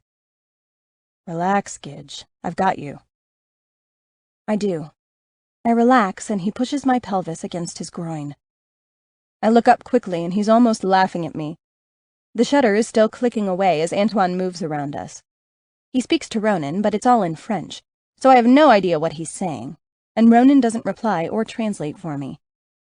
His attention is 100% on my face, watching everything I do, searching my eyes for questions, his hands still hovering just at the edge of sexy as they caress my hips, then move down a few inches and return. It's not so bad, really. Shit, who the hell am I kidding? Ronan Flynn's hands on my ass feel spectacular. I grin up at him and he smiles. Good. Now let's move on to the next shot, okay? What? I stop mid-sentence because his mouth is nuzzling into my neck. his breath hot as it sweeps up into my ear, making me shudder and let out a little moan. "You okay?" "Mm-hmm," is all I can manage, because a chill rockets down my spine and my head involuntarily tips back and gives him permission to suck on my neck. Holy shit. He pulls back for a moment, just long enough to say, "Touch me, Rook." And then his mouth is back on my neck. He takes my left hand, which has a firm grasp on one of his belt loops, a safe move if ever there was one, and flattens my palm against his waist. I move the other hand in a feeble attempt to be an active participant instead of a dead fish who only reacts. More of that and we can put this scene to rest. I take a deep breath and slip my hand under his t-shirt, and then we both let a little gasp together as the chills travel up his body now. Antoine is talking in French again, and Ronan leans down and takes my mouth. It's a soft kiss at first, but as soon as I open up for his tongue, his hands go behind my neck, and it turns into something way beyond soft. He crushes my mouth with his, drawing in a breath that says he's absolutely turned on. This excites me, and I kiss him back with just as much force, our tongues probing and twisting, our breath coming in gasps and long draws, like there is not enough air in the world to fuel this kiss. His hands are all over my body now, one still grasping the back of my neck to keep me close to him. The other, the one not on the side where Antoine is clicking away at the camera, slips under my skirt and travels up my thigh. I moan and then catch Elise moving in out of the corner of my eye, and Ronan withdraws his secret hand, bringing it out in full view once again. Take my shirt off. It's not a sweet request, it's a command. For like a fraction of a millisecond, I wonder if he's allowed to command me, but I slap that cautious Rook away and do what I'm told. Slow? I ask him. As long as you drag your fingers up my body as you do it, slow is just fine with me. Oh, fuck.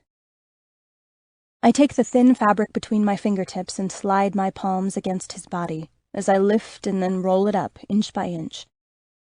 I'm driving him crazy, I can tell, mostly because he's practically biting my ear and whispering, "You're driving me fucking crazy, Gidget." I only make it up to his chest before he releases his hold on my neck and whips the shirt over his head in one sweeping motion, then bunches it up in front of him and throws it over at Elise, who is still standing guard off to the side where the offending hand was wandering a few minutes ago. Antoine barks in French again, and then Ronan pulls back and leads me over to the blanket. "Lie down," he says in that throaty command he gave earlier. I'll debate whether or not I should be putting up with that later, but right now I'm all in. I kneel down, smooth my dress out a little, and then lie back on the cool cotton blanket. My skin is so hot and feverish from the kisses and touching that the blanket soothes me. Everything around me smells like cherry blossoms. And when I turn my head, I realize that they are all over the blanket now, because Elise swoops in to adjust my hair and place the flowers in strategic locations. Ronan is messing with the food and pouring the wine into glasses. And before I know what's happening, he's lying down next to me, leaning down and pressing himself over my stomach. I sigh at the dress because it's the only thing separating my bare skin from his. Just a few shots like this, Rook. Then we'll sit up and have some fun. He's got a devilish grin as the words come out. Finally, I say with mock exasperation. I'm starting to get bored. He growls down at me and then goes back to kissing my neck so he can whisper in my ear. I'd have you naked by now if Elise wasn't here. Oh, you're being bad, I whisper back, being equally discreet. I bet she grounds you if I tell her what you just said. We stare at each other for a few seconds, his eyes searching me for a moment. Date me, Rook. What? Let me take you out. I look over at Elise, who is distracted by an assistant who has joined us. Are we allowed? Pfft. He rolls off me and sits up, then pulls me up and sets me on his lap. I'm breathless with the quick change of position and almost gasp when he leans in to whisper in my ear again. Pay close attention, Gidget. And then Antoine is giving orders and Ronan is fixing my dress so that it flares out around his legs. It occurs to me then. I have no fucking underwear on. And the reason it occurs to me is because his excitement is right underneath my completely bare girly parts. Antoine is on Ronan's left, so Ronan's left hand begins to caress my foot with small circles.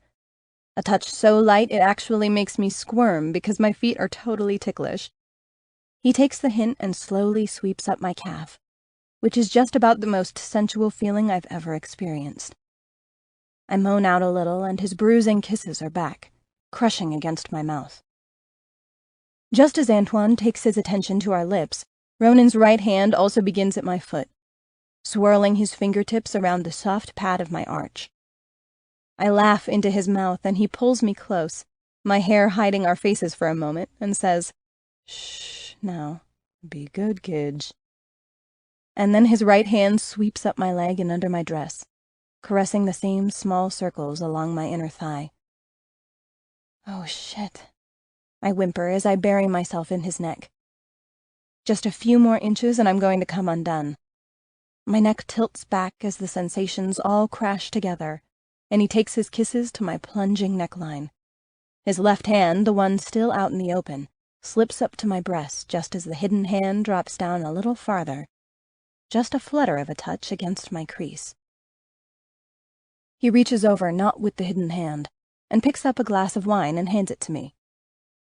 My fingertips barely understand what to do with the glass because the only thing on my mind is where his other hand is.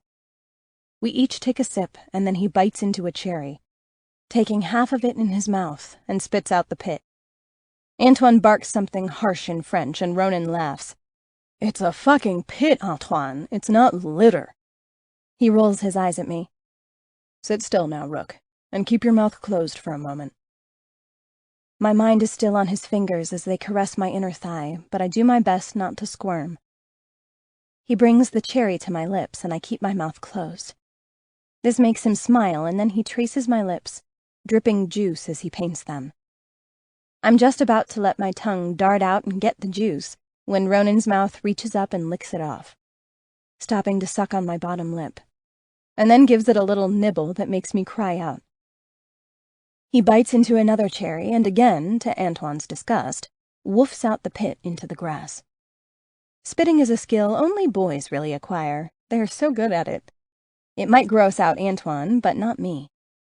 I think just about everything Ronan is doing with his mouth is astonishing right now. The secret hand under my dress appears again. He lifts my left hand and paints each fingertip pad with cherry juice, then sucks it off, nibbling them one by one, just like he did my lips. I just stare at him, and his eyes never leave mine. "What?" he finally asks. "You," I say. He raises his eyebrows.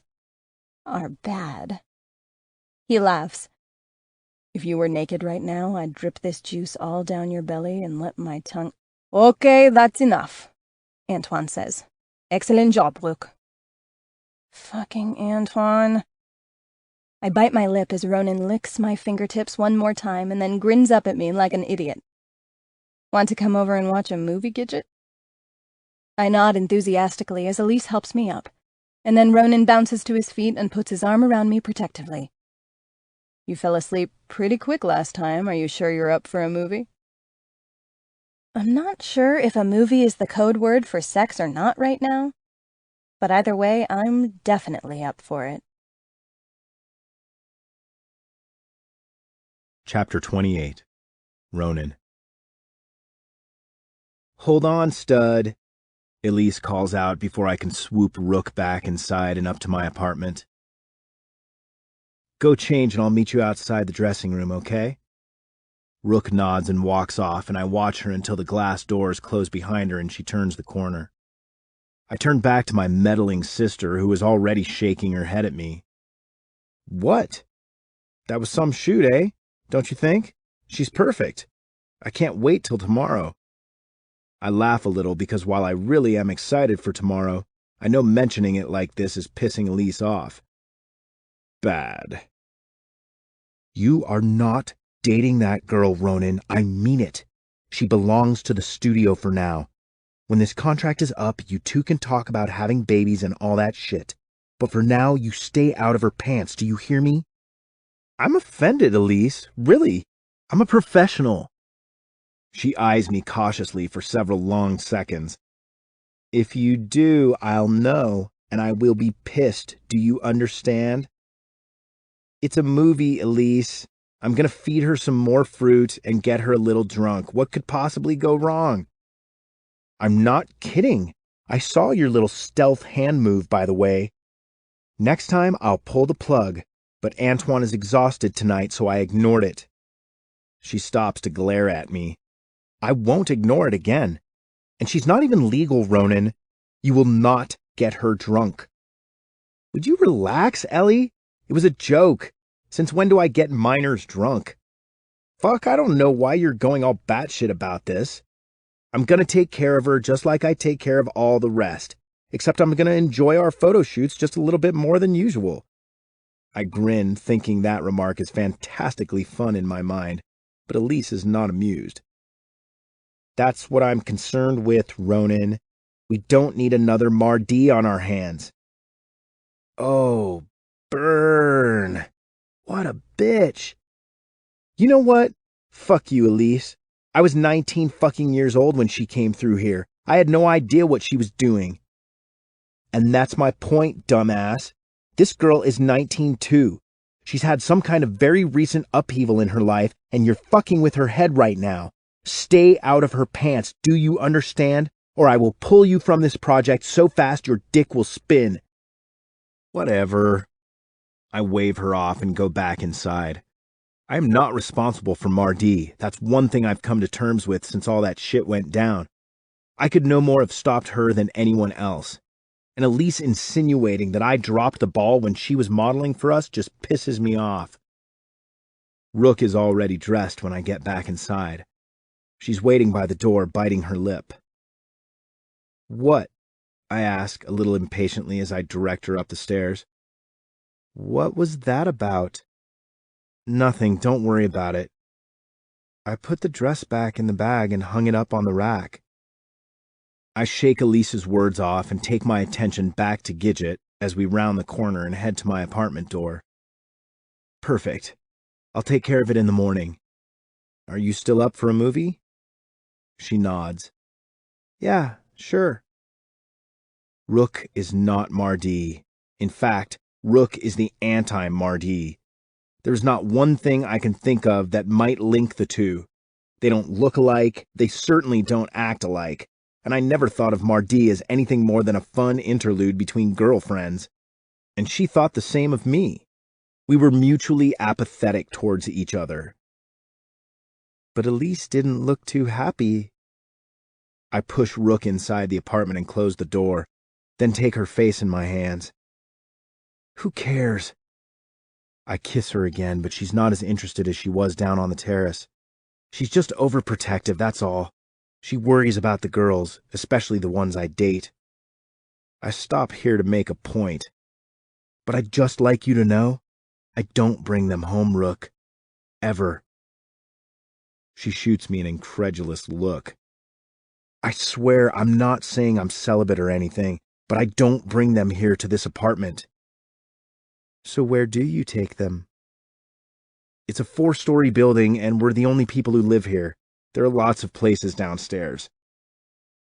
Oh, is all she says to that, and I take a deep breath, feeling stupid for admitting that I fuck girls in random rooms in our building. You have to be hungry, are you? I ask, trying to change the subject. She pushes me away from her, then ducks under my arm, walks into the living room, and takes a seat on the couch. I am. What do you have?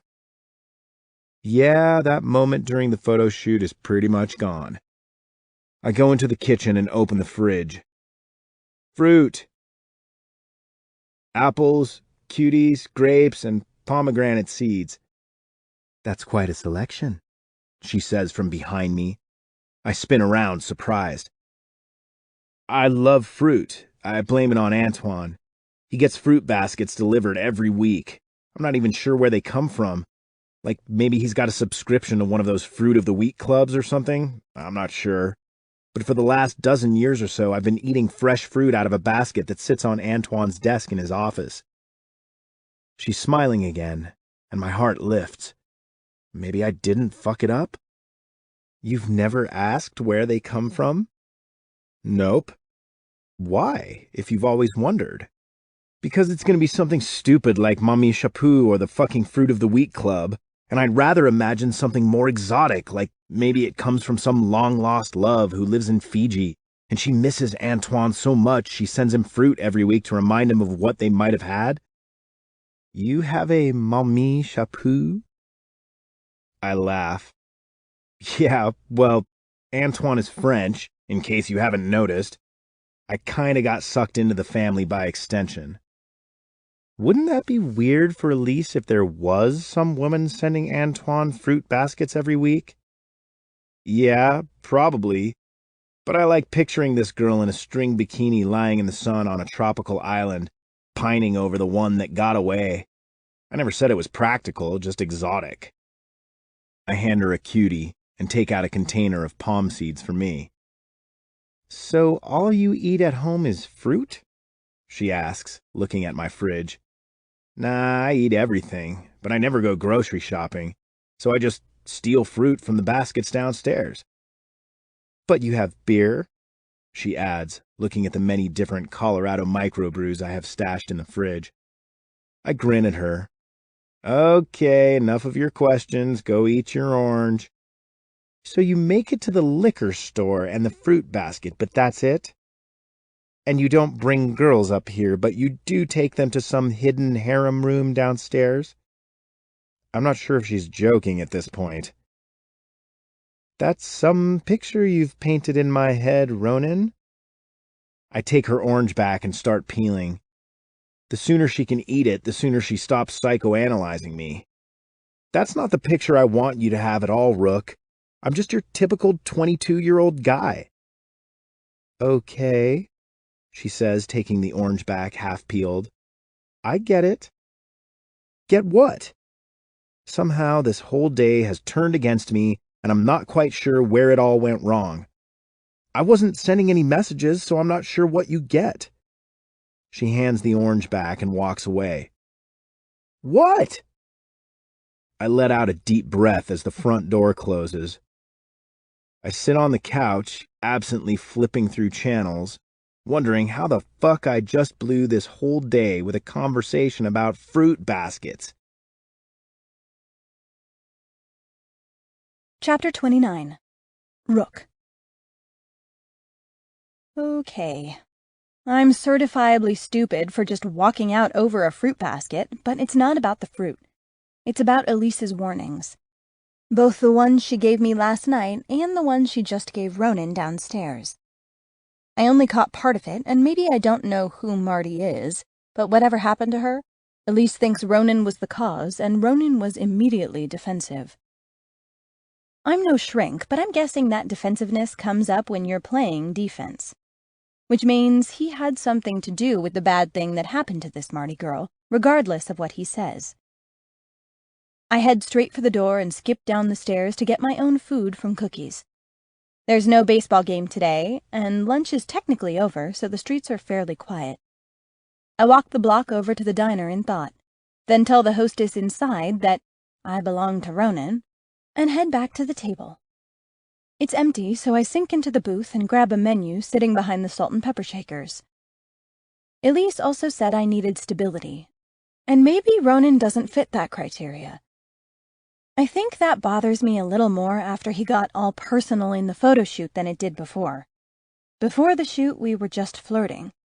But his hand went beyond flirting today. And then there was the little remark about Elise being protective of the girls he dates. Why? I mean, I don't consider us dating, but beyond that, why does Elise need to feel protective towards the girls he dates? I order a salad and watch people as I wait. This place is still pretty busy for being almost 3 o'clock. A guy comes in who catches my eye.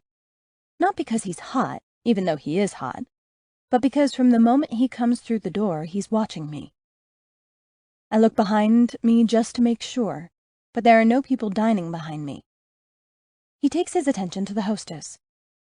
He's got short, messy hair, not quite blonde, but not really brown either, and a little bit of facial hair. Enough to make him look rough, but not unkempt. The waitress points back to me, and I watch the hot guy smile. What the hell? He starts walking towards me, and once the counter is out of the way, it's hard to miss the fact that he's a biker. He's got the telltale biker boots on, and they sound off a manly thud on the polished concrete floors as he approaches my booth. When he pushes up the sleeves on his white thermal, I see what else he's got. Tattoos all over. Like everywhere. He stops right in front of the booth and smiles down at me. "Let me guess," I say sarcastically. "You belong to Ronin?" He slides into the booth across from me and laughs. "Hey, if it gets me a seat here with you, I'll belong to that dickhead for an hour." He offers his hand.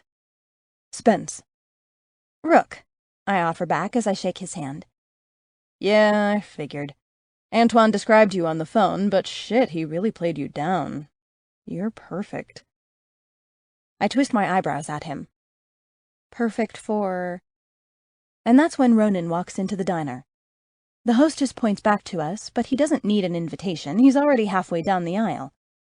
I watch him very carefully, but whatever his deal is, it's got nothing to do with me because his eyes are blazing at my new dining companion. "Spencer Shrike, what the fuck are you doing sitting in my booth talking to one of my girls?" Oh, really?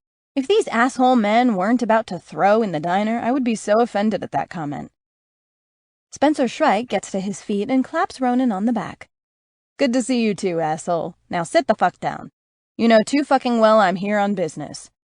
And now that I've met Rook, I'm more convinced than ever you guys deserve the Sturgis contract." Ronin motions for me to move over and pushes on my upper arm a little to make me hurry. I shoot him a dirty look as I scoot, but he ignores me. "Rook has a job. Sorry. I've already set up Bonnie and Val for you to try out tomorrow." Spencer takes his attention to me as my salad arrives. We all sit back and shut up until the waitress leaves, but then Spence picks up right where it left off. "Is that so, Rook? You're booked up through August?" "August? I have no idea," I admit. "When does this job end, Ronin?" Ronin growls, and it takes all my self-control not to spit out a crouton as I laugh. Oh shit, he might start pissing on me soon. I shake my head. "I highly doubt I'll be busy until August. Is this another modeling job?" I take another bite of salad and chew methodically as I watch the silent bro-down going on at the table. "She's busy," Ronin says through clenched teeth. "I'm not busy, Ronin. Let the man speak." Spencer smiles and then scoots down his booth bench so he's across from me again. "It's a complicated deal, Rook, but I'd love for you to attend the meeting I have with Antoine in about," he checks his phone, "30 minutes. You in?" "How much does it pay?" "Not set in stone, so don't worry about that. We've got studio money behind us for this job." Now he's talking to Ronin. "So think about that before you turn into a Neanderthal, Flynn. Can I expect to see you in the meeting?" His blue eyes track back to me and I shrug. Sure, what do I have to lose? Spencer Shrike slips on some very dark sunglasses and shoots me with his finger. "See you then, Blackbird." I smile at the name. A rook is a blackbird over in Europe. Not many people know that. Most of them think I'm named after a chess piece. Ronin catches my pleasure, and even though every defense mechanism left over from my previous life tells me to hide that smile to avoid a confrontation, I don't.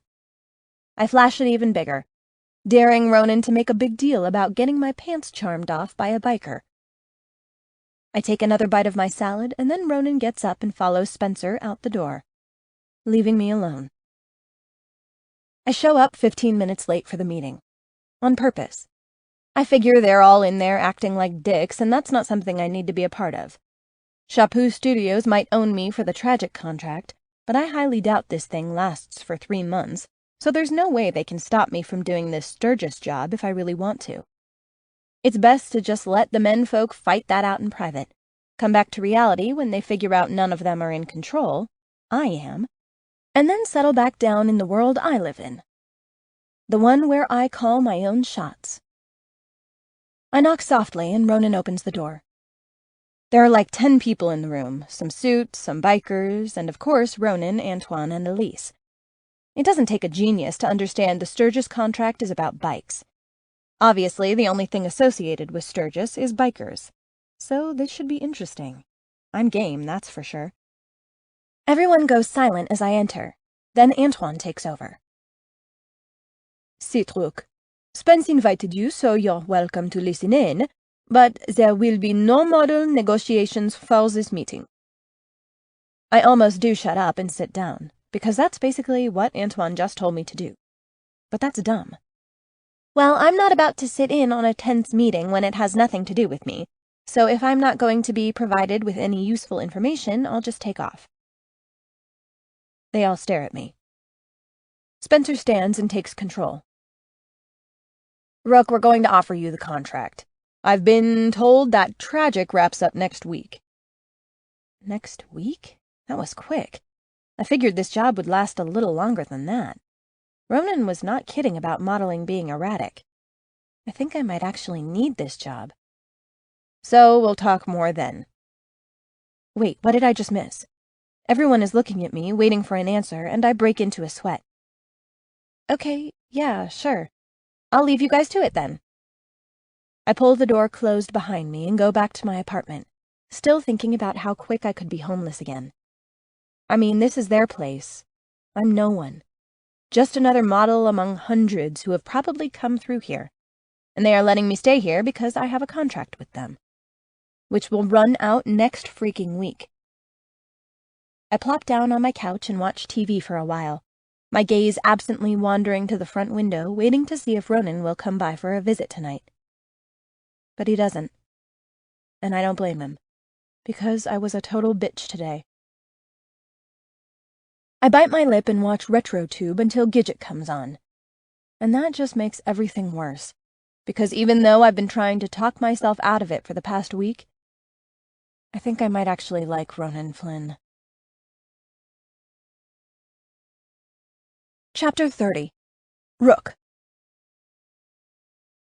I wake early the next morning. Elise came by late last night and told me to be downstairs at 7 a.m., so I make my way into the studio 10 minutes early to find everyone is already working. It still amazes me the early schedule these people keep. The dressing room is buzzing with girls, and every single one of them is naked. I'm not talking topless, I'm talking naked. They are chatting and laughing and generally acting like being nude is just another day on the job. And I guess it is when you work here. I stand there a little lost when I hear Ronan's call. Over here, Gidget. Get on the scale and then Elise wants you in the salon for hair and makeup. I forgot about the fucking scale. Ronan doesn't smile at me. In fact, he barely notices me as I walk over to him. I step on the scale and I'm about to say something to break our awkward silence when a girl storms in, fully clothed and looking like she never went home from a party the night before, screaming at Ronan in French. Ronan walks away and takes the girl by the arm, trying to shove her out of the dressing room. It's only then that I recognize her. The screamer from the day I came for my test shoot. Claire. Ronan's voice rises with hers and they stand toe-to-toe, yelling right up in each other's face. She pushes Ronan and he spins her around and drags her out into the studio, where her French threats echo off the tall ceilings. Fucking Claire! A naked blonde girl huffs out next to me. I know! Another naked girl, this time a redhead, says with disgust. I don't care who that bitch is, I'm glad Ronan canned her ass. She thinks she can break the rules, do whatever she wants, and still have a job? The blonde girl snorts at this. No, Red answers herself emphatically. She's under his thumb just like we are. Right, Rook? She smiles over at me. Whose thumb? Ronan's, of course. Unless you two have some deal going. She narrows her eyes at me. What deal? Well, I find it interesting that you got the garden apartment and don't have to be at work on time. Why is that? Ronan keeping you or something? What does that even mean? They laugh and go back to their clothes, and it's only then that I notice every girl in the dressing room is staring at me. What? I ask them. They turn back to their business, but I'm left there feeling stupid, so I just turn on my heel and go find Elise in the salon. Thankfully, things in the salon seem a little more amicable. I don't generally care if the girls I work around are friends with me or not. Typically, when I have a job, I'm there to work, not socialize. But that blonde girl asked if Ronan was keeping me. And Elise said something very similar the other night when we had dinner with her and Antoine. She said, "You're not different from the other models, just because Ronan wants to keep you." What the fuck does that mean? I'm not sure, but the alarms are going off in my head again. I could let it slip by as a cute way to say he likes me, but now this girl said it too. Not to mention the whole "I belong to Ronan" thing they have going on down at the diner. "Over here, Rook." Elise points to the shampoo chair and I ease back, ready to relax for a moment, even if it is in a shampoo chair and I just woke up an hour and a half ago. It takes several hours for them to make me up. Not so much because what they're doing to me is complicated, but because there are so many girls here today, they have to keep trading us off like an assembly line. One does toes, one does hands, one does hair, one does makeup. It's total insanity. But I kind of like it. Everything goes fast, people are talking fast, walking fast, the girls come and then they go. The photographers are busy calling out directions, the camera shutters are clicking wildly. It's all very exciting. Everything I imagined a big, important photography studio would be. Before I came here and found out, it wasn't, of course. But today it's all business. After Ronan gets rid of that Claire chick, no one has time to think about anything but doing their job. Finally, when it's well past lunch, Elise pronounces me ready and ushers me off to the dressing room to get dressed, then tells me to meet them all out on the terrace.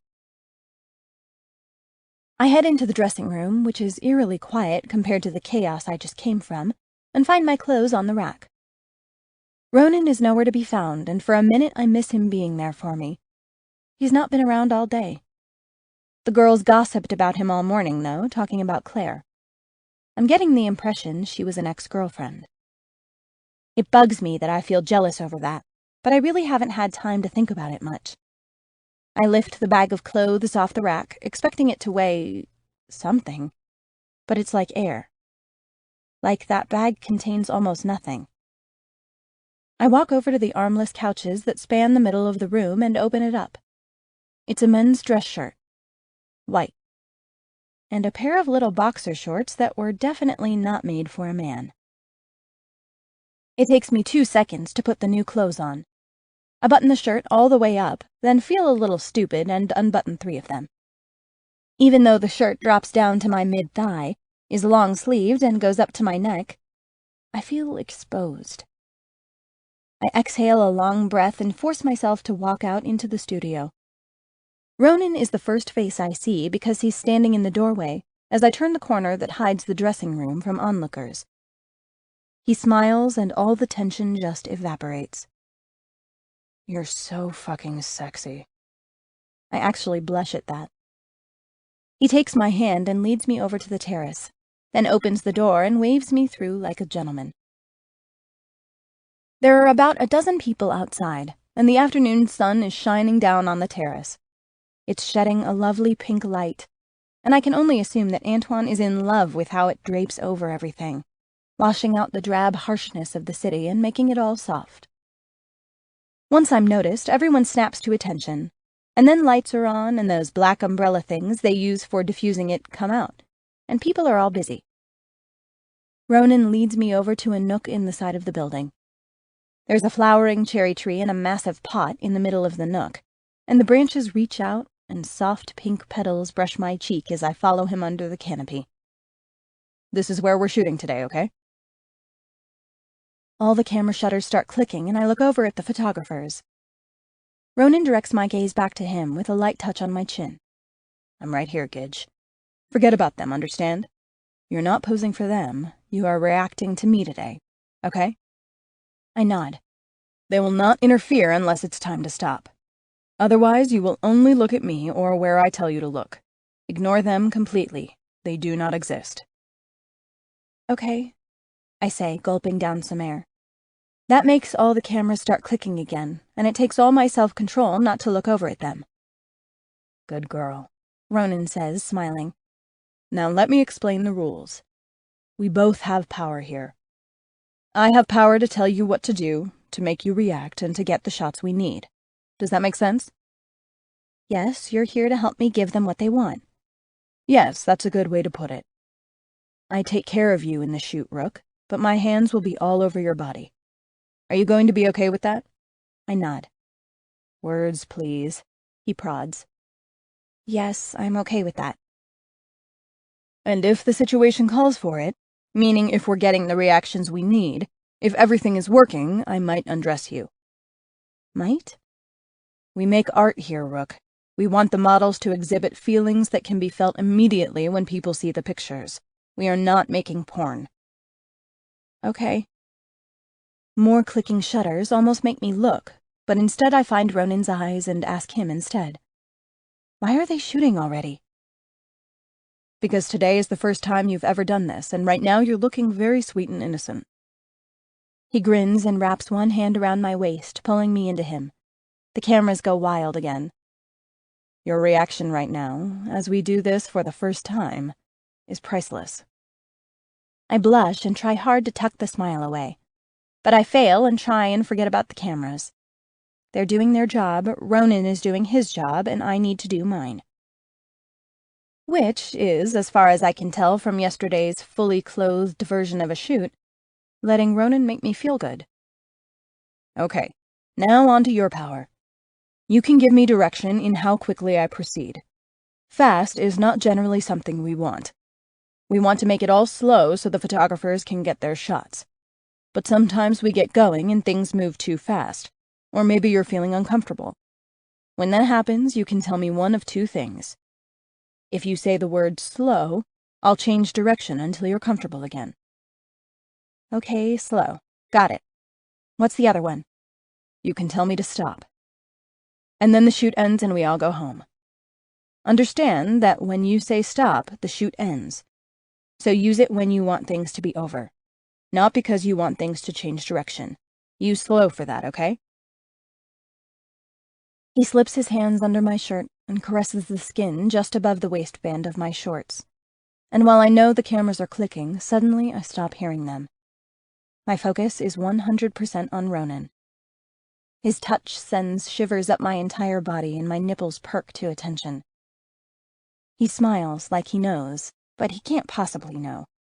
The shirt is big and there's no way to see them. Still, he grins like he knows. Now there's one more thing you can tell me. His hands retreat and start undoing the lower buttons of the shirt. He stops at the button just below my breasts and then returns his hands to my waist. But this time he pulls the shirt back, exposing my belly in the process. He looks down at my little boxer shorts. I love those, he whispers before looking back up at my face. He licks his lower lip. My tongue darts out and mimics him before I can stop it. What's the other thing I can tell you? He leans down to my neck and kisses me softly. I know the cameras are going crazy, but all I hear is his breath in my ear. Heat fills my lower body, and I have to inhale deeply, making my whole chest rise and then fall with my exhale. The other thing you can tell me is go, Gidget. His hand wraps around my neck and massages my jawline with his thumb while his words tickle all the way into my ear canal. I swallow down the desire that's building in me. When you're done with slow, you tell me to go. His mouth pulls away from my neck and finds my face. He's so close our lips almost touch. My mouth opens a little in anticipation, and his hand glides up my torso and tenderly grabs my breast. And then his mouth is on mine, his tongue flicking in, his mouth closing, then another flick. I close my eyes and my head drifts back a little as I respond.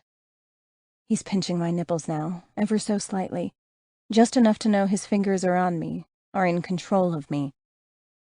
He teases me with his kiss over and over. I let him at first.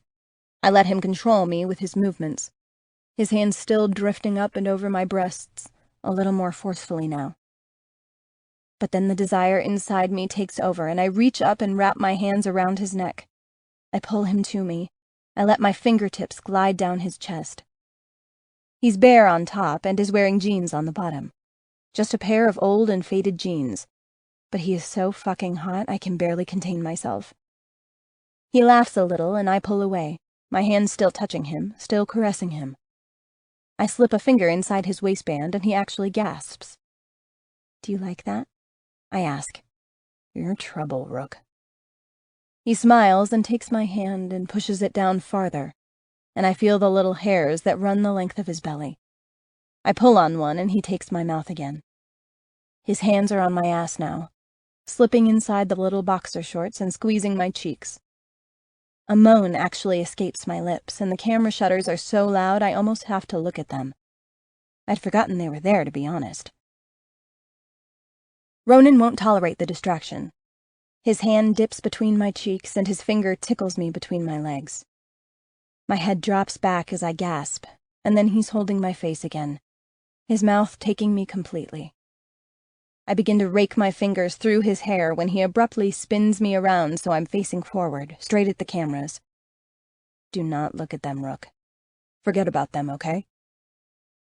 The throb between my legs is making it very hard to even open my eyes at this point, so I have no intention of looking at anyone, let alone the photographers.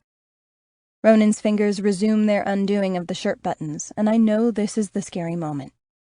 Up until now, it's just been a public makeout session. A heady one, for sure, but nothing obscene. "Tell me what to do, Rook. You're in charge." I don't even have to think about it. I turn my head up to him and he leans down in response, tilting his ear towards me. I breathe out, and I feel him shudder as it tickles him like he just tickled me, then whisper, as softly as I possibly can, "Go." "I'm going to bear you to them, are you sure?" "Go," I repeat. I expect him to rip the clothing off me in a rush, but he doesn't. 2 fingers grasp the collar of the shirt and tug it slowly, fractionally, down one shoulder. He leans down and nibbles my neck, and I almost lose it right there. My clit is throbbing, pulsating to the beat of my racing heart. I reach my arms up and back, so I'm grasping the back of his head. This must be magic for the photographers because they go wild at this move. I tip my head back so far I'm almost looking at Ronan upside down. He claims my mouth and pulls one arm down and slips that half of the shirt off. I pull my arm out, exposing my breast. His fingers are instantly there, flicking my nipple and then pinching it, making me whimper. I bite his lip in response and he growls, forcing my other arm down. The shirt slips all the way off and drifts to the floor. He claims my wrists and brings them back over his head, and I respond by pushing my ass into him. He is so hard.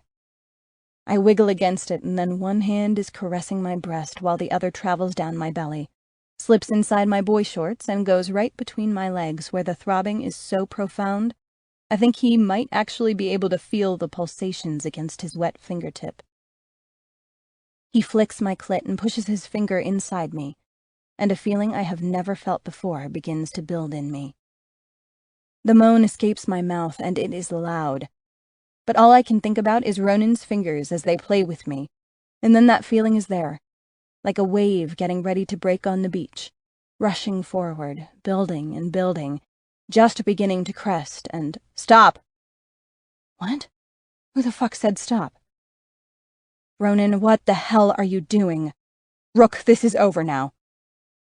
Elise drapes a white robe over my shoulders and escorts me away from the crowd of people.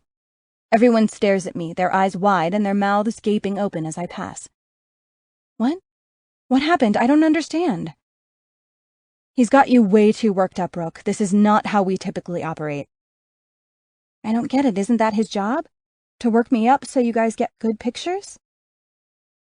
She opens my studio apartment door and pushes me inside but doesn't follow. He's supposed to make it feel real, not bring you to orgasm in front of a dozen people. And then she slams my door and leaves.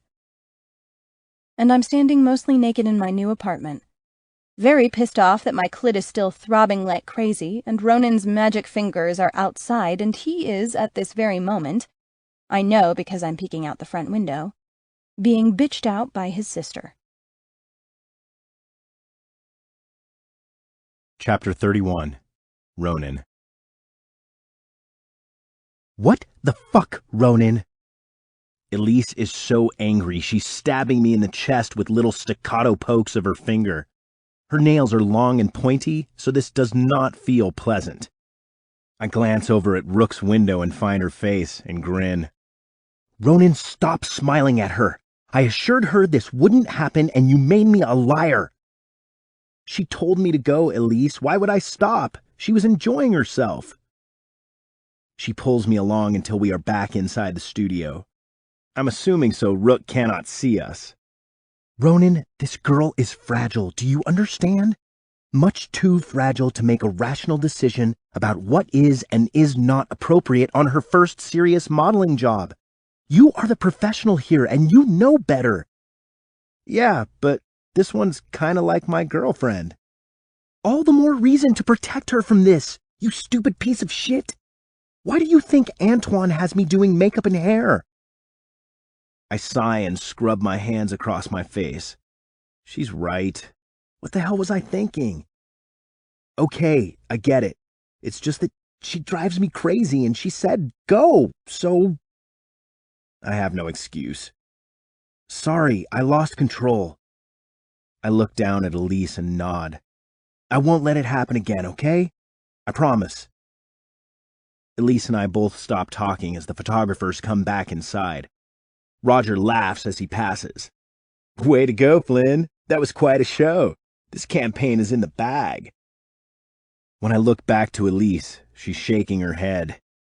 You better make this right, Ronan. She's all worked up with the passion right now, but once she realizes these pictures are going out to clients, she's gonna be pissed. I walk over to the terrace window and peek through at her window. Her face is gone now, and I wonder what she's thinking. Will you go talk to her? No way. That's your job. You did this, now you fix it. She looks at me for several seconds, her head tilting. I know this look. It says she's got an idea. What? Antoine and I have tickets for a fundraiser at the zoo, but he's meeting with Spence and the Sturgis team tonight. Oh, that sucks. Sorry, sis. Take Rook instead. I shoot her a dirty look. Now you want me to take her out, but yesterday you were threatening my manhood if I got anywhere near her? What's the deal? Spencer is here and he's got that look, Ronan. Don't let him swoop in because you know he'll try. Let her choose a dress from the closet and take her to the fundraiser. I have a feeling she'll enjoy herself. Oh, and write a check on your way out. A big one. And then she pats my cheek a few times and walks off. A night at the zoo for a fundraiser. I'm not sure about this. It sounds like I have to wear a tux. I think about this for a second, then wander into the closet. It also means I could pick Rook out a nice, sexy dress. I make my way over to the evening gowns and start looking for something red, long in length, and plunging at the neckline. I grab the dress and some shoes that look like her size, and then put it in a garment bag and hang it on the rack with Rook's name tag. I hope she likes it. Next on the list is the girly stuff, so I head over to the salon and talk Josie into making Rook up for the occasion. She agrees if I tip her generously, which I do, because I figure if Rook has to worry about hair and makeup, she'll probably say no. Walking across the terrace makes me nervous for some reason. This girl who has not even been in my life for 1 week completely dominates all my thoughts. I mean, she's on my mind every second of the day. Even when Claire and I were fighting this morning, the only thing on my mind was how Rook was going to perceive that manic display of insanity from Claire. I told Antoine I'm done with that girl. If Claire wants to jump off the ledge, fuck. There's nothing more I can do. I cut her loose and that's the end of it. Antoine was not happy, but whatever. He's never been able to control Claire, and I've only ever had a tenuous hold on her at best. But all of that has left the building these days. I can only hope that Rook doesn't read too much into it. I stand at her door and knock, again feeling just a little bit off balance from all the recent changes. Rook answers in a pair of shorts and a halter top. My eyes take her in, from her perky nipples standing at attention, to her long legs, to her bare feet. which have painted pink toenails and are fidgeting around like she's Gidget talking on the phone or something. I take a deep breath. "Hey," she says, seductively leaning against the door jamb, jutting her hip off to the side, and twirling her long raven black hair around a finger. All she needs is some gum and she'd be the Gidget of my dreams. "Hey," I say back, like an idiot. I was wondering if you'd like to go to the zoo with me tonight." That sounded lame. She coughs down a laugh. "The zoo?" "Yeah, it's a fundraiser. Antoine and Elise were gonna go, but they have to work tonight, so she gave me their tickets." "What are we raising funds for?" "I have no idea." Fuck, all I want to do is take you upstairs and throw you on my bed and hold you down while I make you scream my name. I hope to fucking God I did not just say that out loud. She doesn't laugh or squirm, so I guess I'm safe. "Is it fancy?" "Yes, very. But I have a dress for you, and Josie said she'll do your hair and makeup. What do you say?" "You picked my dress?"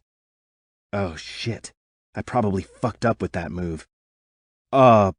Well, you can pick something else if you want, but it's sexy as hell."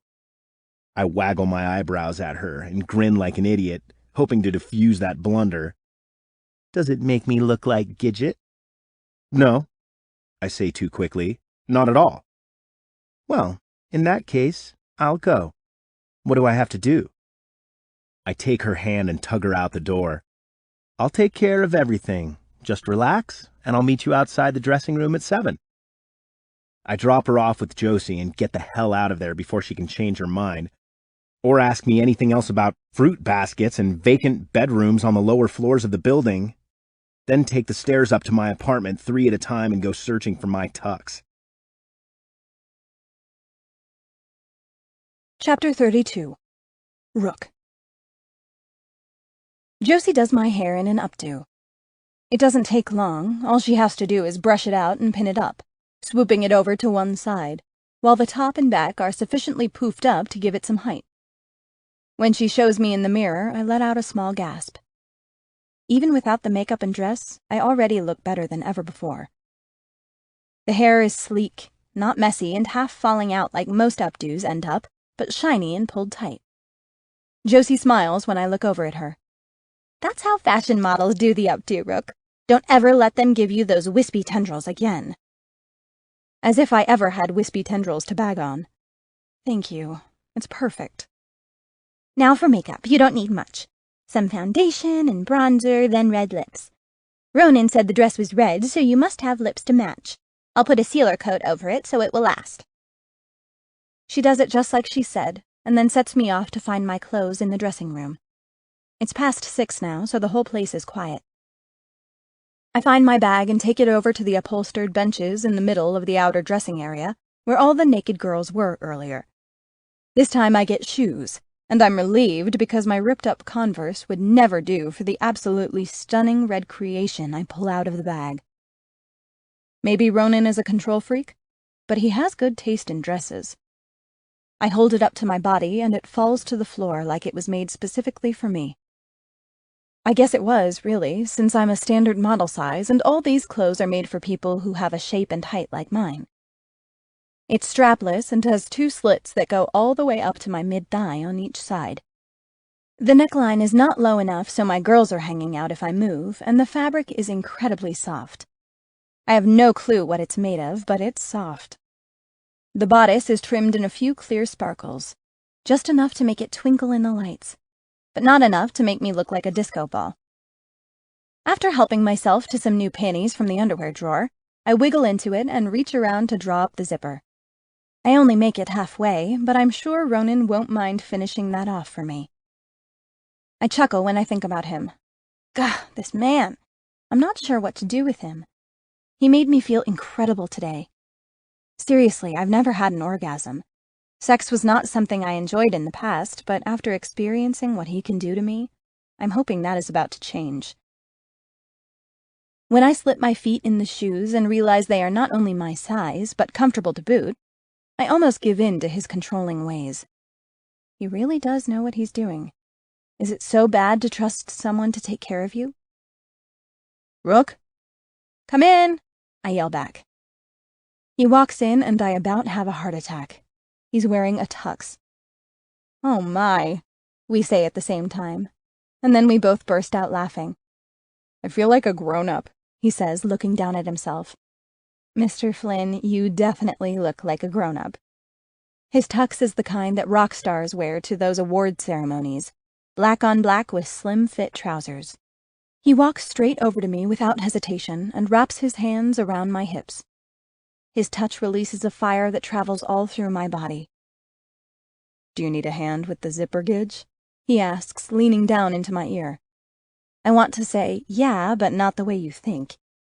I want him unzipping me right now. I want him to lift me up, slam me against the dressing room wall, and take me right here. Fuck this dress, this fundraiser, and everything else. Yes, please, is what really comes out. Darn stupid inhibitions. He turns me around, his hands trailing around my waist, and then his fingertips dance along my bare back for a moment before he gently lifts the zipper. I twist a bit at his touch and let out a gasp when he leans in to kiss the back of my neck. Did I tickle you? He asks, leaning in closer as I turn back to face him. His breath teases my throat, and then his lips travel up and flutter against the soft skin under my ear. No, you excite me, LaRue. You make all my Gidget parts tingle. I giggle as his tongue continues to tease my throat, and then I have to shake my whole head to dampen down the shudder of pleasure that runs through my body. You're gonna make me want to forget all about this night out if you're not careful. And then I'll have Elise mad at me for wasting the tickets, and Josie mad at me for wasting the beautiful job she did on your hair and makeup. Now hold still. Something cold slides against my chest, and Ronan's hands clasp together a piece of jewelry around my neck.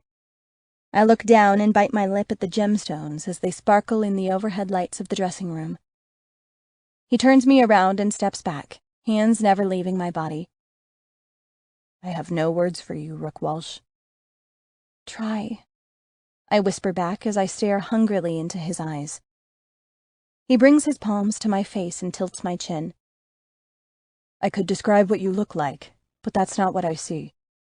You are so much more than a body inside a dress, Rook. You fit me. When I saw you crouching in that stairwell last week, I felt like I knew you. You stopped me dead in my tracks. You wiped my mind. And I reached out to touch you that day because I couldn't resist.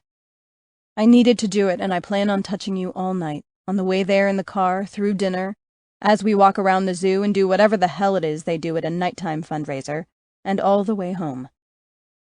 And then, I prod. He lets out a soft laugh. Oh, Miss Walsh. I plan on doing many more things to you tonight, but most of all, when I finally get you back to my apartment and into my bed, I plan on making you whimper into my neck, begging me to make you come. Whoa, I think I need a new pair of panties. I breathe in deeply and wait for him to laugh or do something to break the mood, but he doesn't. He stares at me and then dips down to my neck again to whisper in my ear. I'd crush your mouth with kisses right now if I thought I could get away with smearing your lipstick. And then we do laugh. I take another deep breath and he offers me his arm.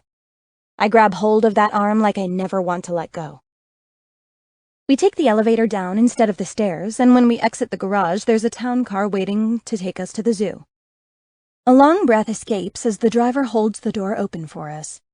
I get in and scoot across the butter-soft leather seat. Then Ronan joins me and the door closes with a soft whoosh. What? He asks. Just wow. I look over at him and laugh a little. I mean, I've never... The sentence just drops off because I seriously have no words for how I feel right now. I've never been on a date like this. I look over at him and he's got a crooked grin on his face. Then you're long overdue, Gidget. The car pulls out of the parking garage and I watch the street outside as Ronan puts his arm around my shoulders and pulls me a little closer to him. How far away is the zoo? Not far, just over in City Park. So have you lived here in Denver your whole life? Yeah, 5 points, born and bred. He shrugs like he's apologizing. Is that a good thing or not? You seem to be leaving something unsaid. It's not Park Hill, let's just leave it at that. Elise and I grew up in a house just down the street from our building. It was a total shithole. Oh, does it bother you to be in the same neighborhood? No. I can't explain it, but even though there's a lot of nasty shit that happens on our side of town, it's home for me. And where we are, things are more quiet than in some places. I can see the draw of moving over to Cherry Creek or Park Hill or Highlands Ranch, but I'm not ashamed of where I started. You can't choose your parents. He shrugs. I internalize this for a few moments. You could be talking about me. His eyes come back to me and he waits a few seconds before speaking. I wasn't, though. I have no idea how you grew up. I swallow down the bad memories. Pretty much the same as you, except for the French knight in shining armor thing. I never got one of those. Vous avez tort, mon amour. Je suis juste ici. What's that mean? He leans in and nuzzles my ear. It means the bad stuff is over now, Gidget. And the good is just about to start. My whole body flushes and he laughs in my neck as the car stops. We're here. When's the last time you were at a zoo? Never, I admit. He pulls back as the driver gets out to open our door. That's criminal. How can a child grow up in America and never go to the zoo? I shrug. My childhood was a long string of foster homes and crack houses. I watch his eyes as the door opens from the outside. Sometimes, I continue, I had both at the same time. The Chicago foster care system is not ideal. He's crushed as the words sink in. His hand reaches over and grabs mine off my lap, and he shakes his head. I had no idea, Rook. Maybe we shouldn't go in? Why? I ask, startled, my heart racing in my chest. Because this fundraiser is for foster care kids. I didn't know, I swear. If it's not something you want to think about, I'll take you somewhere else, anywhere you want. He raises his hand to brush against my cheek, and for a moment I lose control. A little wave of hurt and sadness sweeps over me, and I feel the pool of tears that threaten my perfect night. But I swallow it down. No, I say, shaking my head. No way. I'm not responsible for where I came from. I didn't choose that life, I chose this one. This night isn't about me, it's about them. I say, pointing to the zoo entrance. I want to go in. He hesitates, but I nod and say it again. I swear I want to go in. Come on, let's go. We get out of the car and walk towards the entrance where Ronan hands our tickets to the ushers. They point us down a pathway that veers off to the right and then hand us a program. Want to walk around a little? Ronan asks. We have about 20 minutes. Yes, please. What's close by? Ronan studies the map on the back of the program and leads us past the event center. Elephants, he says with a laugh. Once, Antoine took Elise and me to India for some big fashion thing. We'd just met the guy. We'd known him for like 3 months, I guess. And he sprang this trip on us, and even though I thought Antoine was a total dick because he refused to speak English to me, that trip to India was awesome because I got to ride an elephant. Of course, he says, looking sideways at me, I tried to pretend I was unimpressed with the whole thing. Kids, right? They never appreciate anything. Wow, India. I can't even imagine how cool that would be. Well, you know, they got their problems. The shit's the same the world over. Some places are nicer than others. But Antoine was photographing some important people, so we got special treatment. It was cool. We stop in front of the elephant enclosure and stare at nothing. There are no elephants in sight. Oh, look, you have to go inside, he says. I'm not sure I want to go in the pachyderm house in this dress. Ronan pulls me, so I'm forced to follow. Inside, there is a table set up and 2 zoo workers are chatting with the event visitors about sponsoring an elephant. The elephants just munch on hay and give us all dirty looks. Ronan grabs some literature as we shuffle through with the other guests and find ourselves outside where the hint of rain becomes a light drizzle. We get caught up in the wave that brings us back to the event center, get escorted to our table, and take our seats as the presentations start. I've never been to a charity anything, let alone some big production put on to squeeze money out of the pockets of Denver's rich and famous. There are quite a few presenters, and Ronan actually knows a few people who appear on stage. Which is weird, because I just don't see him as the rich and snooty type. But I guess Shapu Studios is a major player in this town. There are a few kids who give their touching stories, and a few older kids, the same age as me probably, who talk about the great families they had in foster care. After the presentations and plea for money, dinner is served. Ronan chats easily with the other couples at our table between bites of prime rib. They are all friends of Elise and Antoine's, and they don't seem at all disappointed that Ronan and I had to step in and take their place for the evening. They ask us a ton of questions about pretty much everything. It's funny how once you get older, questions that normally seem rude become standard. Like, so when's the wedding? I almost snort some ice out of my nose at this one. Ronan doesn't even flinch. He just promises to send the couple an invitation once we nail it down. I smile into my water glass at that. The night just flies by, and before I know it, Ronan is writing a check, and then we're huddling underneath a large black umbrella as we make our way back to the parking lot in the pouring rain. We both scoot into the car, and breathe a sigh of relief. Was it fun, Gidge? Ronan asks me as he brings my legs up over his lap, then slips my shoes off my aching feet and starts to rub them. Yes, it was fun. Oh God, that feels good. I told you I was gonna touch you all the way home. And all during the night, which he did. I can barely recall a second when his hand was not on me in some way. If it wasn't draped over the back of my chair, gently teasing the back of my neck, it was on my knee, squeezing lightly as the other couples did their best to embarrass us with questions about babies. But the really interesting thing about all this touching is how I feel about it. A few days ago, I might have seen it as possessive, but tonight it felt like affection. Maybe that means I'm getting over some of the bad things that happened to me in Chicago? I hope so, because I like Ronan Flynn for sure now. What are you thinking about? Ronan asks me as the town car makes its way through the traffic in the parking lot. Just kinda reevaluating my thoughts on certain things. I shoot him a sideways glance. About you, mostly. Yeah? Is that good or bad? Good, I think. I mean, I'm still a bit of a mess, personally. But maybe I was wrong about you? Maybe you are a good guy? Did you really think I was a bad guy? He says, his brow in a furrow. No. Yes. Well, I sigh. I'm probably not the best judge right now, Ronan.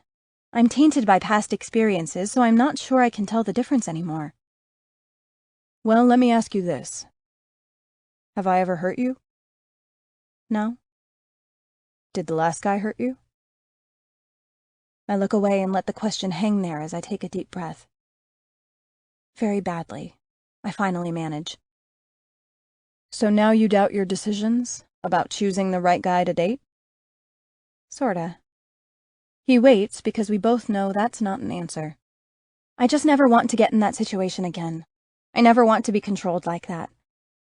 What I do want, I say, looking him in the eye now, is to be myself and not get mowed down by a boyfriend's personality or dreams or needs.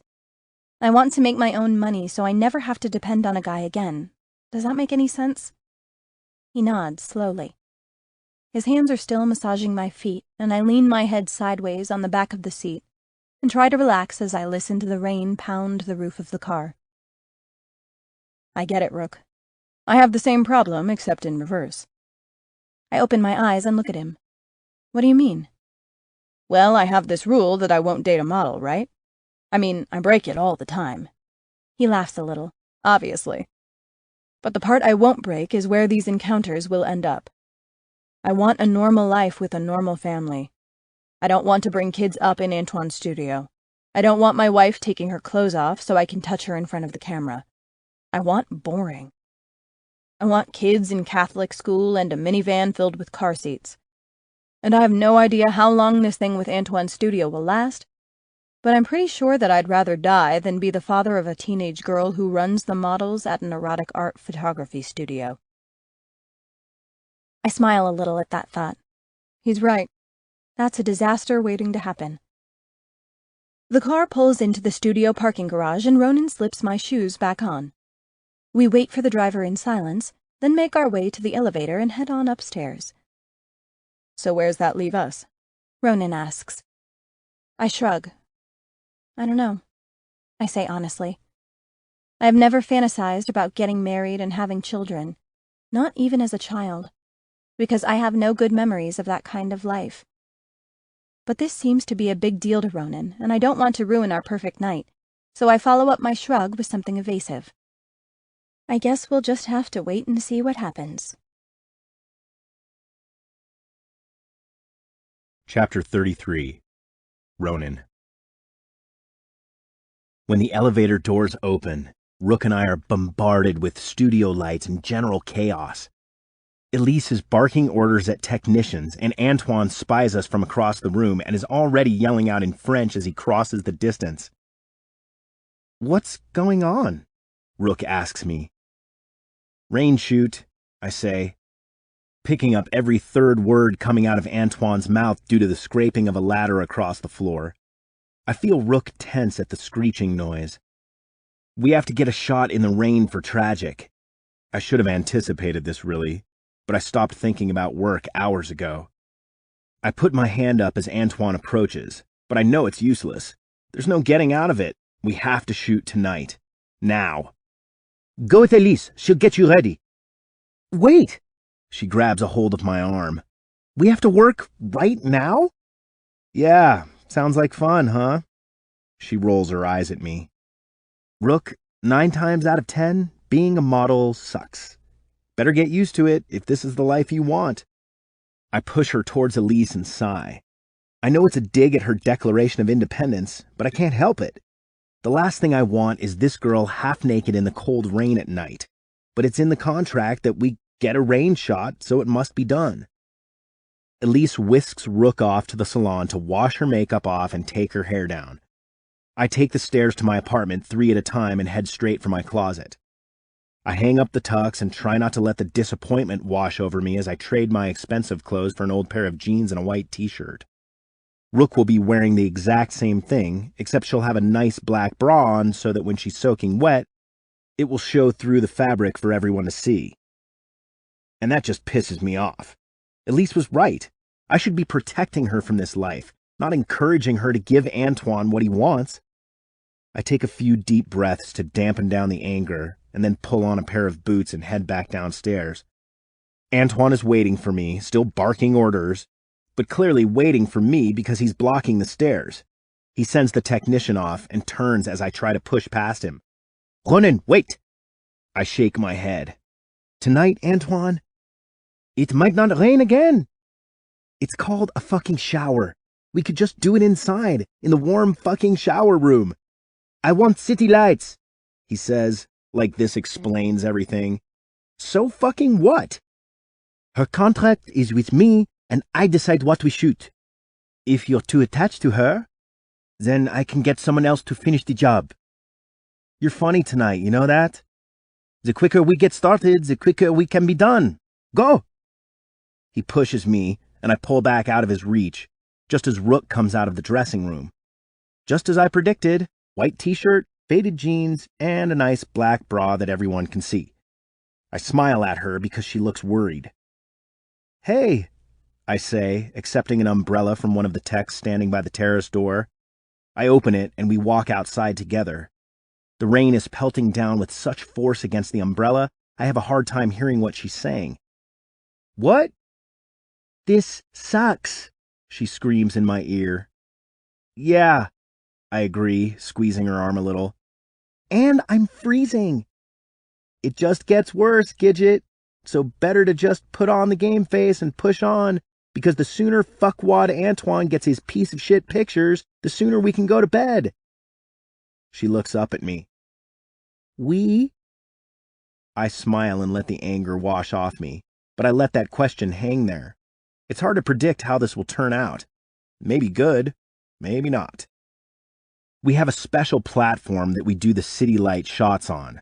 It's raised up about 6 feet off the terrace floor, and basically it's just a slab of concrete that has a railing, so it looks like you're on a terrace, but it gives Antoine lots of different ways to approach the photo.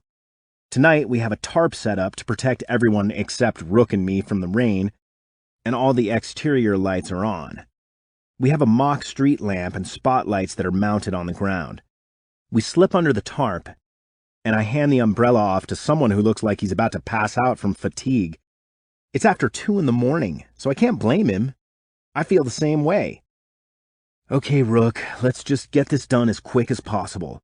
We go out in the rain, they adjust the lights, we make out, wiggle around a little, start undressing each other. I get you down to the bra and panties, end of shoot. Got it? She starts shivering the minute I say the word undressing, and by the time I'm done talking, her teeth are chattering. I'm freezing, she repeats, her arms all drawn up against her body. I hug her close and she melts into my chest. I know.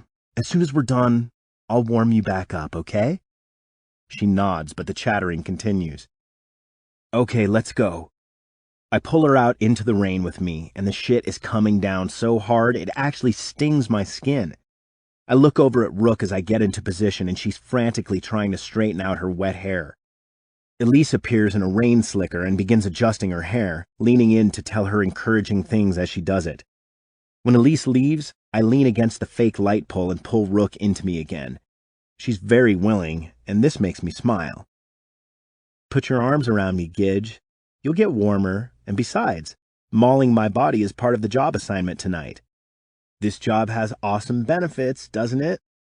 She laughs and wraps her arms around my waist. Antoine is already shooting, so I slip my hands inside the edge of her t-shirt. It's plastered against her body already. We are fully soaked. Antoine barks orders at the techs to adjust the lighting, but I tune them all out and concentrate on Rook. I lean down into her ear as her body trembles with cold against me. Forget them. Forget the rain. Forget the job. Look at me. She looks up. It's just us. Pretend we're in the warm car, all dressed, and we can't wait to get home so we can rip each other's clothes off. You have mind-reading powers, don't you? What? I laugh. She winks at me. You were reading my mind back there in the car, weren't you? I lean down and kiss her, just a soft flutter kiss to let her know I'm interested in playing. You're on to me, huh? I am, she coos back. But do you know what I was thinking after I fantasized about ripping off your clothes? I nod. Tell me. You were thinking that maybe I'd take my hands and slip them inside your shirt, like this? My fingers travel up her rib cage, a light drag that makes her gasp and hold in a giggle, and then I push against her breast. And I was thinking about how I wasn't allowed to kiss you all night because of your lipstick. But now, it's all gone. She moans as I take my kisses to her neck. So now I can ravish your mouth properly. I withdraw my hand from under her shirt, and I absently log Antoine complaining that he wants me to take the damn shirt off, not lose focus, but I grasp Rook's face with both hands, lift her up to me, so all her attention is on my face and nothing else. And then I crush her lips with my kiss. The heat of her mouth and the twirl of her tongue against mine makes me hard in an instant. I grind against her a little, and she moans back at me, that little thrum of her voice against my palm driving me crazy. I rip my own shirt off in one fluid motion. Antoine goes crazy with this move, and not in a good way. He likes the girls to play with that a little, but fuck him. Rook's hands start in on my chest, tracing a stream of water that is racing down my body. Her fingertip starts at my shoulder and then falls down, the water bouncing off it, splattering a little as she traces over my muscle, then continues as the tiny river is lost in the waistband of my pants. Her finger slips in, just a tiny fraction, just enough to drive me up a fucking wall with desire. I feel her laugh a little and I pull back. You think you're in control here, Gidge? She nods, blushing. I begin lifting her shirt away from her body. It's so wet now, it's plastered to her skin. I rub it against her belly as I lift, and she moans, making me rush a little, showing her bra. It's a demi, so it dips very low, almost exposing her nipples. The shirt comes off a few seconds later, and I can hear Antoine telling me what to do, but I dismiss him. I know exactly what I'm doing. I take her whole breast in my hand and squeeze until she whimpers, then drop my mouth to her nipple and drag the fabric down with my teeth. She fists my hair, and I lift her up until her legs wrap around my waist. I turn and push her against the light pole, and she is panting into my ear as I suck. "Pants! Run in! We're all cold here!" Antoine barks. I shift Rook until I have her weight distributed against my hip, just the one hand holding her up, then lift my other hand towards Antoine, and flip him off.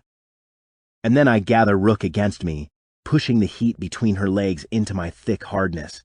Walk off the set, down the stairs, and over to her apartment. I crash her against the outside wall as I punch in the codes and whisk her inside. My foot comes out and kicks the door closed, and then I carry her down the short hallway and throw her down on the bed. "If you want me to stop, please," I beg. "Say it now." She licks her lips as I stare down her with hungry eyes, and then whispers, "I don't want you to stop, Ronan. I don't want to take it slow or change direction. I just want you to go. Please. I'm fucking dying here. Just go." Chapter 34. Rook. He laughs at my plea, but shit. I've never had an orgasm, and right now I'm on the edge. It's like I can feel that fucker ready to explode. I need the teeniest bit of pressure in just the right spot, and I will gush all over him. All the caveman shit from outside is gone now, and he watches my face as he works on the front clasp of my bra. My breasts fall out as he unfastens it, and then I sit up and wiggle my arms out, and he tosses it across the room. "Lie down," he commands. I do. His hands go to my jeans, and after some unbuttoning, he grabs them by the waist and pulls them down so fast they end up inside out because they are wet and plastered to my legs. His fingers go to my panties, and he tugs a little until I lift my hips. He slides them down my legs and drops them to the floor. I lie still, completely naked, as his eyes take me in. "Your turn," I say in a throaty whisper. His fingers unbutton his jeans and unzip the fly, and then he steps out of them and his boxers in one movement. He's well built, and I try not to stare, but I don't entirely succeed. When I look up at his face, he's smiling. "What?" "You, Gidget, you're blushing." "I'm not very experienced," I admit. "I'm not a virgin, but it was all pretty boring, and I've never—" He waits a few seconds and then prods me on as he lies down next to me. "You've never what?" His hands caress my stomach, and I relax against the pillows. My wet clothes have made everything damp on the bed, but I do not care. I've never had an orgasm. I expect him to laugh or make a joke, but he doesn't. He just leans over my body, pressing himself up to me, his erection grinding against my hip. I am desperate to get him inside me, but he's slow now. "I might not be able to make many guarantees in this world, Rook," he says as his hand travels down and traces the crease between my legs. "But I will say with 100% certainty that you will come tonight." He leans down to my face as his fingers probe into my entrance, and teases my lips with a nibble as he pushes one finger inside me, and then uses his thumb to gently caress my clit. I squirm as his kiss becomes bruising, my whole body on fire with the desire I have. "Oh God, Ronan. Please, I am so close." My hands reach down and grab his shaft, pumping him, making him breathe heavy and moan out my name. That talented finger of his flicks against me in just the right way, and the agonizing throb that has been building for the last week suddenly explodes. I shove my face into his neck and bite his ear, which only makes him work my clit harder and send a wave of wetness between my legs. He lets me pant there in the crook of his neck as the tiny flutter waves flow through me for a few more minutes, and then he lies back and pulls me on top of him, his erection peeking out from between my legs. You can be on top, Gidget. Do you like it on top? I have no idea, I admit again. I think you will. Lift up for a second.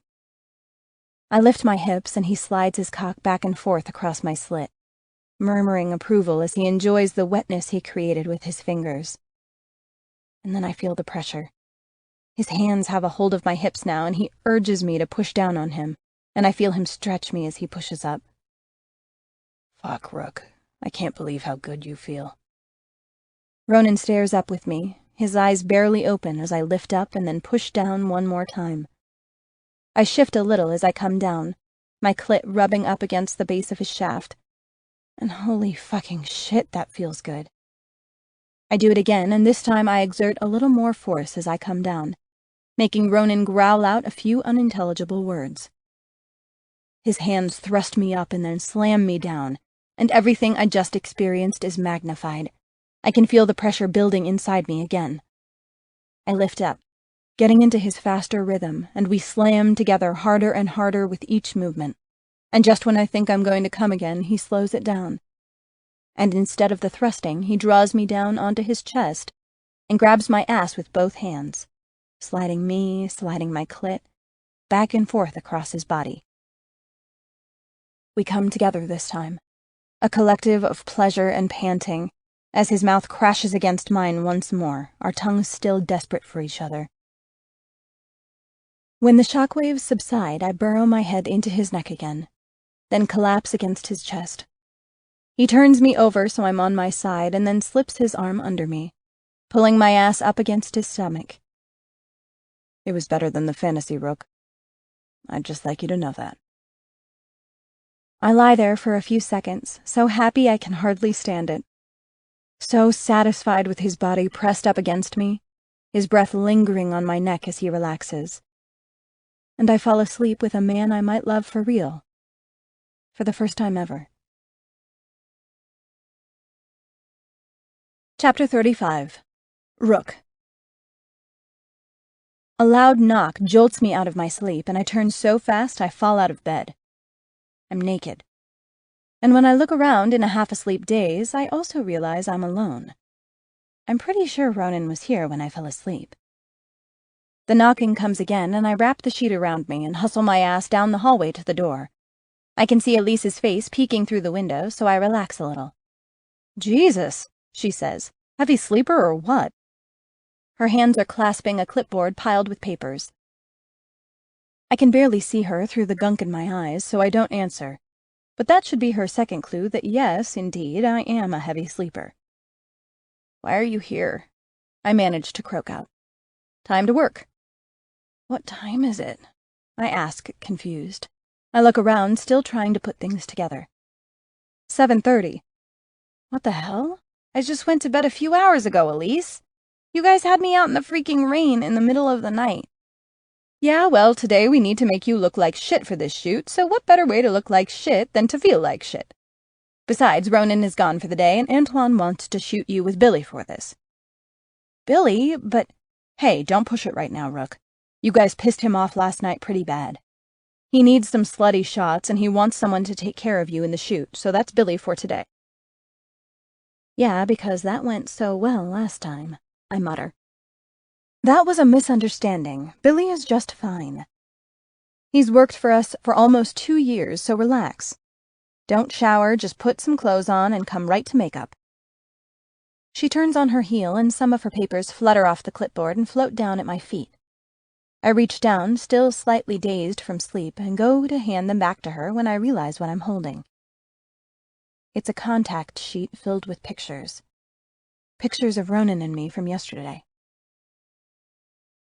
The view in each one is from below, like whoever took this shot was on the ground looking up at us. Front and center is Ronan's hand inside my boxer shorts, and there is no way to miss the fact that his fingers are definitely between my legs. The other hand gropes my breast with a force that appears to be bruising.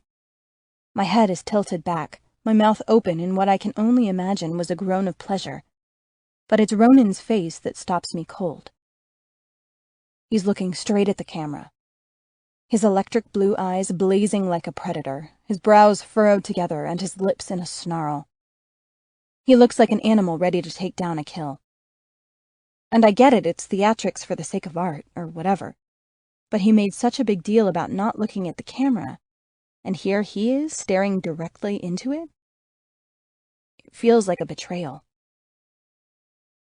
What the fuck is this? I ask Elise. She draws in a deep breath and takes the photo back. That is the winning image, Rook. They loved it. Congratulations, you're about to be famous. And then she turns around and walks off, leaving me standing in the doorway. Is this what I signed up for? Of all the images they got of us yesterday, that was the one they have to use? Where the hell did Ronan go? That's really not cool. And slutty shots? I don't even want to know what that means. Hurry up, Elise calls out as I stand there thinking. I slam the door and go put on some clothes, brush my teeth real fast, slip on my ratty old Converse, and head over to makeup. Why I am sent there I have no idea, because when Josie turns me around to look at myself, I look like shit. Just like Elise wanted. I have raccoon eyes from the smeared eyeshadow, my lipstick is splotchy, and she has applied some kind of makeup in just the right way to make my face look hollowed out. I am a crack whore. I am my mother. In that instant I see her. The same eyes, the same raven-black hair, the same look of impending death. I look over at Elise, who is impatient to get me in the dressing room, and shake my head. Yes, we need this shoot and we need to get it done quick. Why? Why is it such a rush? She ignores me as we walk quickly into the dressing room. Everything about this day is wrong. My clothes aren't in a bag. They are splayed out on one of the benches in the middle of the dressing room. It's only then that I realize there are no other girls around. Elise, what's going on? Where is everyone? We have meetings with the Sturgis people. The suits are here again. They're nailing down the specifics of the contract, and Antoine is not happy. So please just do what you're told and you'll be done fast, and you can have the rest of the day off. Now put those clothes on and meet us down on the 3rd floor. Again, she walks out. I look over at the clothes and almost laugh. The shirt is dirty and torn. The jeans are the same, and the underwear, yes, I actually have underwear this time, is black. It comes with a demi-bra, like the one I had on last night, and some boy shorts. I put the underwear on and the clothes. The rip on the shirt goes right between my tits, so the black bra is visible. When I turn to look at myself in the mirror, I am a homeless crack whore. I swallow down the bad feeling I'm getting about this day, slip my feet back into my sneakers, and walk down the stairs to the 3rd floor. Billy is waiting for me, checking his phone for a text or something. He looks up after his fingers finish their swiping and smiles. You look great. I'm not sure if he means I look great for this part I'm playing today or if that was a total joke, so I just say nothing. Oh, calm down, Rook. It's a simple shoot, no nudity or nothing, Antoine said. Although I'm disappointed at that, to be honest. You are very hot. So I'm just supposed to tell you what to do. Antoine thinks it's weird if he tells you himself, so I'm playing moderator today, I guess. To keep Ronan at bay once he finds out we did this while he was busy with Claire. With Claire? I ask, my heart beating fast. Yeah, he's down in the 1st floor apartment with her, sleeping it off or whatever. Sleeping it off? What the fuck does that mean? What 1st floor apartment? Billy opens a door and ushers me in with a wave of his hand. One of the extra ones Ronan uses for his girls. Holy shit. I feel like a total idiot. Rook! Antoine barks. Over here. He points to a makeshift bedroom and I do as I'm told, because all I want right now is to finish this shoot and get the hell out of this place. He talks to Billy in some amalgam of French and English, and then Billy is telling me what to do. He touches me, has his hands all over me, kisses me a few times even, but nothing about this shoot is anything like the ones I did with Ronan. Billy is all business, and I suppose that's good. I mean, if a strange guy is getting paid to maul you, I guess you'd want to keep it professional. But nothing can stop the horror of him stripping my clothes off, fondling my breasts, and then sitting me down in his lap, only in the underwear now, and placing my own hand between my legs as Antoine's camera clicks away. And then it's over and I'm putting my clothes back on. I have no idea what just happened, but I have never felt so fucking dirty in all my life. Thankfully, Billy takes my arm, chatting away pleasantly like this is just another day, and walks me out to the hallway. I stop at the stairs and come to my senses. "I'll see you later, huh?" He just continues to climb the stairs and calls out, "Sure thing." I walk down the stairs slowly, talking myself into believing this is just a big misunderstanding. Ronan is not sleeping it off with Claire. He was with me last night. We didn't go to bed until 3 in the morning at least. I woke up at 7:30. When did he find the time to sleep with another girl? I've never explored the other floors before, but Ronan freely admitted to taking his fuck buddies into these rooms. When I get to the first floor, I walk down the hallway and try every door. They are all open, they are all shabby, and they are all empty. When I get to the last door, the one near the back of the building, right next to the fire exit, I see a keypad. I punch in Ronan's code and the door clicks as it unlocks. I twist the handle and push it open quietly, listening for sounds of people. Nothing. I open it more and step inside, leaving the door open behind me. And I hear a faint moan. I force myself to walk into the living room. It's pretty clear someone is living here because this place is furnished. Maybe not nicely, but adequately. And there are old food containers that have the Cookies Diner logo on them. And there are clothes strewn about the floor. Underwear. I walk farther in, towards the sound that has since ceased, and stop at a bedroom door that is slightly ajar. I can see in and I can see a bed.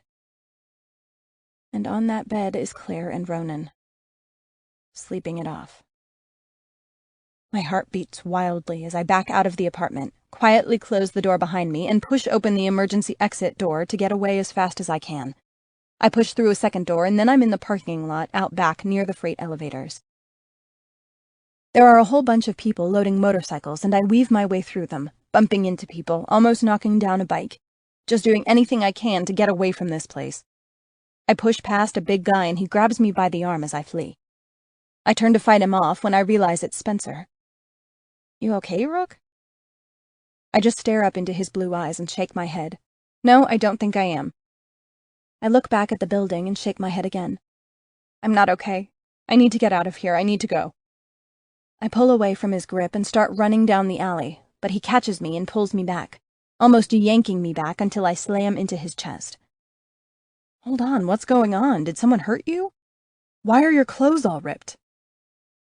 I look down at my outfit and laugh. Oh, fuck. He lets go of my arm and waits as I take a deep breath. Sorry, no. No one hurt me. This was from the photo shoot, that's all. But I can't stay here right now. I just need to go someplace, any place. I just need to go. He takes my arm again and guides me over to a big red Ford F-250 with the logo of his bike shop on it. Here, take a seat. We'll go get some lunch. I wanted to talk to you about the contract anyway, before Antoine and Ronan exaggerated all out of proportion. I want you to make up your own mind about whether or not it's a good fit, because frankly, I'm tired of hearing them tell me you're not interested when I think you might be. So sit tight, sister. He waits for me to settle in the passenger seat and then closes the door and heads over to his buddies who are unloading bikes from the back of a semi. I watch the back door nervously, afraid I'm going to get caught. Where is this feeling coming from? I didn't do anything wrong. But that's never stopped you from getting punished before, Rook. I shake my head. Ronan is not John. Antoine is not John. But they might not be the people I thought they were either. Spencer comes back a few minutes later, climbs in, and turns to me. Where should we go? I don't care. I have no idea. Just get me out of here. And not Cookies, okay? He laughs. I'd never take you to Cookies, Blackbird. I'll take you to my favorite restaurant. How's that? I nod and chew on my nail as we drive away, my whole world spinning once again. Chapter 36. Rook. Spencer and I end up at a biker bar that is nowhere near Denver. And really, I asked for this, right? Get me out of here is code for get me the fuck out of here. I laugh at this as I eat my burger. What's funny? Spence asks. Nothing, it's just, where the hell are we? He leans back in the booth and stretches his arms out to either side, obviously proud of himself.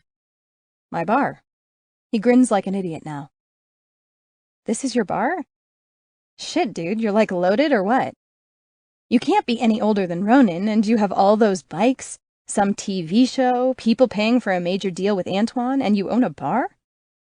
You forgot Shrike Bike's showroom next door, which is really where I want to take you so I can show you what this contract is all about. Why not just tell me? I mean, why is it such a secret? Well, it sounds bad on paper. I eye him suspiciously. But it's not, Rook, I swear. Just let me show you, because if Ronan and Antoine get to you first, they'll blow it all up and make it sound dirty. He stops to lean forward and raise his eyebrows at me, but not in a joking way. He's almost pleading for me to understand. It's not dirty, it's art. And it's a hell of a lot less exploitative than what you're doing for Tragic, I'll tell you that right now. I pout at this, because today was just wrong.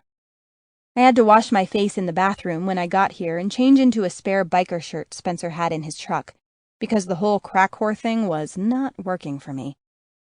If this is what modeling for Antoine will be like most of the time, I'm not interested. I'll keep an open mind, how's that? Perfect, that's all I ask. After we eat, we walk over to his shop. It rained a little while we were inside, so water sloshes inside my worn-out Converse as we splash through some puddles. There are no sidewalks around here, just dirt. Spencer opens the door to the showroom for me, and I'm a little taken aback by the beauty of it all.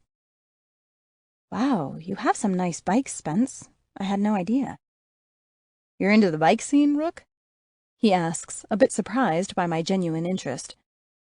I shrug and sigh at the same time, because I was into the bike scene once, if only because of the person who got me interested in the first place. Which one do you like the best? He asks me as I walk between the aisles of bikes lined up, headlight to headlight, facing each other. There must be like 30 or 40 bikes in here. I like the retro ones, like this one right here, I say, tapping the glossy gas tank. It looks like an old Triumph. Ah, you are a biker chick. The smile creeps out with the memories this time. I can't help it. I had a boy once. He liked bikes. Yeah? Where's he now? I shrug and swing my leg over, and cop a seat on the pretty turquoise one I was eyeballing. Do you ride? Dirt bikes, I say under my breath. This boy teach you that? I look up at him and change the subject. So spill the details on the contract, Spence. I'm dying to know if this will work for me or not. Okay, he says, taking a deep breath. Come with me. I get up off the bike and follow him towards the back. There are a few lingering customers and one cashier helping people out, but the shop seems to be winding down for the day. He opens the door to an office that has his name on it. It says Spencer Shrike, President, which totally trips me out. I walk in and Spence directs me to take a seat at a round table surrounded by cheap vinyl chairs that look like they belong in a VFW and not the Shrike Bike's president's office. I do, and then wait patiently as he gathers up some binders on the filing cabinet behind his desk. I look around the office as I wait. It's a typical biker office. Eagles and American flags, and of course, black velvet girls with tits hanging out adorn the walls. I have to chuckle behind my fist because, seriously? I take my attention away from the artwork and study the furniture. The desk is a monstrosity of dark wood, mostly scratched and filled with paperwork. His office chair says a lot about him as well. It's leather, but not pretentious, and it looks well worn, not new. Spencer is a clash of contradictions, but this is a good thing. It says he's a down-to-earth guy, not some asshole who gets off having the word president stenciled on his door. He brings the binders over to the table and then takes a seat and looks over at me with a grin. What? You look nervous. I say. He opens the book and there's an 8x10 glossy photograph of a naked girl. Except it's very hard to tell that she's naked on first glance because her entire body has been painted to look like she's wearing the sexy female version of an Elvis jumpsuit, complete with rhinestones and a nice sparkly belt. I grin. What's this? He turns the page and it's the same girl, only now she's wearing a roller derby outfit. He flips the page again and she's a cowgirl, complete with Wrangler jeans. It's an ass shot, and a red checkered shirt. The next page makes me gasp, because it's a picture of Spencer painting the girl. You! I say, jumping up and grabbing the book from him. Me, he says proudly. I paint on girls. We both laugh at that, hysterically almost. I paint on girls, he says again. And I want to paint a girl to match the custom bike I'm making for the Sturgis Rally this summer. Wow, you have blown me away, Spencer. Holy shit! Never in a million years did I think this was your secret. You're an artist! Yeah, and I want to paint you, Rook, for the contract. I want to paint you to match all my bikes for the portfolio and advertising, but mostly, I want to paint you to match the custom bike I'm making special for Sturgis, because it's called the Shrike Raven. When I heard your name was Rook, well, that was it, girl. I just need it to be you. Wow, I say again. I nod at him. I think I'm in, Spencer Shrike. This looks like the most fun I might ever have in my life. You'll be completely naked, Rook, just so you understand. When we do public performances, your nipples will be covered with those pasties, and you'll wear a thong, but that's only for the public appearances. In the photo shoots and in the private show at Sturgis, you'll be painted everywhere. And even with the pasties and thong, you have to be painted up nude first, so it matches up perfect. I flip through more pictures. Each one is perfection. You cannot tell these girls are naked. Not one bit. I'm okay with that, Spencer. I'm in. Ronan is not going to approve. Who cares? I reply, still flipping through the book. Well, I got the impression he liked you yesterday, so I figured you liked him too. I can't hold it in anymore, so I spill it. I think he's seeing that Claire girl, Spencer. I saw them together today, in a bed. And we slept together last night. I thought we were, I don't know, together or something? But he obviously doesn't see it the same way. Maybe he will hate it, but I can't be bothered with that right now. I have to make my own decisions. Fair enough. I'm not going to stop you. So you want to see the bike you'll be painted up to match? Yeah. We go back out to the showroom and it's empty now. He takes me to a book on the front desk and opens it. This here is the showroom, but I build the bikes in a shop just north of Fort Collins, about a half hour from here. I'm almost finished with it, so we'll shoot you on the other bikes first, all painted up to match each one. And then we'll take the new bike to Sturgis and do a presentation to kick off the Biker Channel show we're going to film for next year's spring TV season. Wow. I realize I've said that like 3 times already, but Spencer, you're amazing. This bike is the shit. Most of it is still in pieces, but the rendering is beautiful. It's got curves and chrome, and the gas tank has been molded and painted to look like a raven's head. Which bike out here, Rook? Which is your favorite? You can pick one to be in the show, too. Then keep it for yourself. I turn around and check them out carefully. Are you serious? I look at him astonished. It's no big deal. These are showroom bikes, not special customs like the Raven. But I'll have it customized a little and we'll take it to Sturgis for you. I walk between the aisles, my fingertips lovingly touching the tanks of several very nice specimens. But if I get to keep it, I should be practical so I can actually ride it. I don't want a chopper, that's for sure. They look difficult. I go back over to the turquoise one I was sitting on earlier and try it out. This one, I say, looking up at Spence's beaming smile. I like this one. Can you really ride? He asks as I lean forward on the tank and rest my cheek against the cool metal. I let my arms drop and a long sigh comes out. Yeah, I had a boy. He was wild about bikes. Hold on. Be right back. He leaves and comes back a few minutes later, pushing a cart filled with art supplies down the aisle. Stay just like that, but lift your shirt up a little. What? I laugh.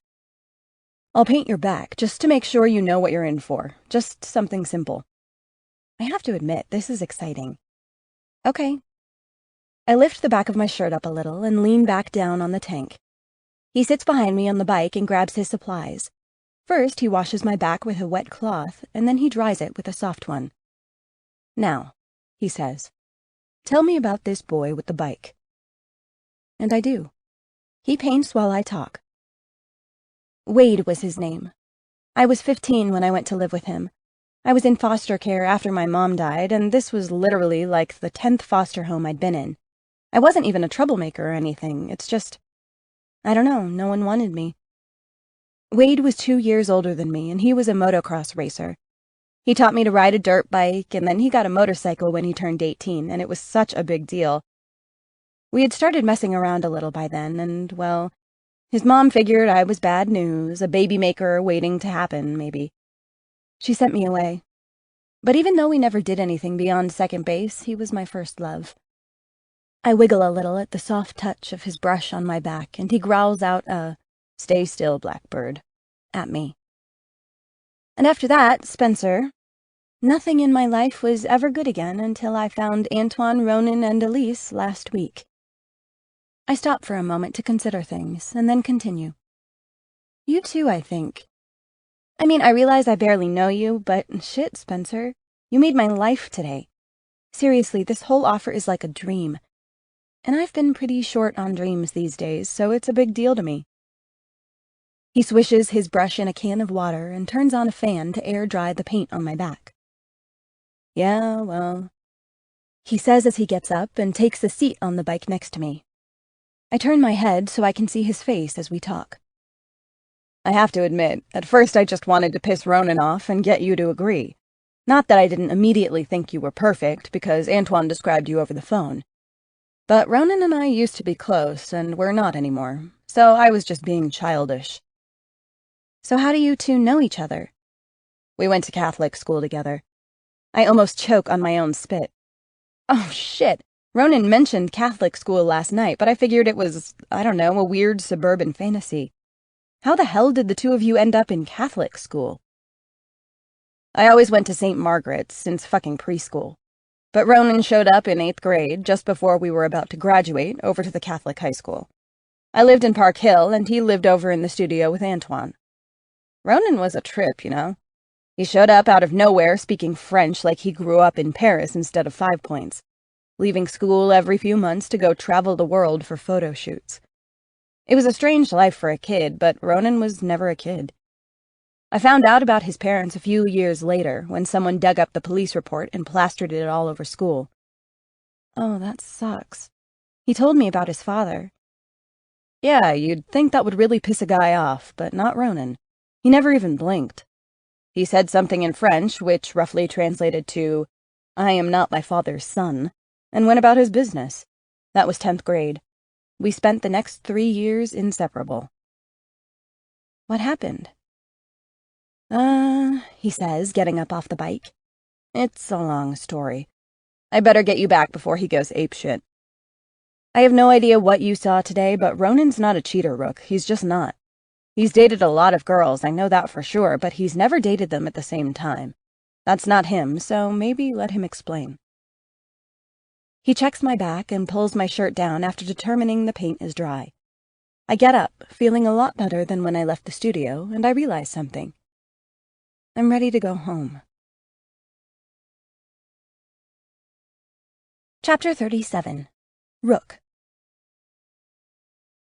The studio is still bustling with activity when we arrive. It's hard to believe that it takes so long to unload bikes and roll them into the elevator and park them upstairs, but it must because there are still 2 bikes in the truck. We take the stairs and I'm exhausted because this day has been long and teetering on the edge of unpleasant since it started. If Spencer hadn't made this Sturgis offer, I'd probably be very depressed right now. We reach the 4th floor and the door is open. I can hear Antoine yelling in French about something. I'm really glad that guy prefers to get pissed in a foreign language because it saves the rest of us from listening to his big-ass mouth. "Rook, where the fuck have you been?" Ronan yells, storming over to us. Ronan pushes Spencer in the chest, sending him backwards. And then before I even understand what's happening, they are throwing punches. "Wait!" I yell, grabbing at Ronan's arm. "What's the—" Ronan reacts to my grab and pushes me away. I go flying backward and end up on my ass. Again. That fucker. Antoine pulls me up and asks me politely if I'm okay, and two of the technicians break up the fight. "Where the fuck were you?" Ronan demands. I ignore his question and turn to Antoine. "Spencer said he wants to offer me the Sturgis contract, so I'd like to sign that right now." I look over at Spencer, hoping I'm not overstepping my boundaries, and he smiles at me, still breathing heavy from the fight. Antoine doesn't move. Ronan just stares at me, and Elise is the only one with enough sense to speak. "I'll get the papers." "Rook, I think you need to wait on that. We can talk about this tomorrow." "No, Ronan. I don't need to discuss anything with you. I got all the details from Spencer, and I'm signing that contract tonight.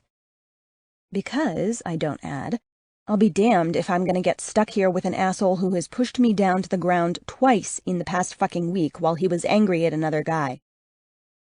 Elise calls me into the office while the guys just stand around staring at me like idiots.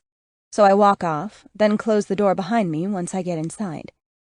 "Sit," Elise says. I do. "Now what happened? Last night you and Ronan were practically screwing each other in the rain, and today you disappear with Spencer and come back pissed off. What's going on?" "It's got nothing to do with Spencer, if that's what you're after. I'm just not sure I need a guy in my life. And to be honest, Elise, you're the one who warned me to stay away from Ronan, so I should be asking you the same question." I snatch the papers out of her hand, grab a pen off the desk, and start skimming the stipulations.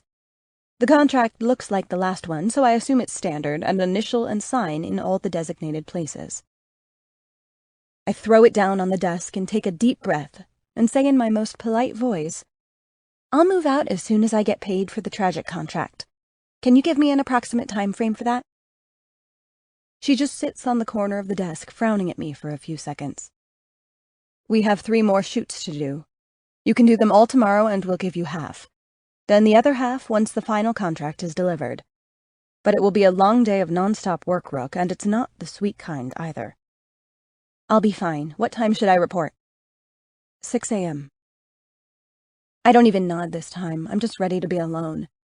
So I spin on my heel and leave, walk past the men who stop arguing mid-sentence as soon as I emerge from the office, and head straight to my apartment. I set my phone to 5 a.m. so I can wash the crack whore off me before Elise and Josie can turn around and make me up as a meth fiend. I'd forgotten all about the paint job Spencer did on my back yesterday, and I can't quite reach it to scrub it off in the tub. It doesn't help that I have to hold that damn shower head the whole time either, so I just leave it alone. I sigh because I'm pretty sure this will piss everyone off if this is a naked day. I try to look at it in the mirror, and I can see that it's a dark bird that might be a rook or a raven. But it also has lettering down at the bottom, near the small of my back, and that is way too little to read backwards. Well, what can I do? Nothing, that's what. When I walk out on the terrace, it's still slightly dark, but all the lights inside the studio are on. I go inside and Elise, already busy with that tiny blonde girl, points to the dressing room and says, "See Ronan first."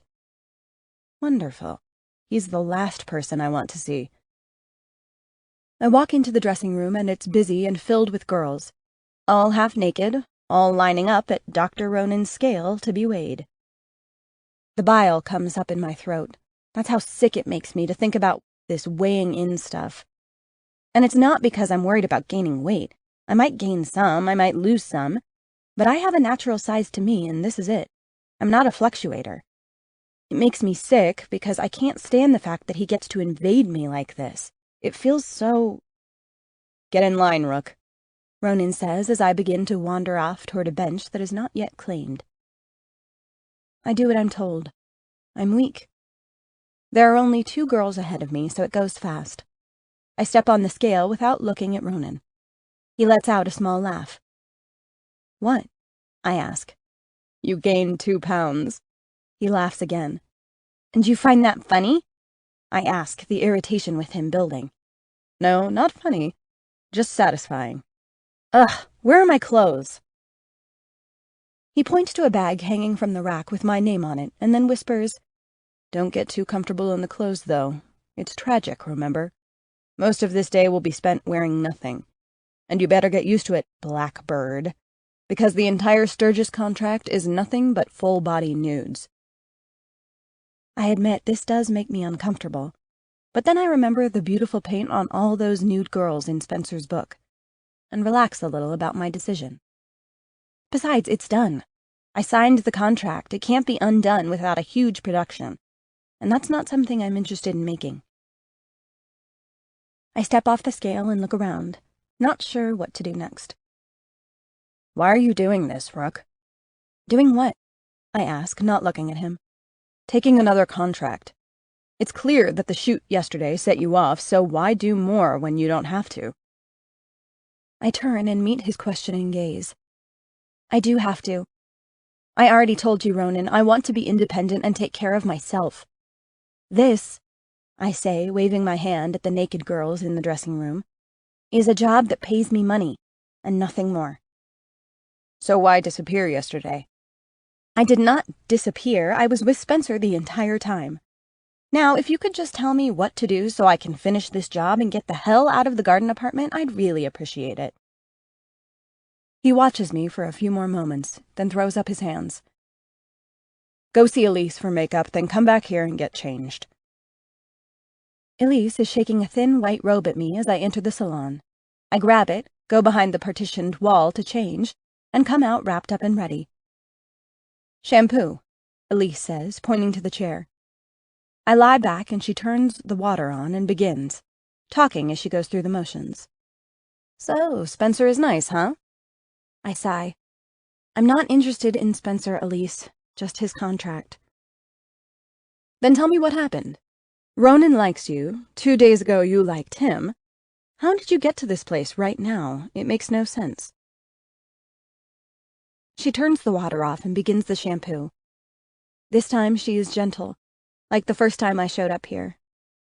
That was a week ago. 1 week, and this is what happens to my life. I just don't think Ronan is the guy for me, that's all. I don't really feel like discussing it. And? She prods, her fingers massaging the back of my head. You have trust issues, right? I snort. Elise, don't pretend you know me, because you don't. Well, I know Ronan found you huddled in the hallway like Claire was going to kill you or something. I bristle at the name, and Elise senses this and stops talking for a second, then resumes her psychoanalysis. And Ronan did manage to land you on your ass twice now out of jealousy, so I can see why you'd be pissed at him about that. And I know you were homeless when you ended up here. You admitted that to Ronan. And I know you've been hurt. So actually, Rook, while I might not know all the details, I think I know you better than you think.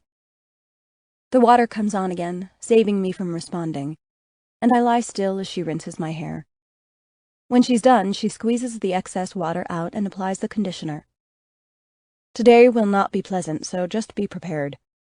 I know you were unhappy yesterday with Billy, so at least it will be Ronan today, but it's going to be hard for you. Well, I'll get over it, Elise. Don't worry, I always do. By the time I have my life back on track and your door is hitting me in the ass, I'm sure exposing myself to cameras will seem second nature. But it doesn't have to be, Rook. That's what I'm saying. Ronan likes you a lot. Just go with it. Why do that Sturgis contract? I can get you out of it. Spencer will be mad, but he won't make you— Don't you dare try and talk him out of it. I will be so pissed. Jesus, these people have some nerve. I want that job, damn it. How many ways do I have to say it? She sighs heavily and rinses my hair out for the final time, plops a towel on it and sits me up. I get up and take a seat in her stylist chair so she can blow my hair out. It's a long morning that bounces between uncomfortable silences and short, curt responses, and by the time Elise is finished with me, My musing about being made into a meth fiend is not far off when I look at myself in the mirror. And that mirror is speaking to me. It says, "Rook Walsh, you really are tragic. Tragically stupid for agreeing to all of this stuff in the first place." Chapter 38. Rook. Back in the dressing room, I realize today's fun has only just begun. Ronan is nowhere to be seen, so I grab my bag and head over to the privacy stalls.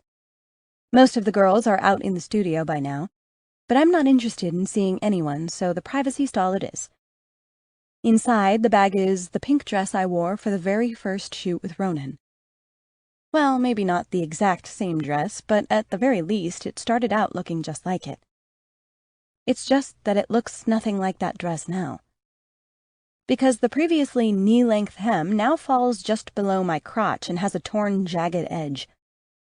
To my utmost delight, the entire bust has also been modified, if you can call it that, because it's been cut out and replaced with black lace.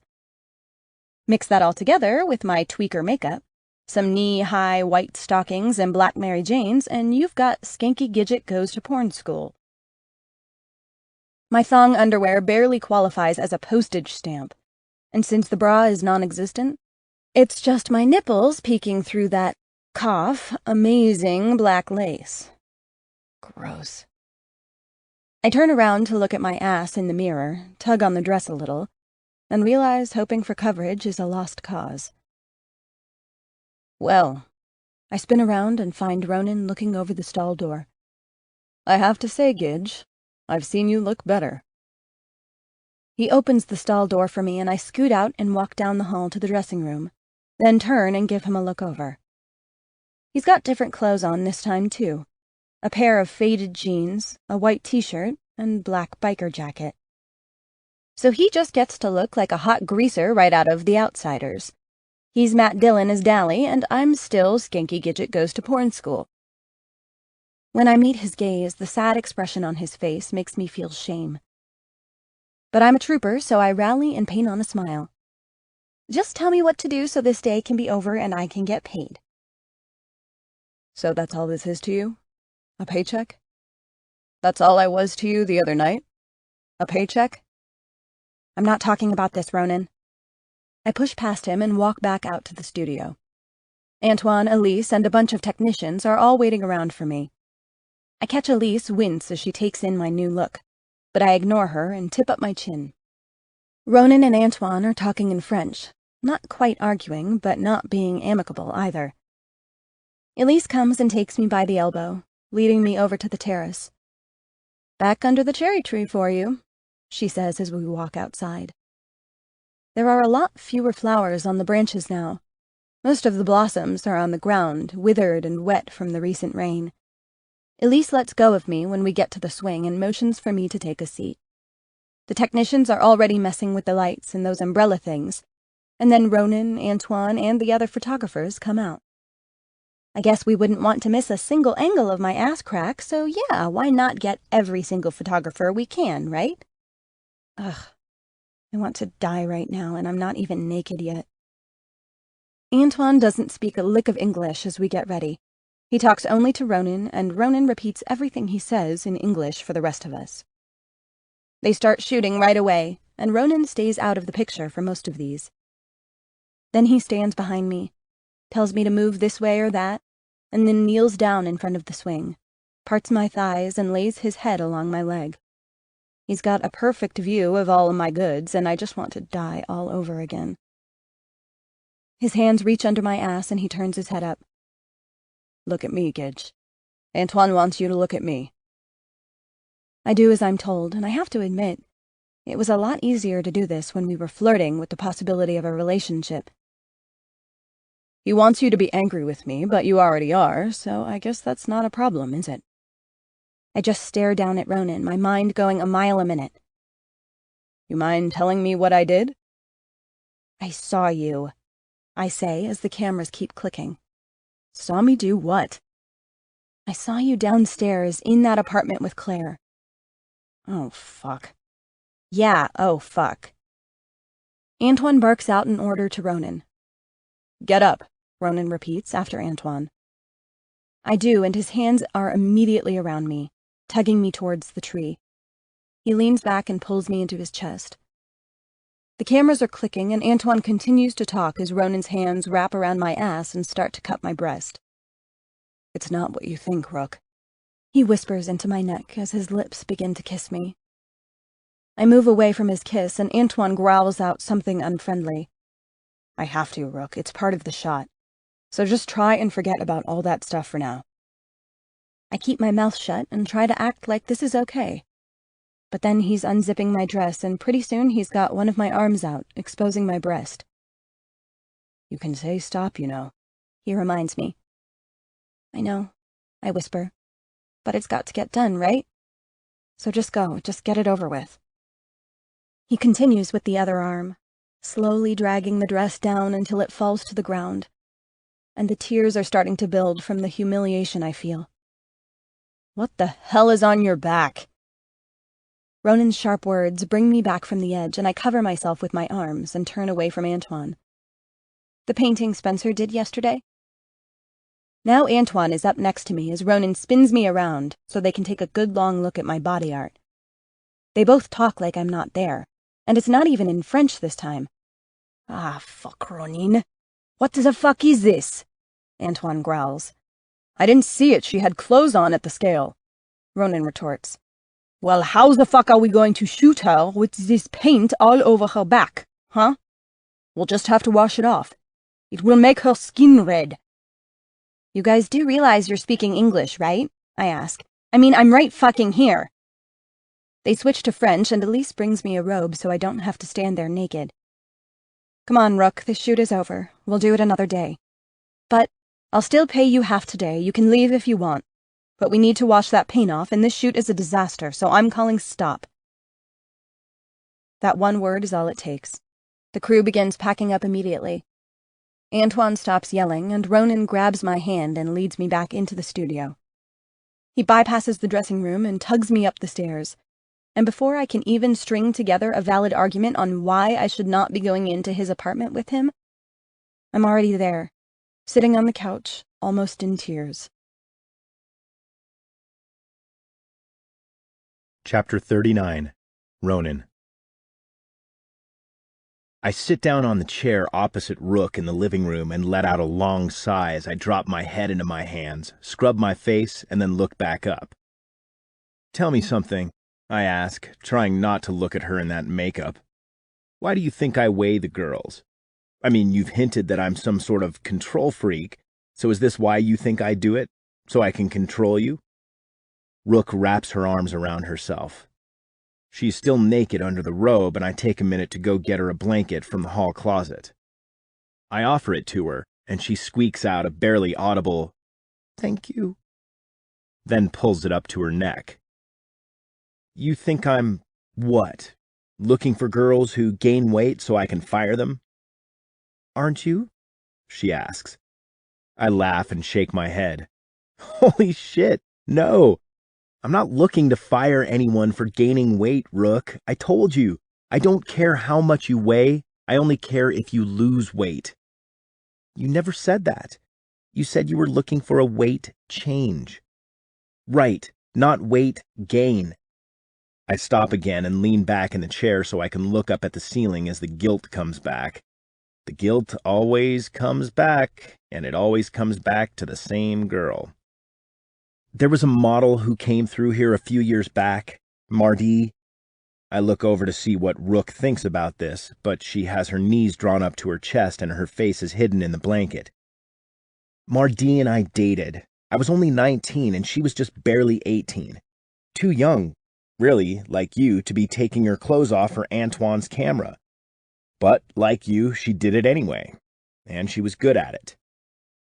She got a lot of offers, and pretty soon there were agencies and clients calling.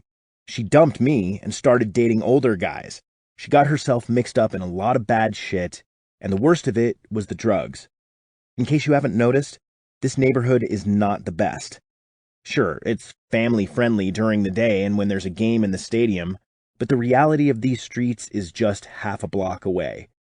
So she met some of the locals, all people I've known since elementary school, so, I was at the very least hesitant to tell her they were all a bunch of losers. What happened to her? I have Rook's attention now, and her eyes watch me carefully, even as she tries to continue hiding her face in the blanket. She did a lot of heroin. That's what happened to her.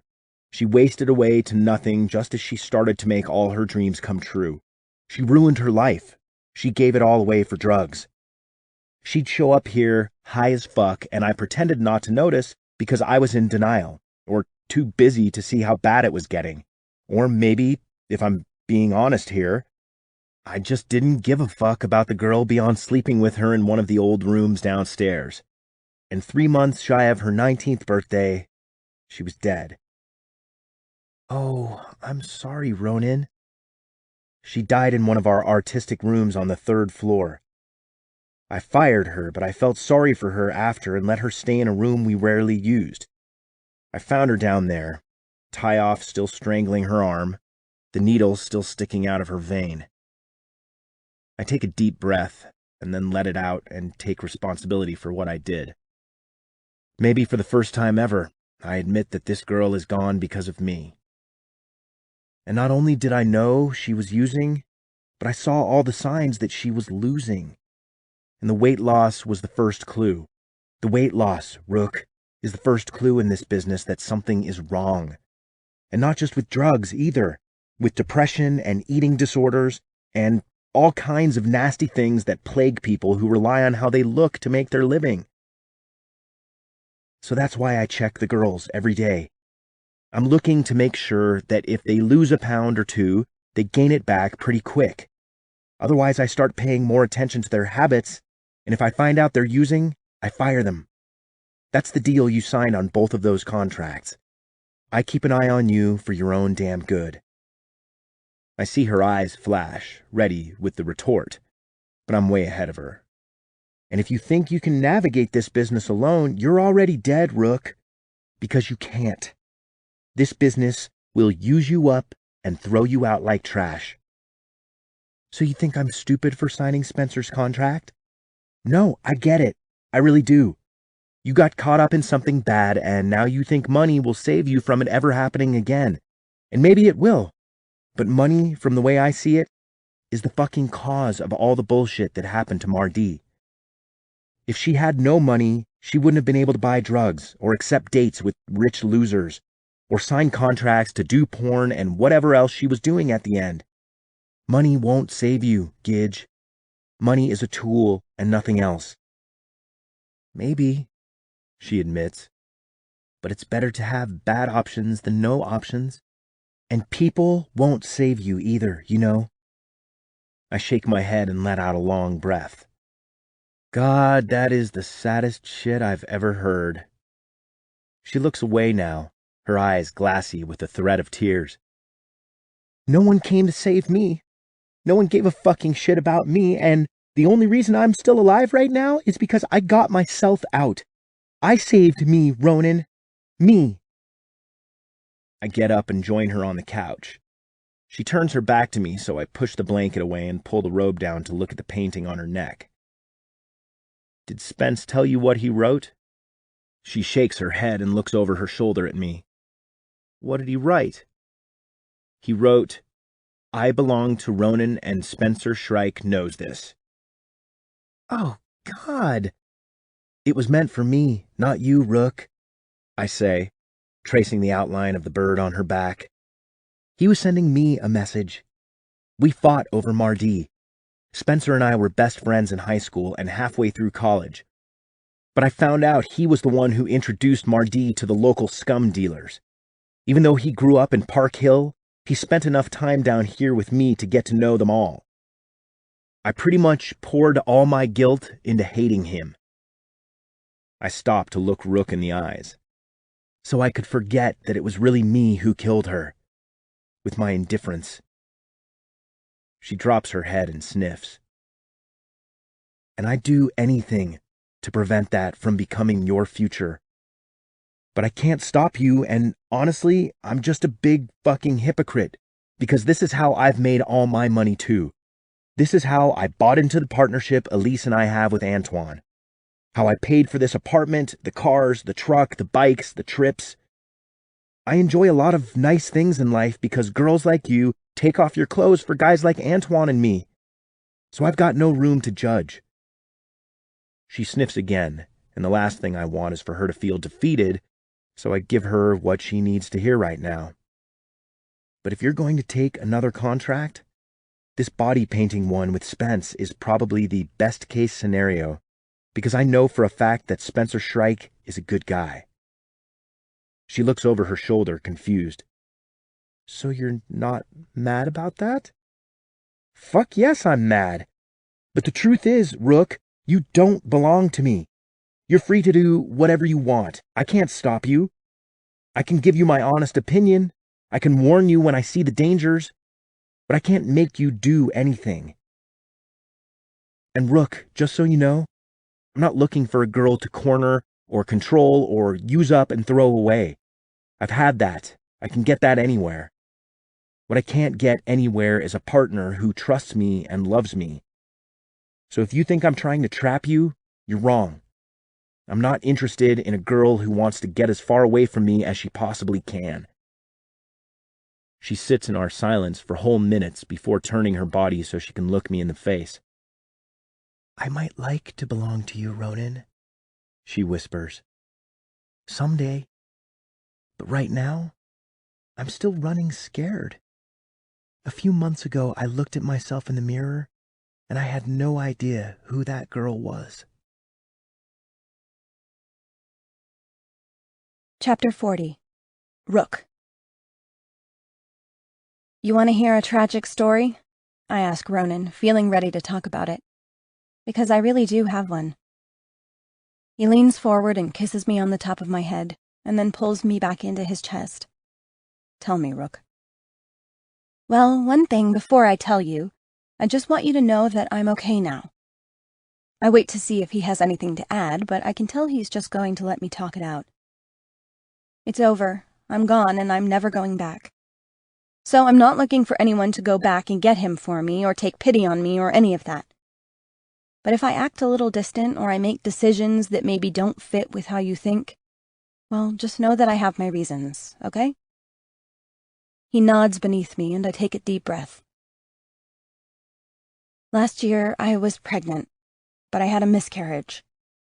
My ex caused it, actually, and as terrible as this sounds, it was a blessing, because not only did it prevent an innocent child from being born into a family of abuse, but I also got one of those implant birth control things while I was in the hospital.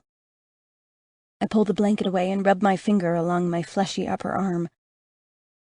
I knew what a baby with John meant, and it wasn't an extension of our love or a chance to create something beautiful. I look up at Ronan. It meant eternal captivity. He kept me locked in a prison, not the kind with bars and locks, but the kind that takes over your mind and holds you hostage. So I got the secret birth control implant because that was his plan. Get me pregnant and then use that baby against me for the rest of my life and hold me like a prisoner. Rook, I'm so sorry. He pushes some hair out of my eyes and kisses my head again. I take a deep breath and continue. I kept it secret for a while, but one night while we were having sex, his hand was gripping my upper arm, and he felt the little matchstick-sized implant, and he beat the living shit out of me. Pulled me up off the bed by my hair, slammed me down onto the ground, kicked me in the back so hard I thought I was paralyzed. Except I could feel the pain radiating up and down my spine, so I knew I wasn't paralyzed. I don't even know how many times he punched me in the face. I only know that both of my eyes were swollen shut long before he was done. When I didn't get up, he carried me to the shower, dropped me in the tub, and turned the cold water on to wash away the blood.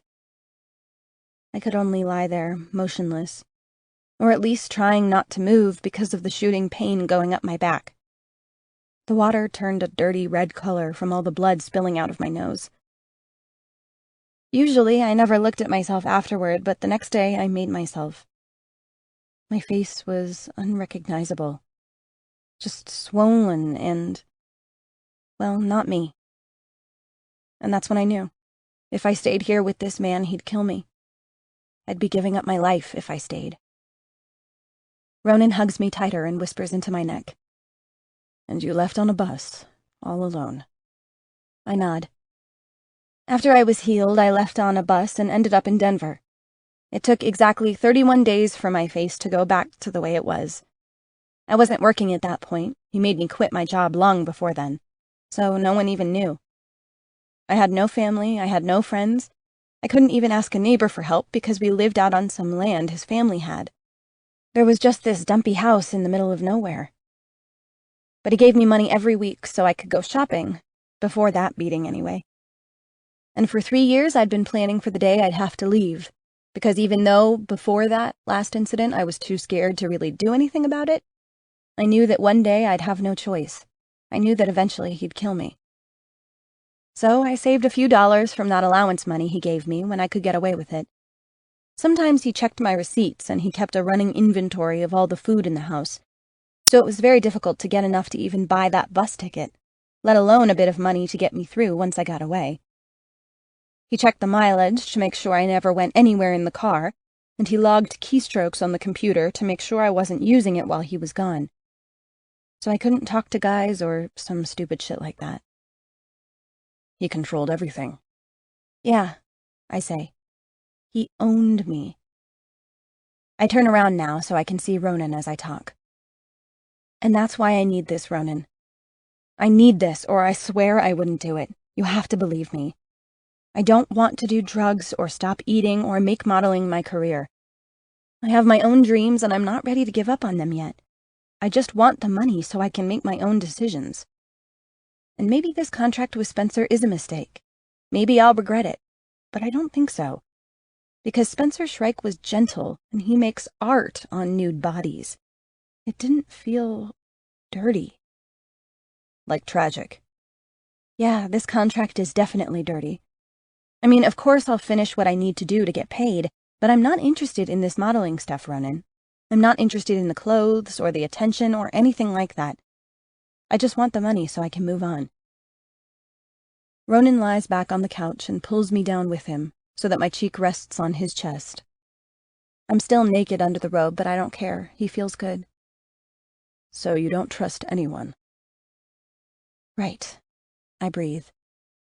I mean, I'm pretty well adjusted, I think. When I was at the shelter, I talked to some counselors. It was very difficult at first, but every day away from him, I healed a little more. And I know I have issues, and maybe I'm making all the wrong decisions right now. That's possible, I get it. But even if what I'm doing is all wrong, I still need to do it. I need to be in control, I need to have these choices, and I need to make my own mistakes. It's the only way to really make things right with me. But Gidge, you have to let people help you. You can't live in a vacuum. I know, I get that too. And maybe one day I'll trust someone else and let them take care of me again, but not today. I turn and look up at him. That day is not today. I need a little independence, Ronan. I need to be able to think for myself. And honestly, I was about to give in to you after our date at the zoo and the night we spent together afterward. But then I saw you with that other girl and I realized that I'm just not ready yet. I'm way too vulnerable right now. I need a little more time. I need a little more control. I relaxed back into his chest and we think things through in the silence. Well, he says a little while later, squeezing me a little tighter. I'm sorry you had to see Claire and me like that, but I'm not dating her, Rook. I've never dated Claire. She's Antoine's niece and she's a mess. She came home high yesterday morning. That's her apartment, by the way. She lives here in the building. Antoine called me yesterday morning, and I should have just told you what was up before I left you in bed, but I didn't. I'm sorry. Everything that happened yesterday was my fault. He pulls back so he can see my face, and I give him a little smile. Anyway, Claire has a lot of problems, and we were very close to getting her to check herself into rehab, so I stayed with her to make sure she didn't leave before the people came to pick her up. She's up in the mountains right now. Hopefully she'll stay there and complete the program, but to be honest, she's been there before and nothing's helped. He shrugs underneath me. She stresses us all out, you know? It's like On the one hand, we just want her to go away and kill herself somewhere else so we don't have to watch. But we can't let go. We let her come back, we take care of her, but it's not working. I don't think she's gonna make it, Rook.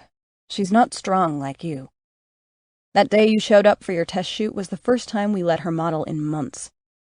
And even though Antoine never lets her do anything but fashion and glamour shoots, we set her up for that sexy artistic shoot for one reason only. So I could check her body for indicators. And if I found anything that even hinted she was still using, we were going to fire her for good. You take away the job, you take away the money, you take away the drugs.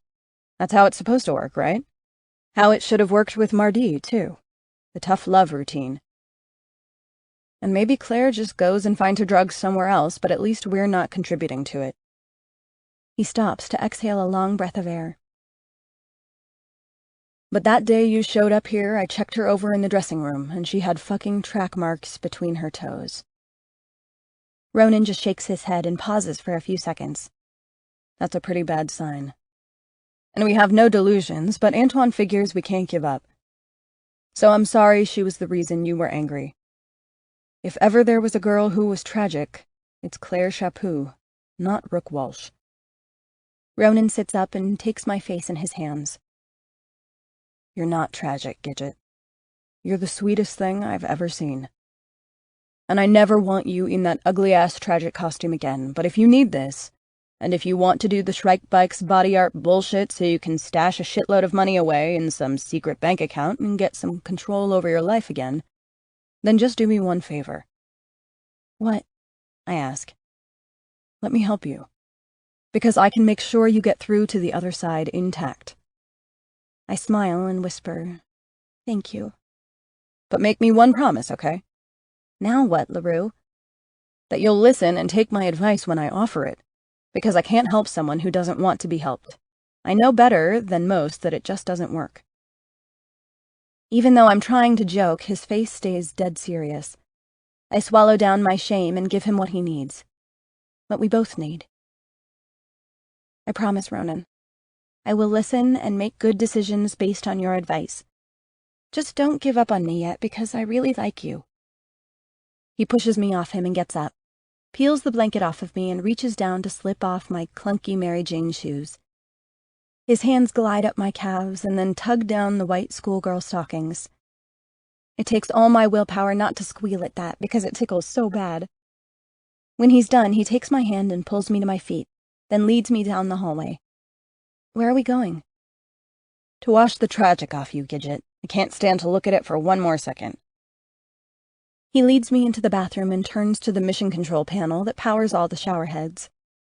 They don't all come on at once this time, but a fine mist shoots out from the ceiling, along with a puff of steam. He slides the robe down my shoulders and it drops to the floor in a soft whoosh, and then undresses himself as I watch.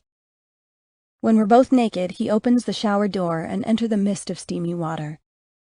He sits on the tiled bench against the wall and holds his hands out to me. I take it and climb into his lap as his hands dip down to cut my ass. I think you might have told a lie, LaRue, I say, playfully as I look down on him. Yeah? What'd I lie about, Gidge? He asks innocently as he nuzzles my neck. This shower. He tilts his head back and I smile. There is no way this shower is better than sex. His laugh fills me up and suddenly I'm totally in the moment. I tip my forehead down to his and squeeze my eyes shut to stop the happy tears. The contracts can wait. Elise and Antoine can wait. Life can wait. Because right now there is nothing else. There is no one else in this world except us. Rook and Ronan. I'm not sure what's going to happen. Maybe we make it, maybe we don't. But if there's one thing I've learned, it's to appreciate the good when it happens. And having this man accept and want me the way I am right now is a good thing. And it's happening right this second. So I'm gonna enjoy it. This has been Tragic, Rook and Ronan, Book 1 by J.A. Huss. Narrated by Anna Gibson and Jordan Lee. Copyright 2013 by J.A. Huss. Production copyright 2013 by J.A. Huss.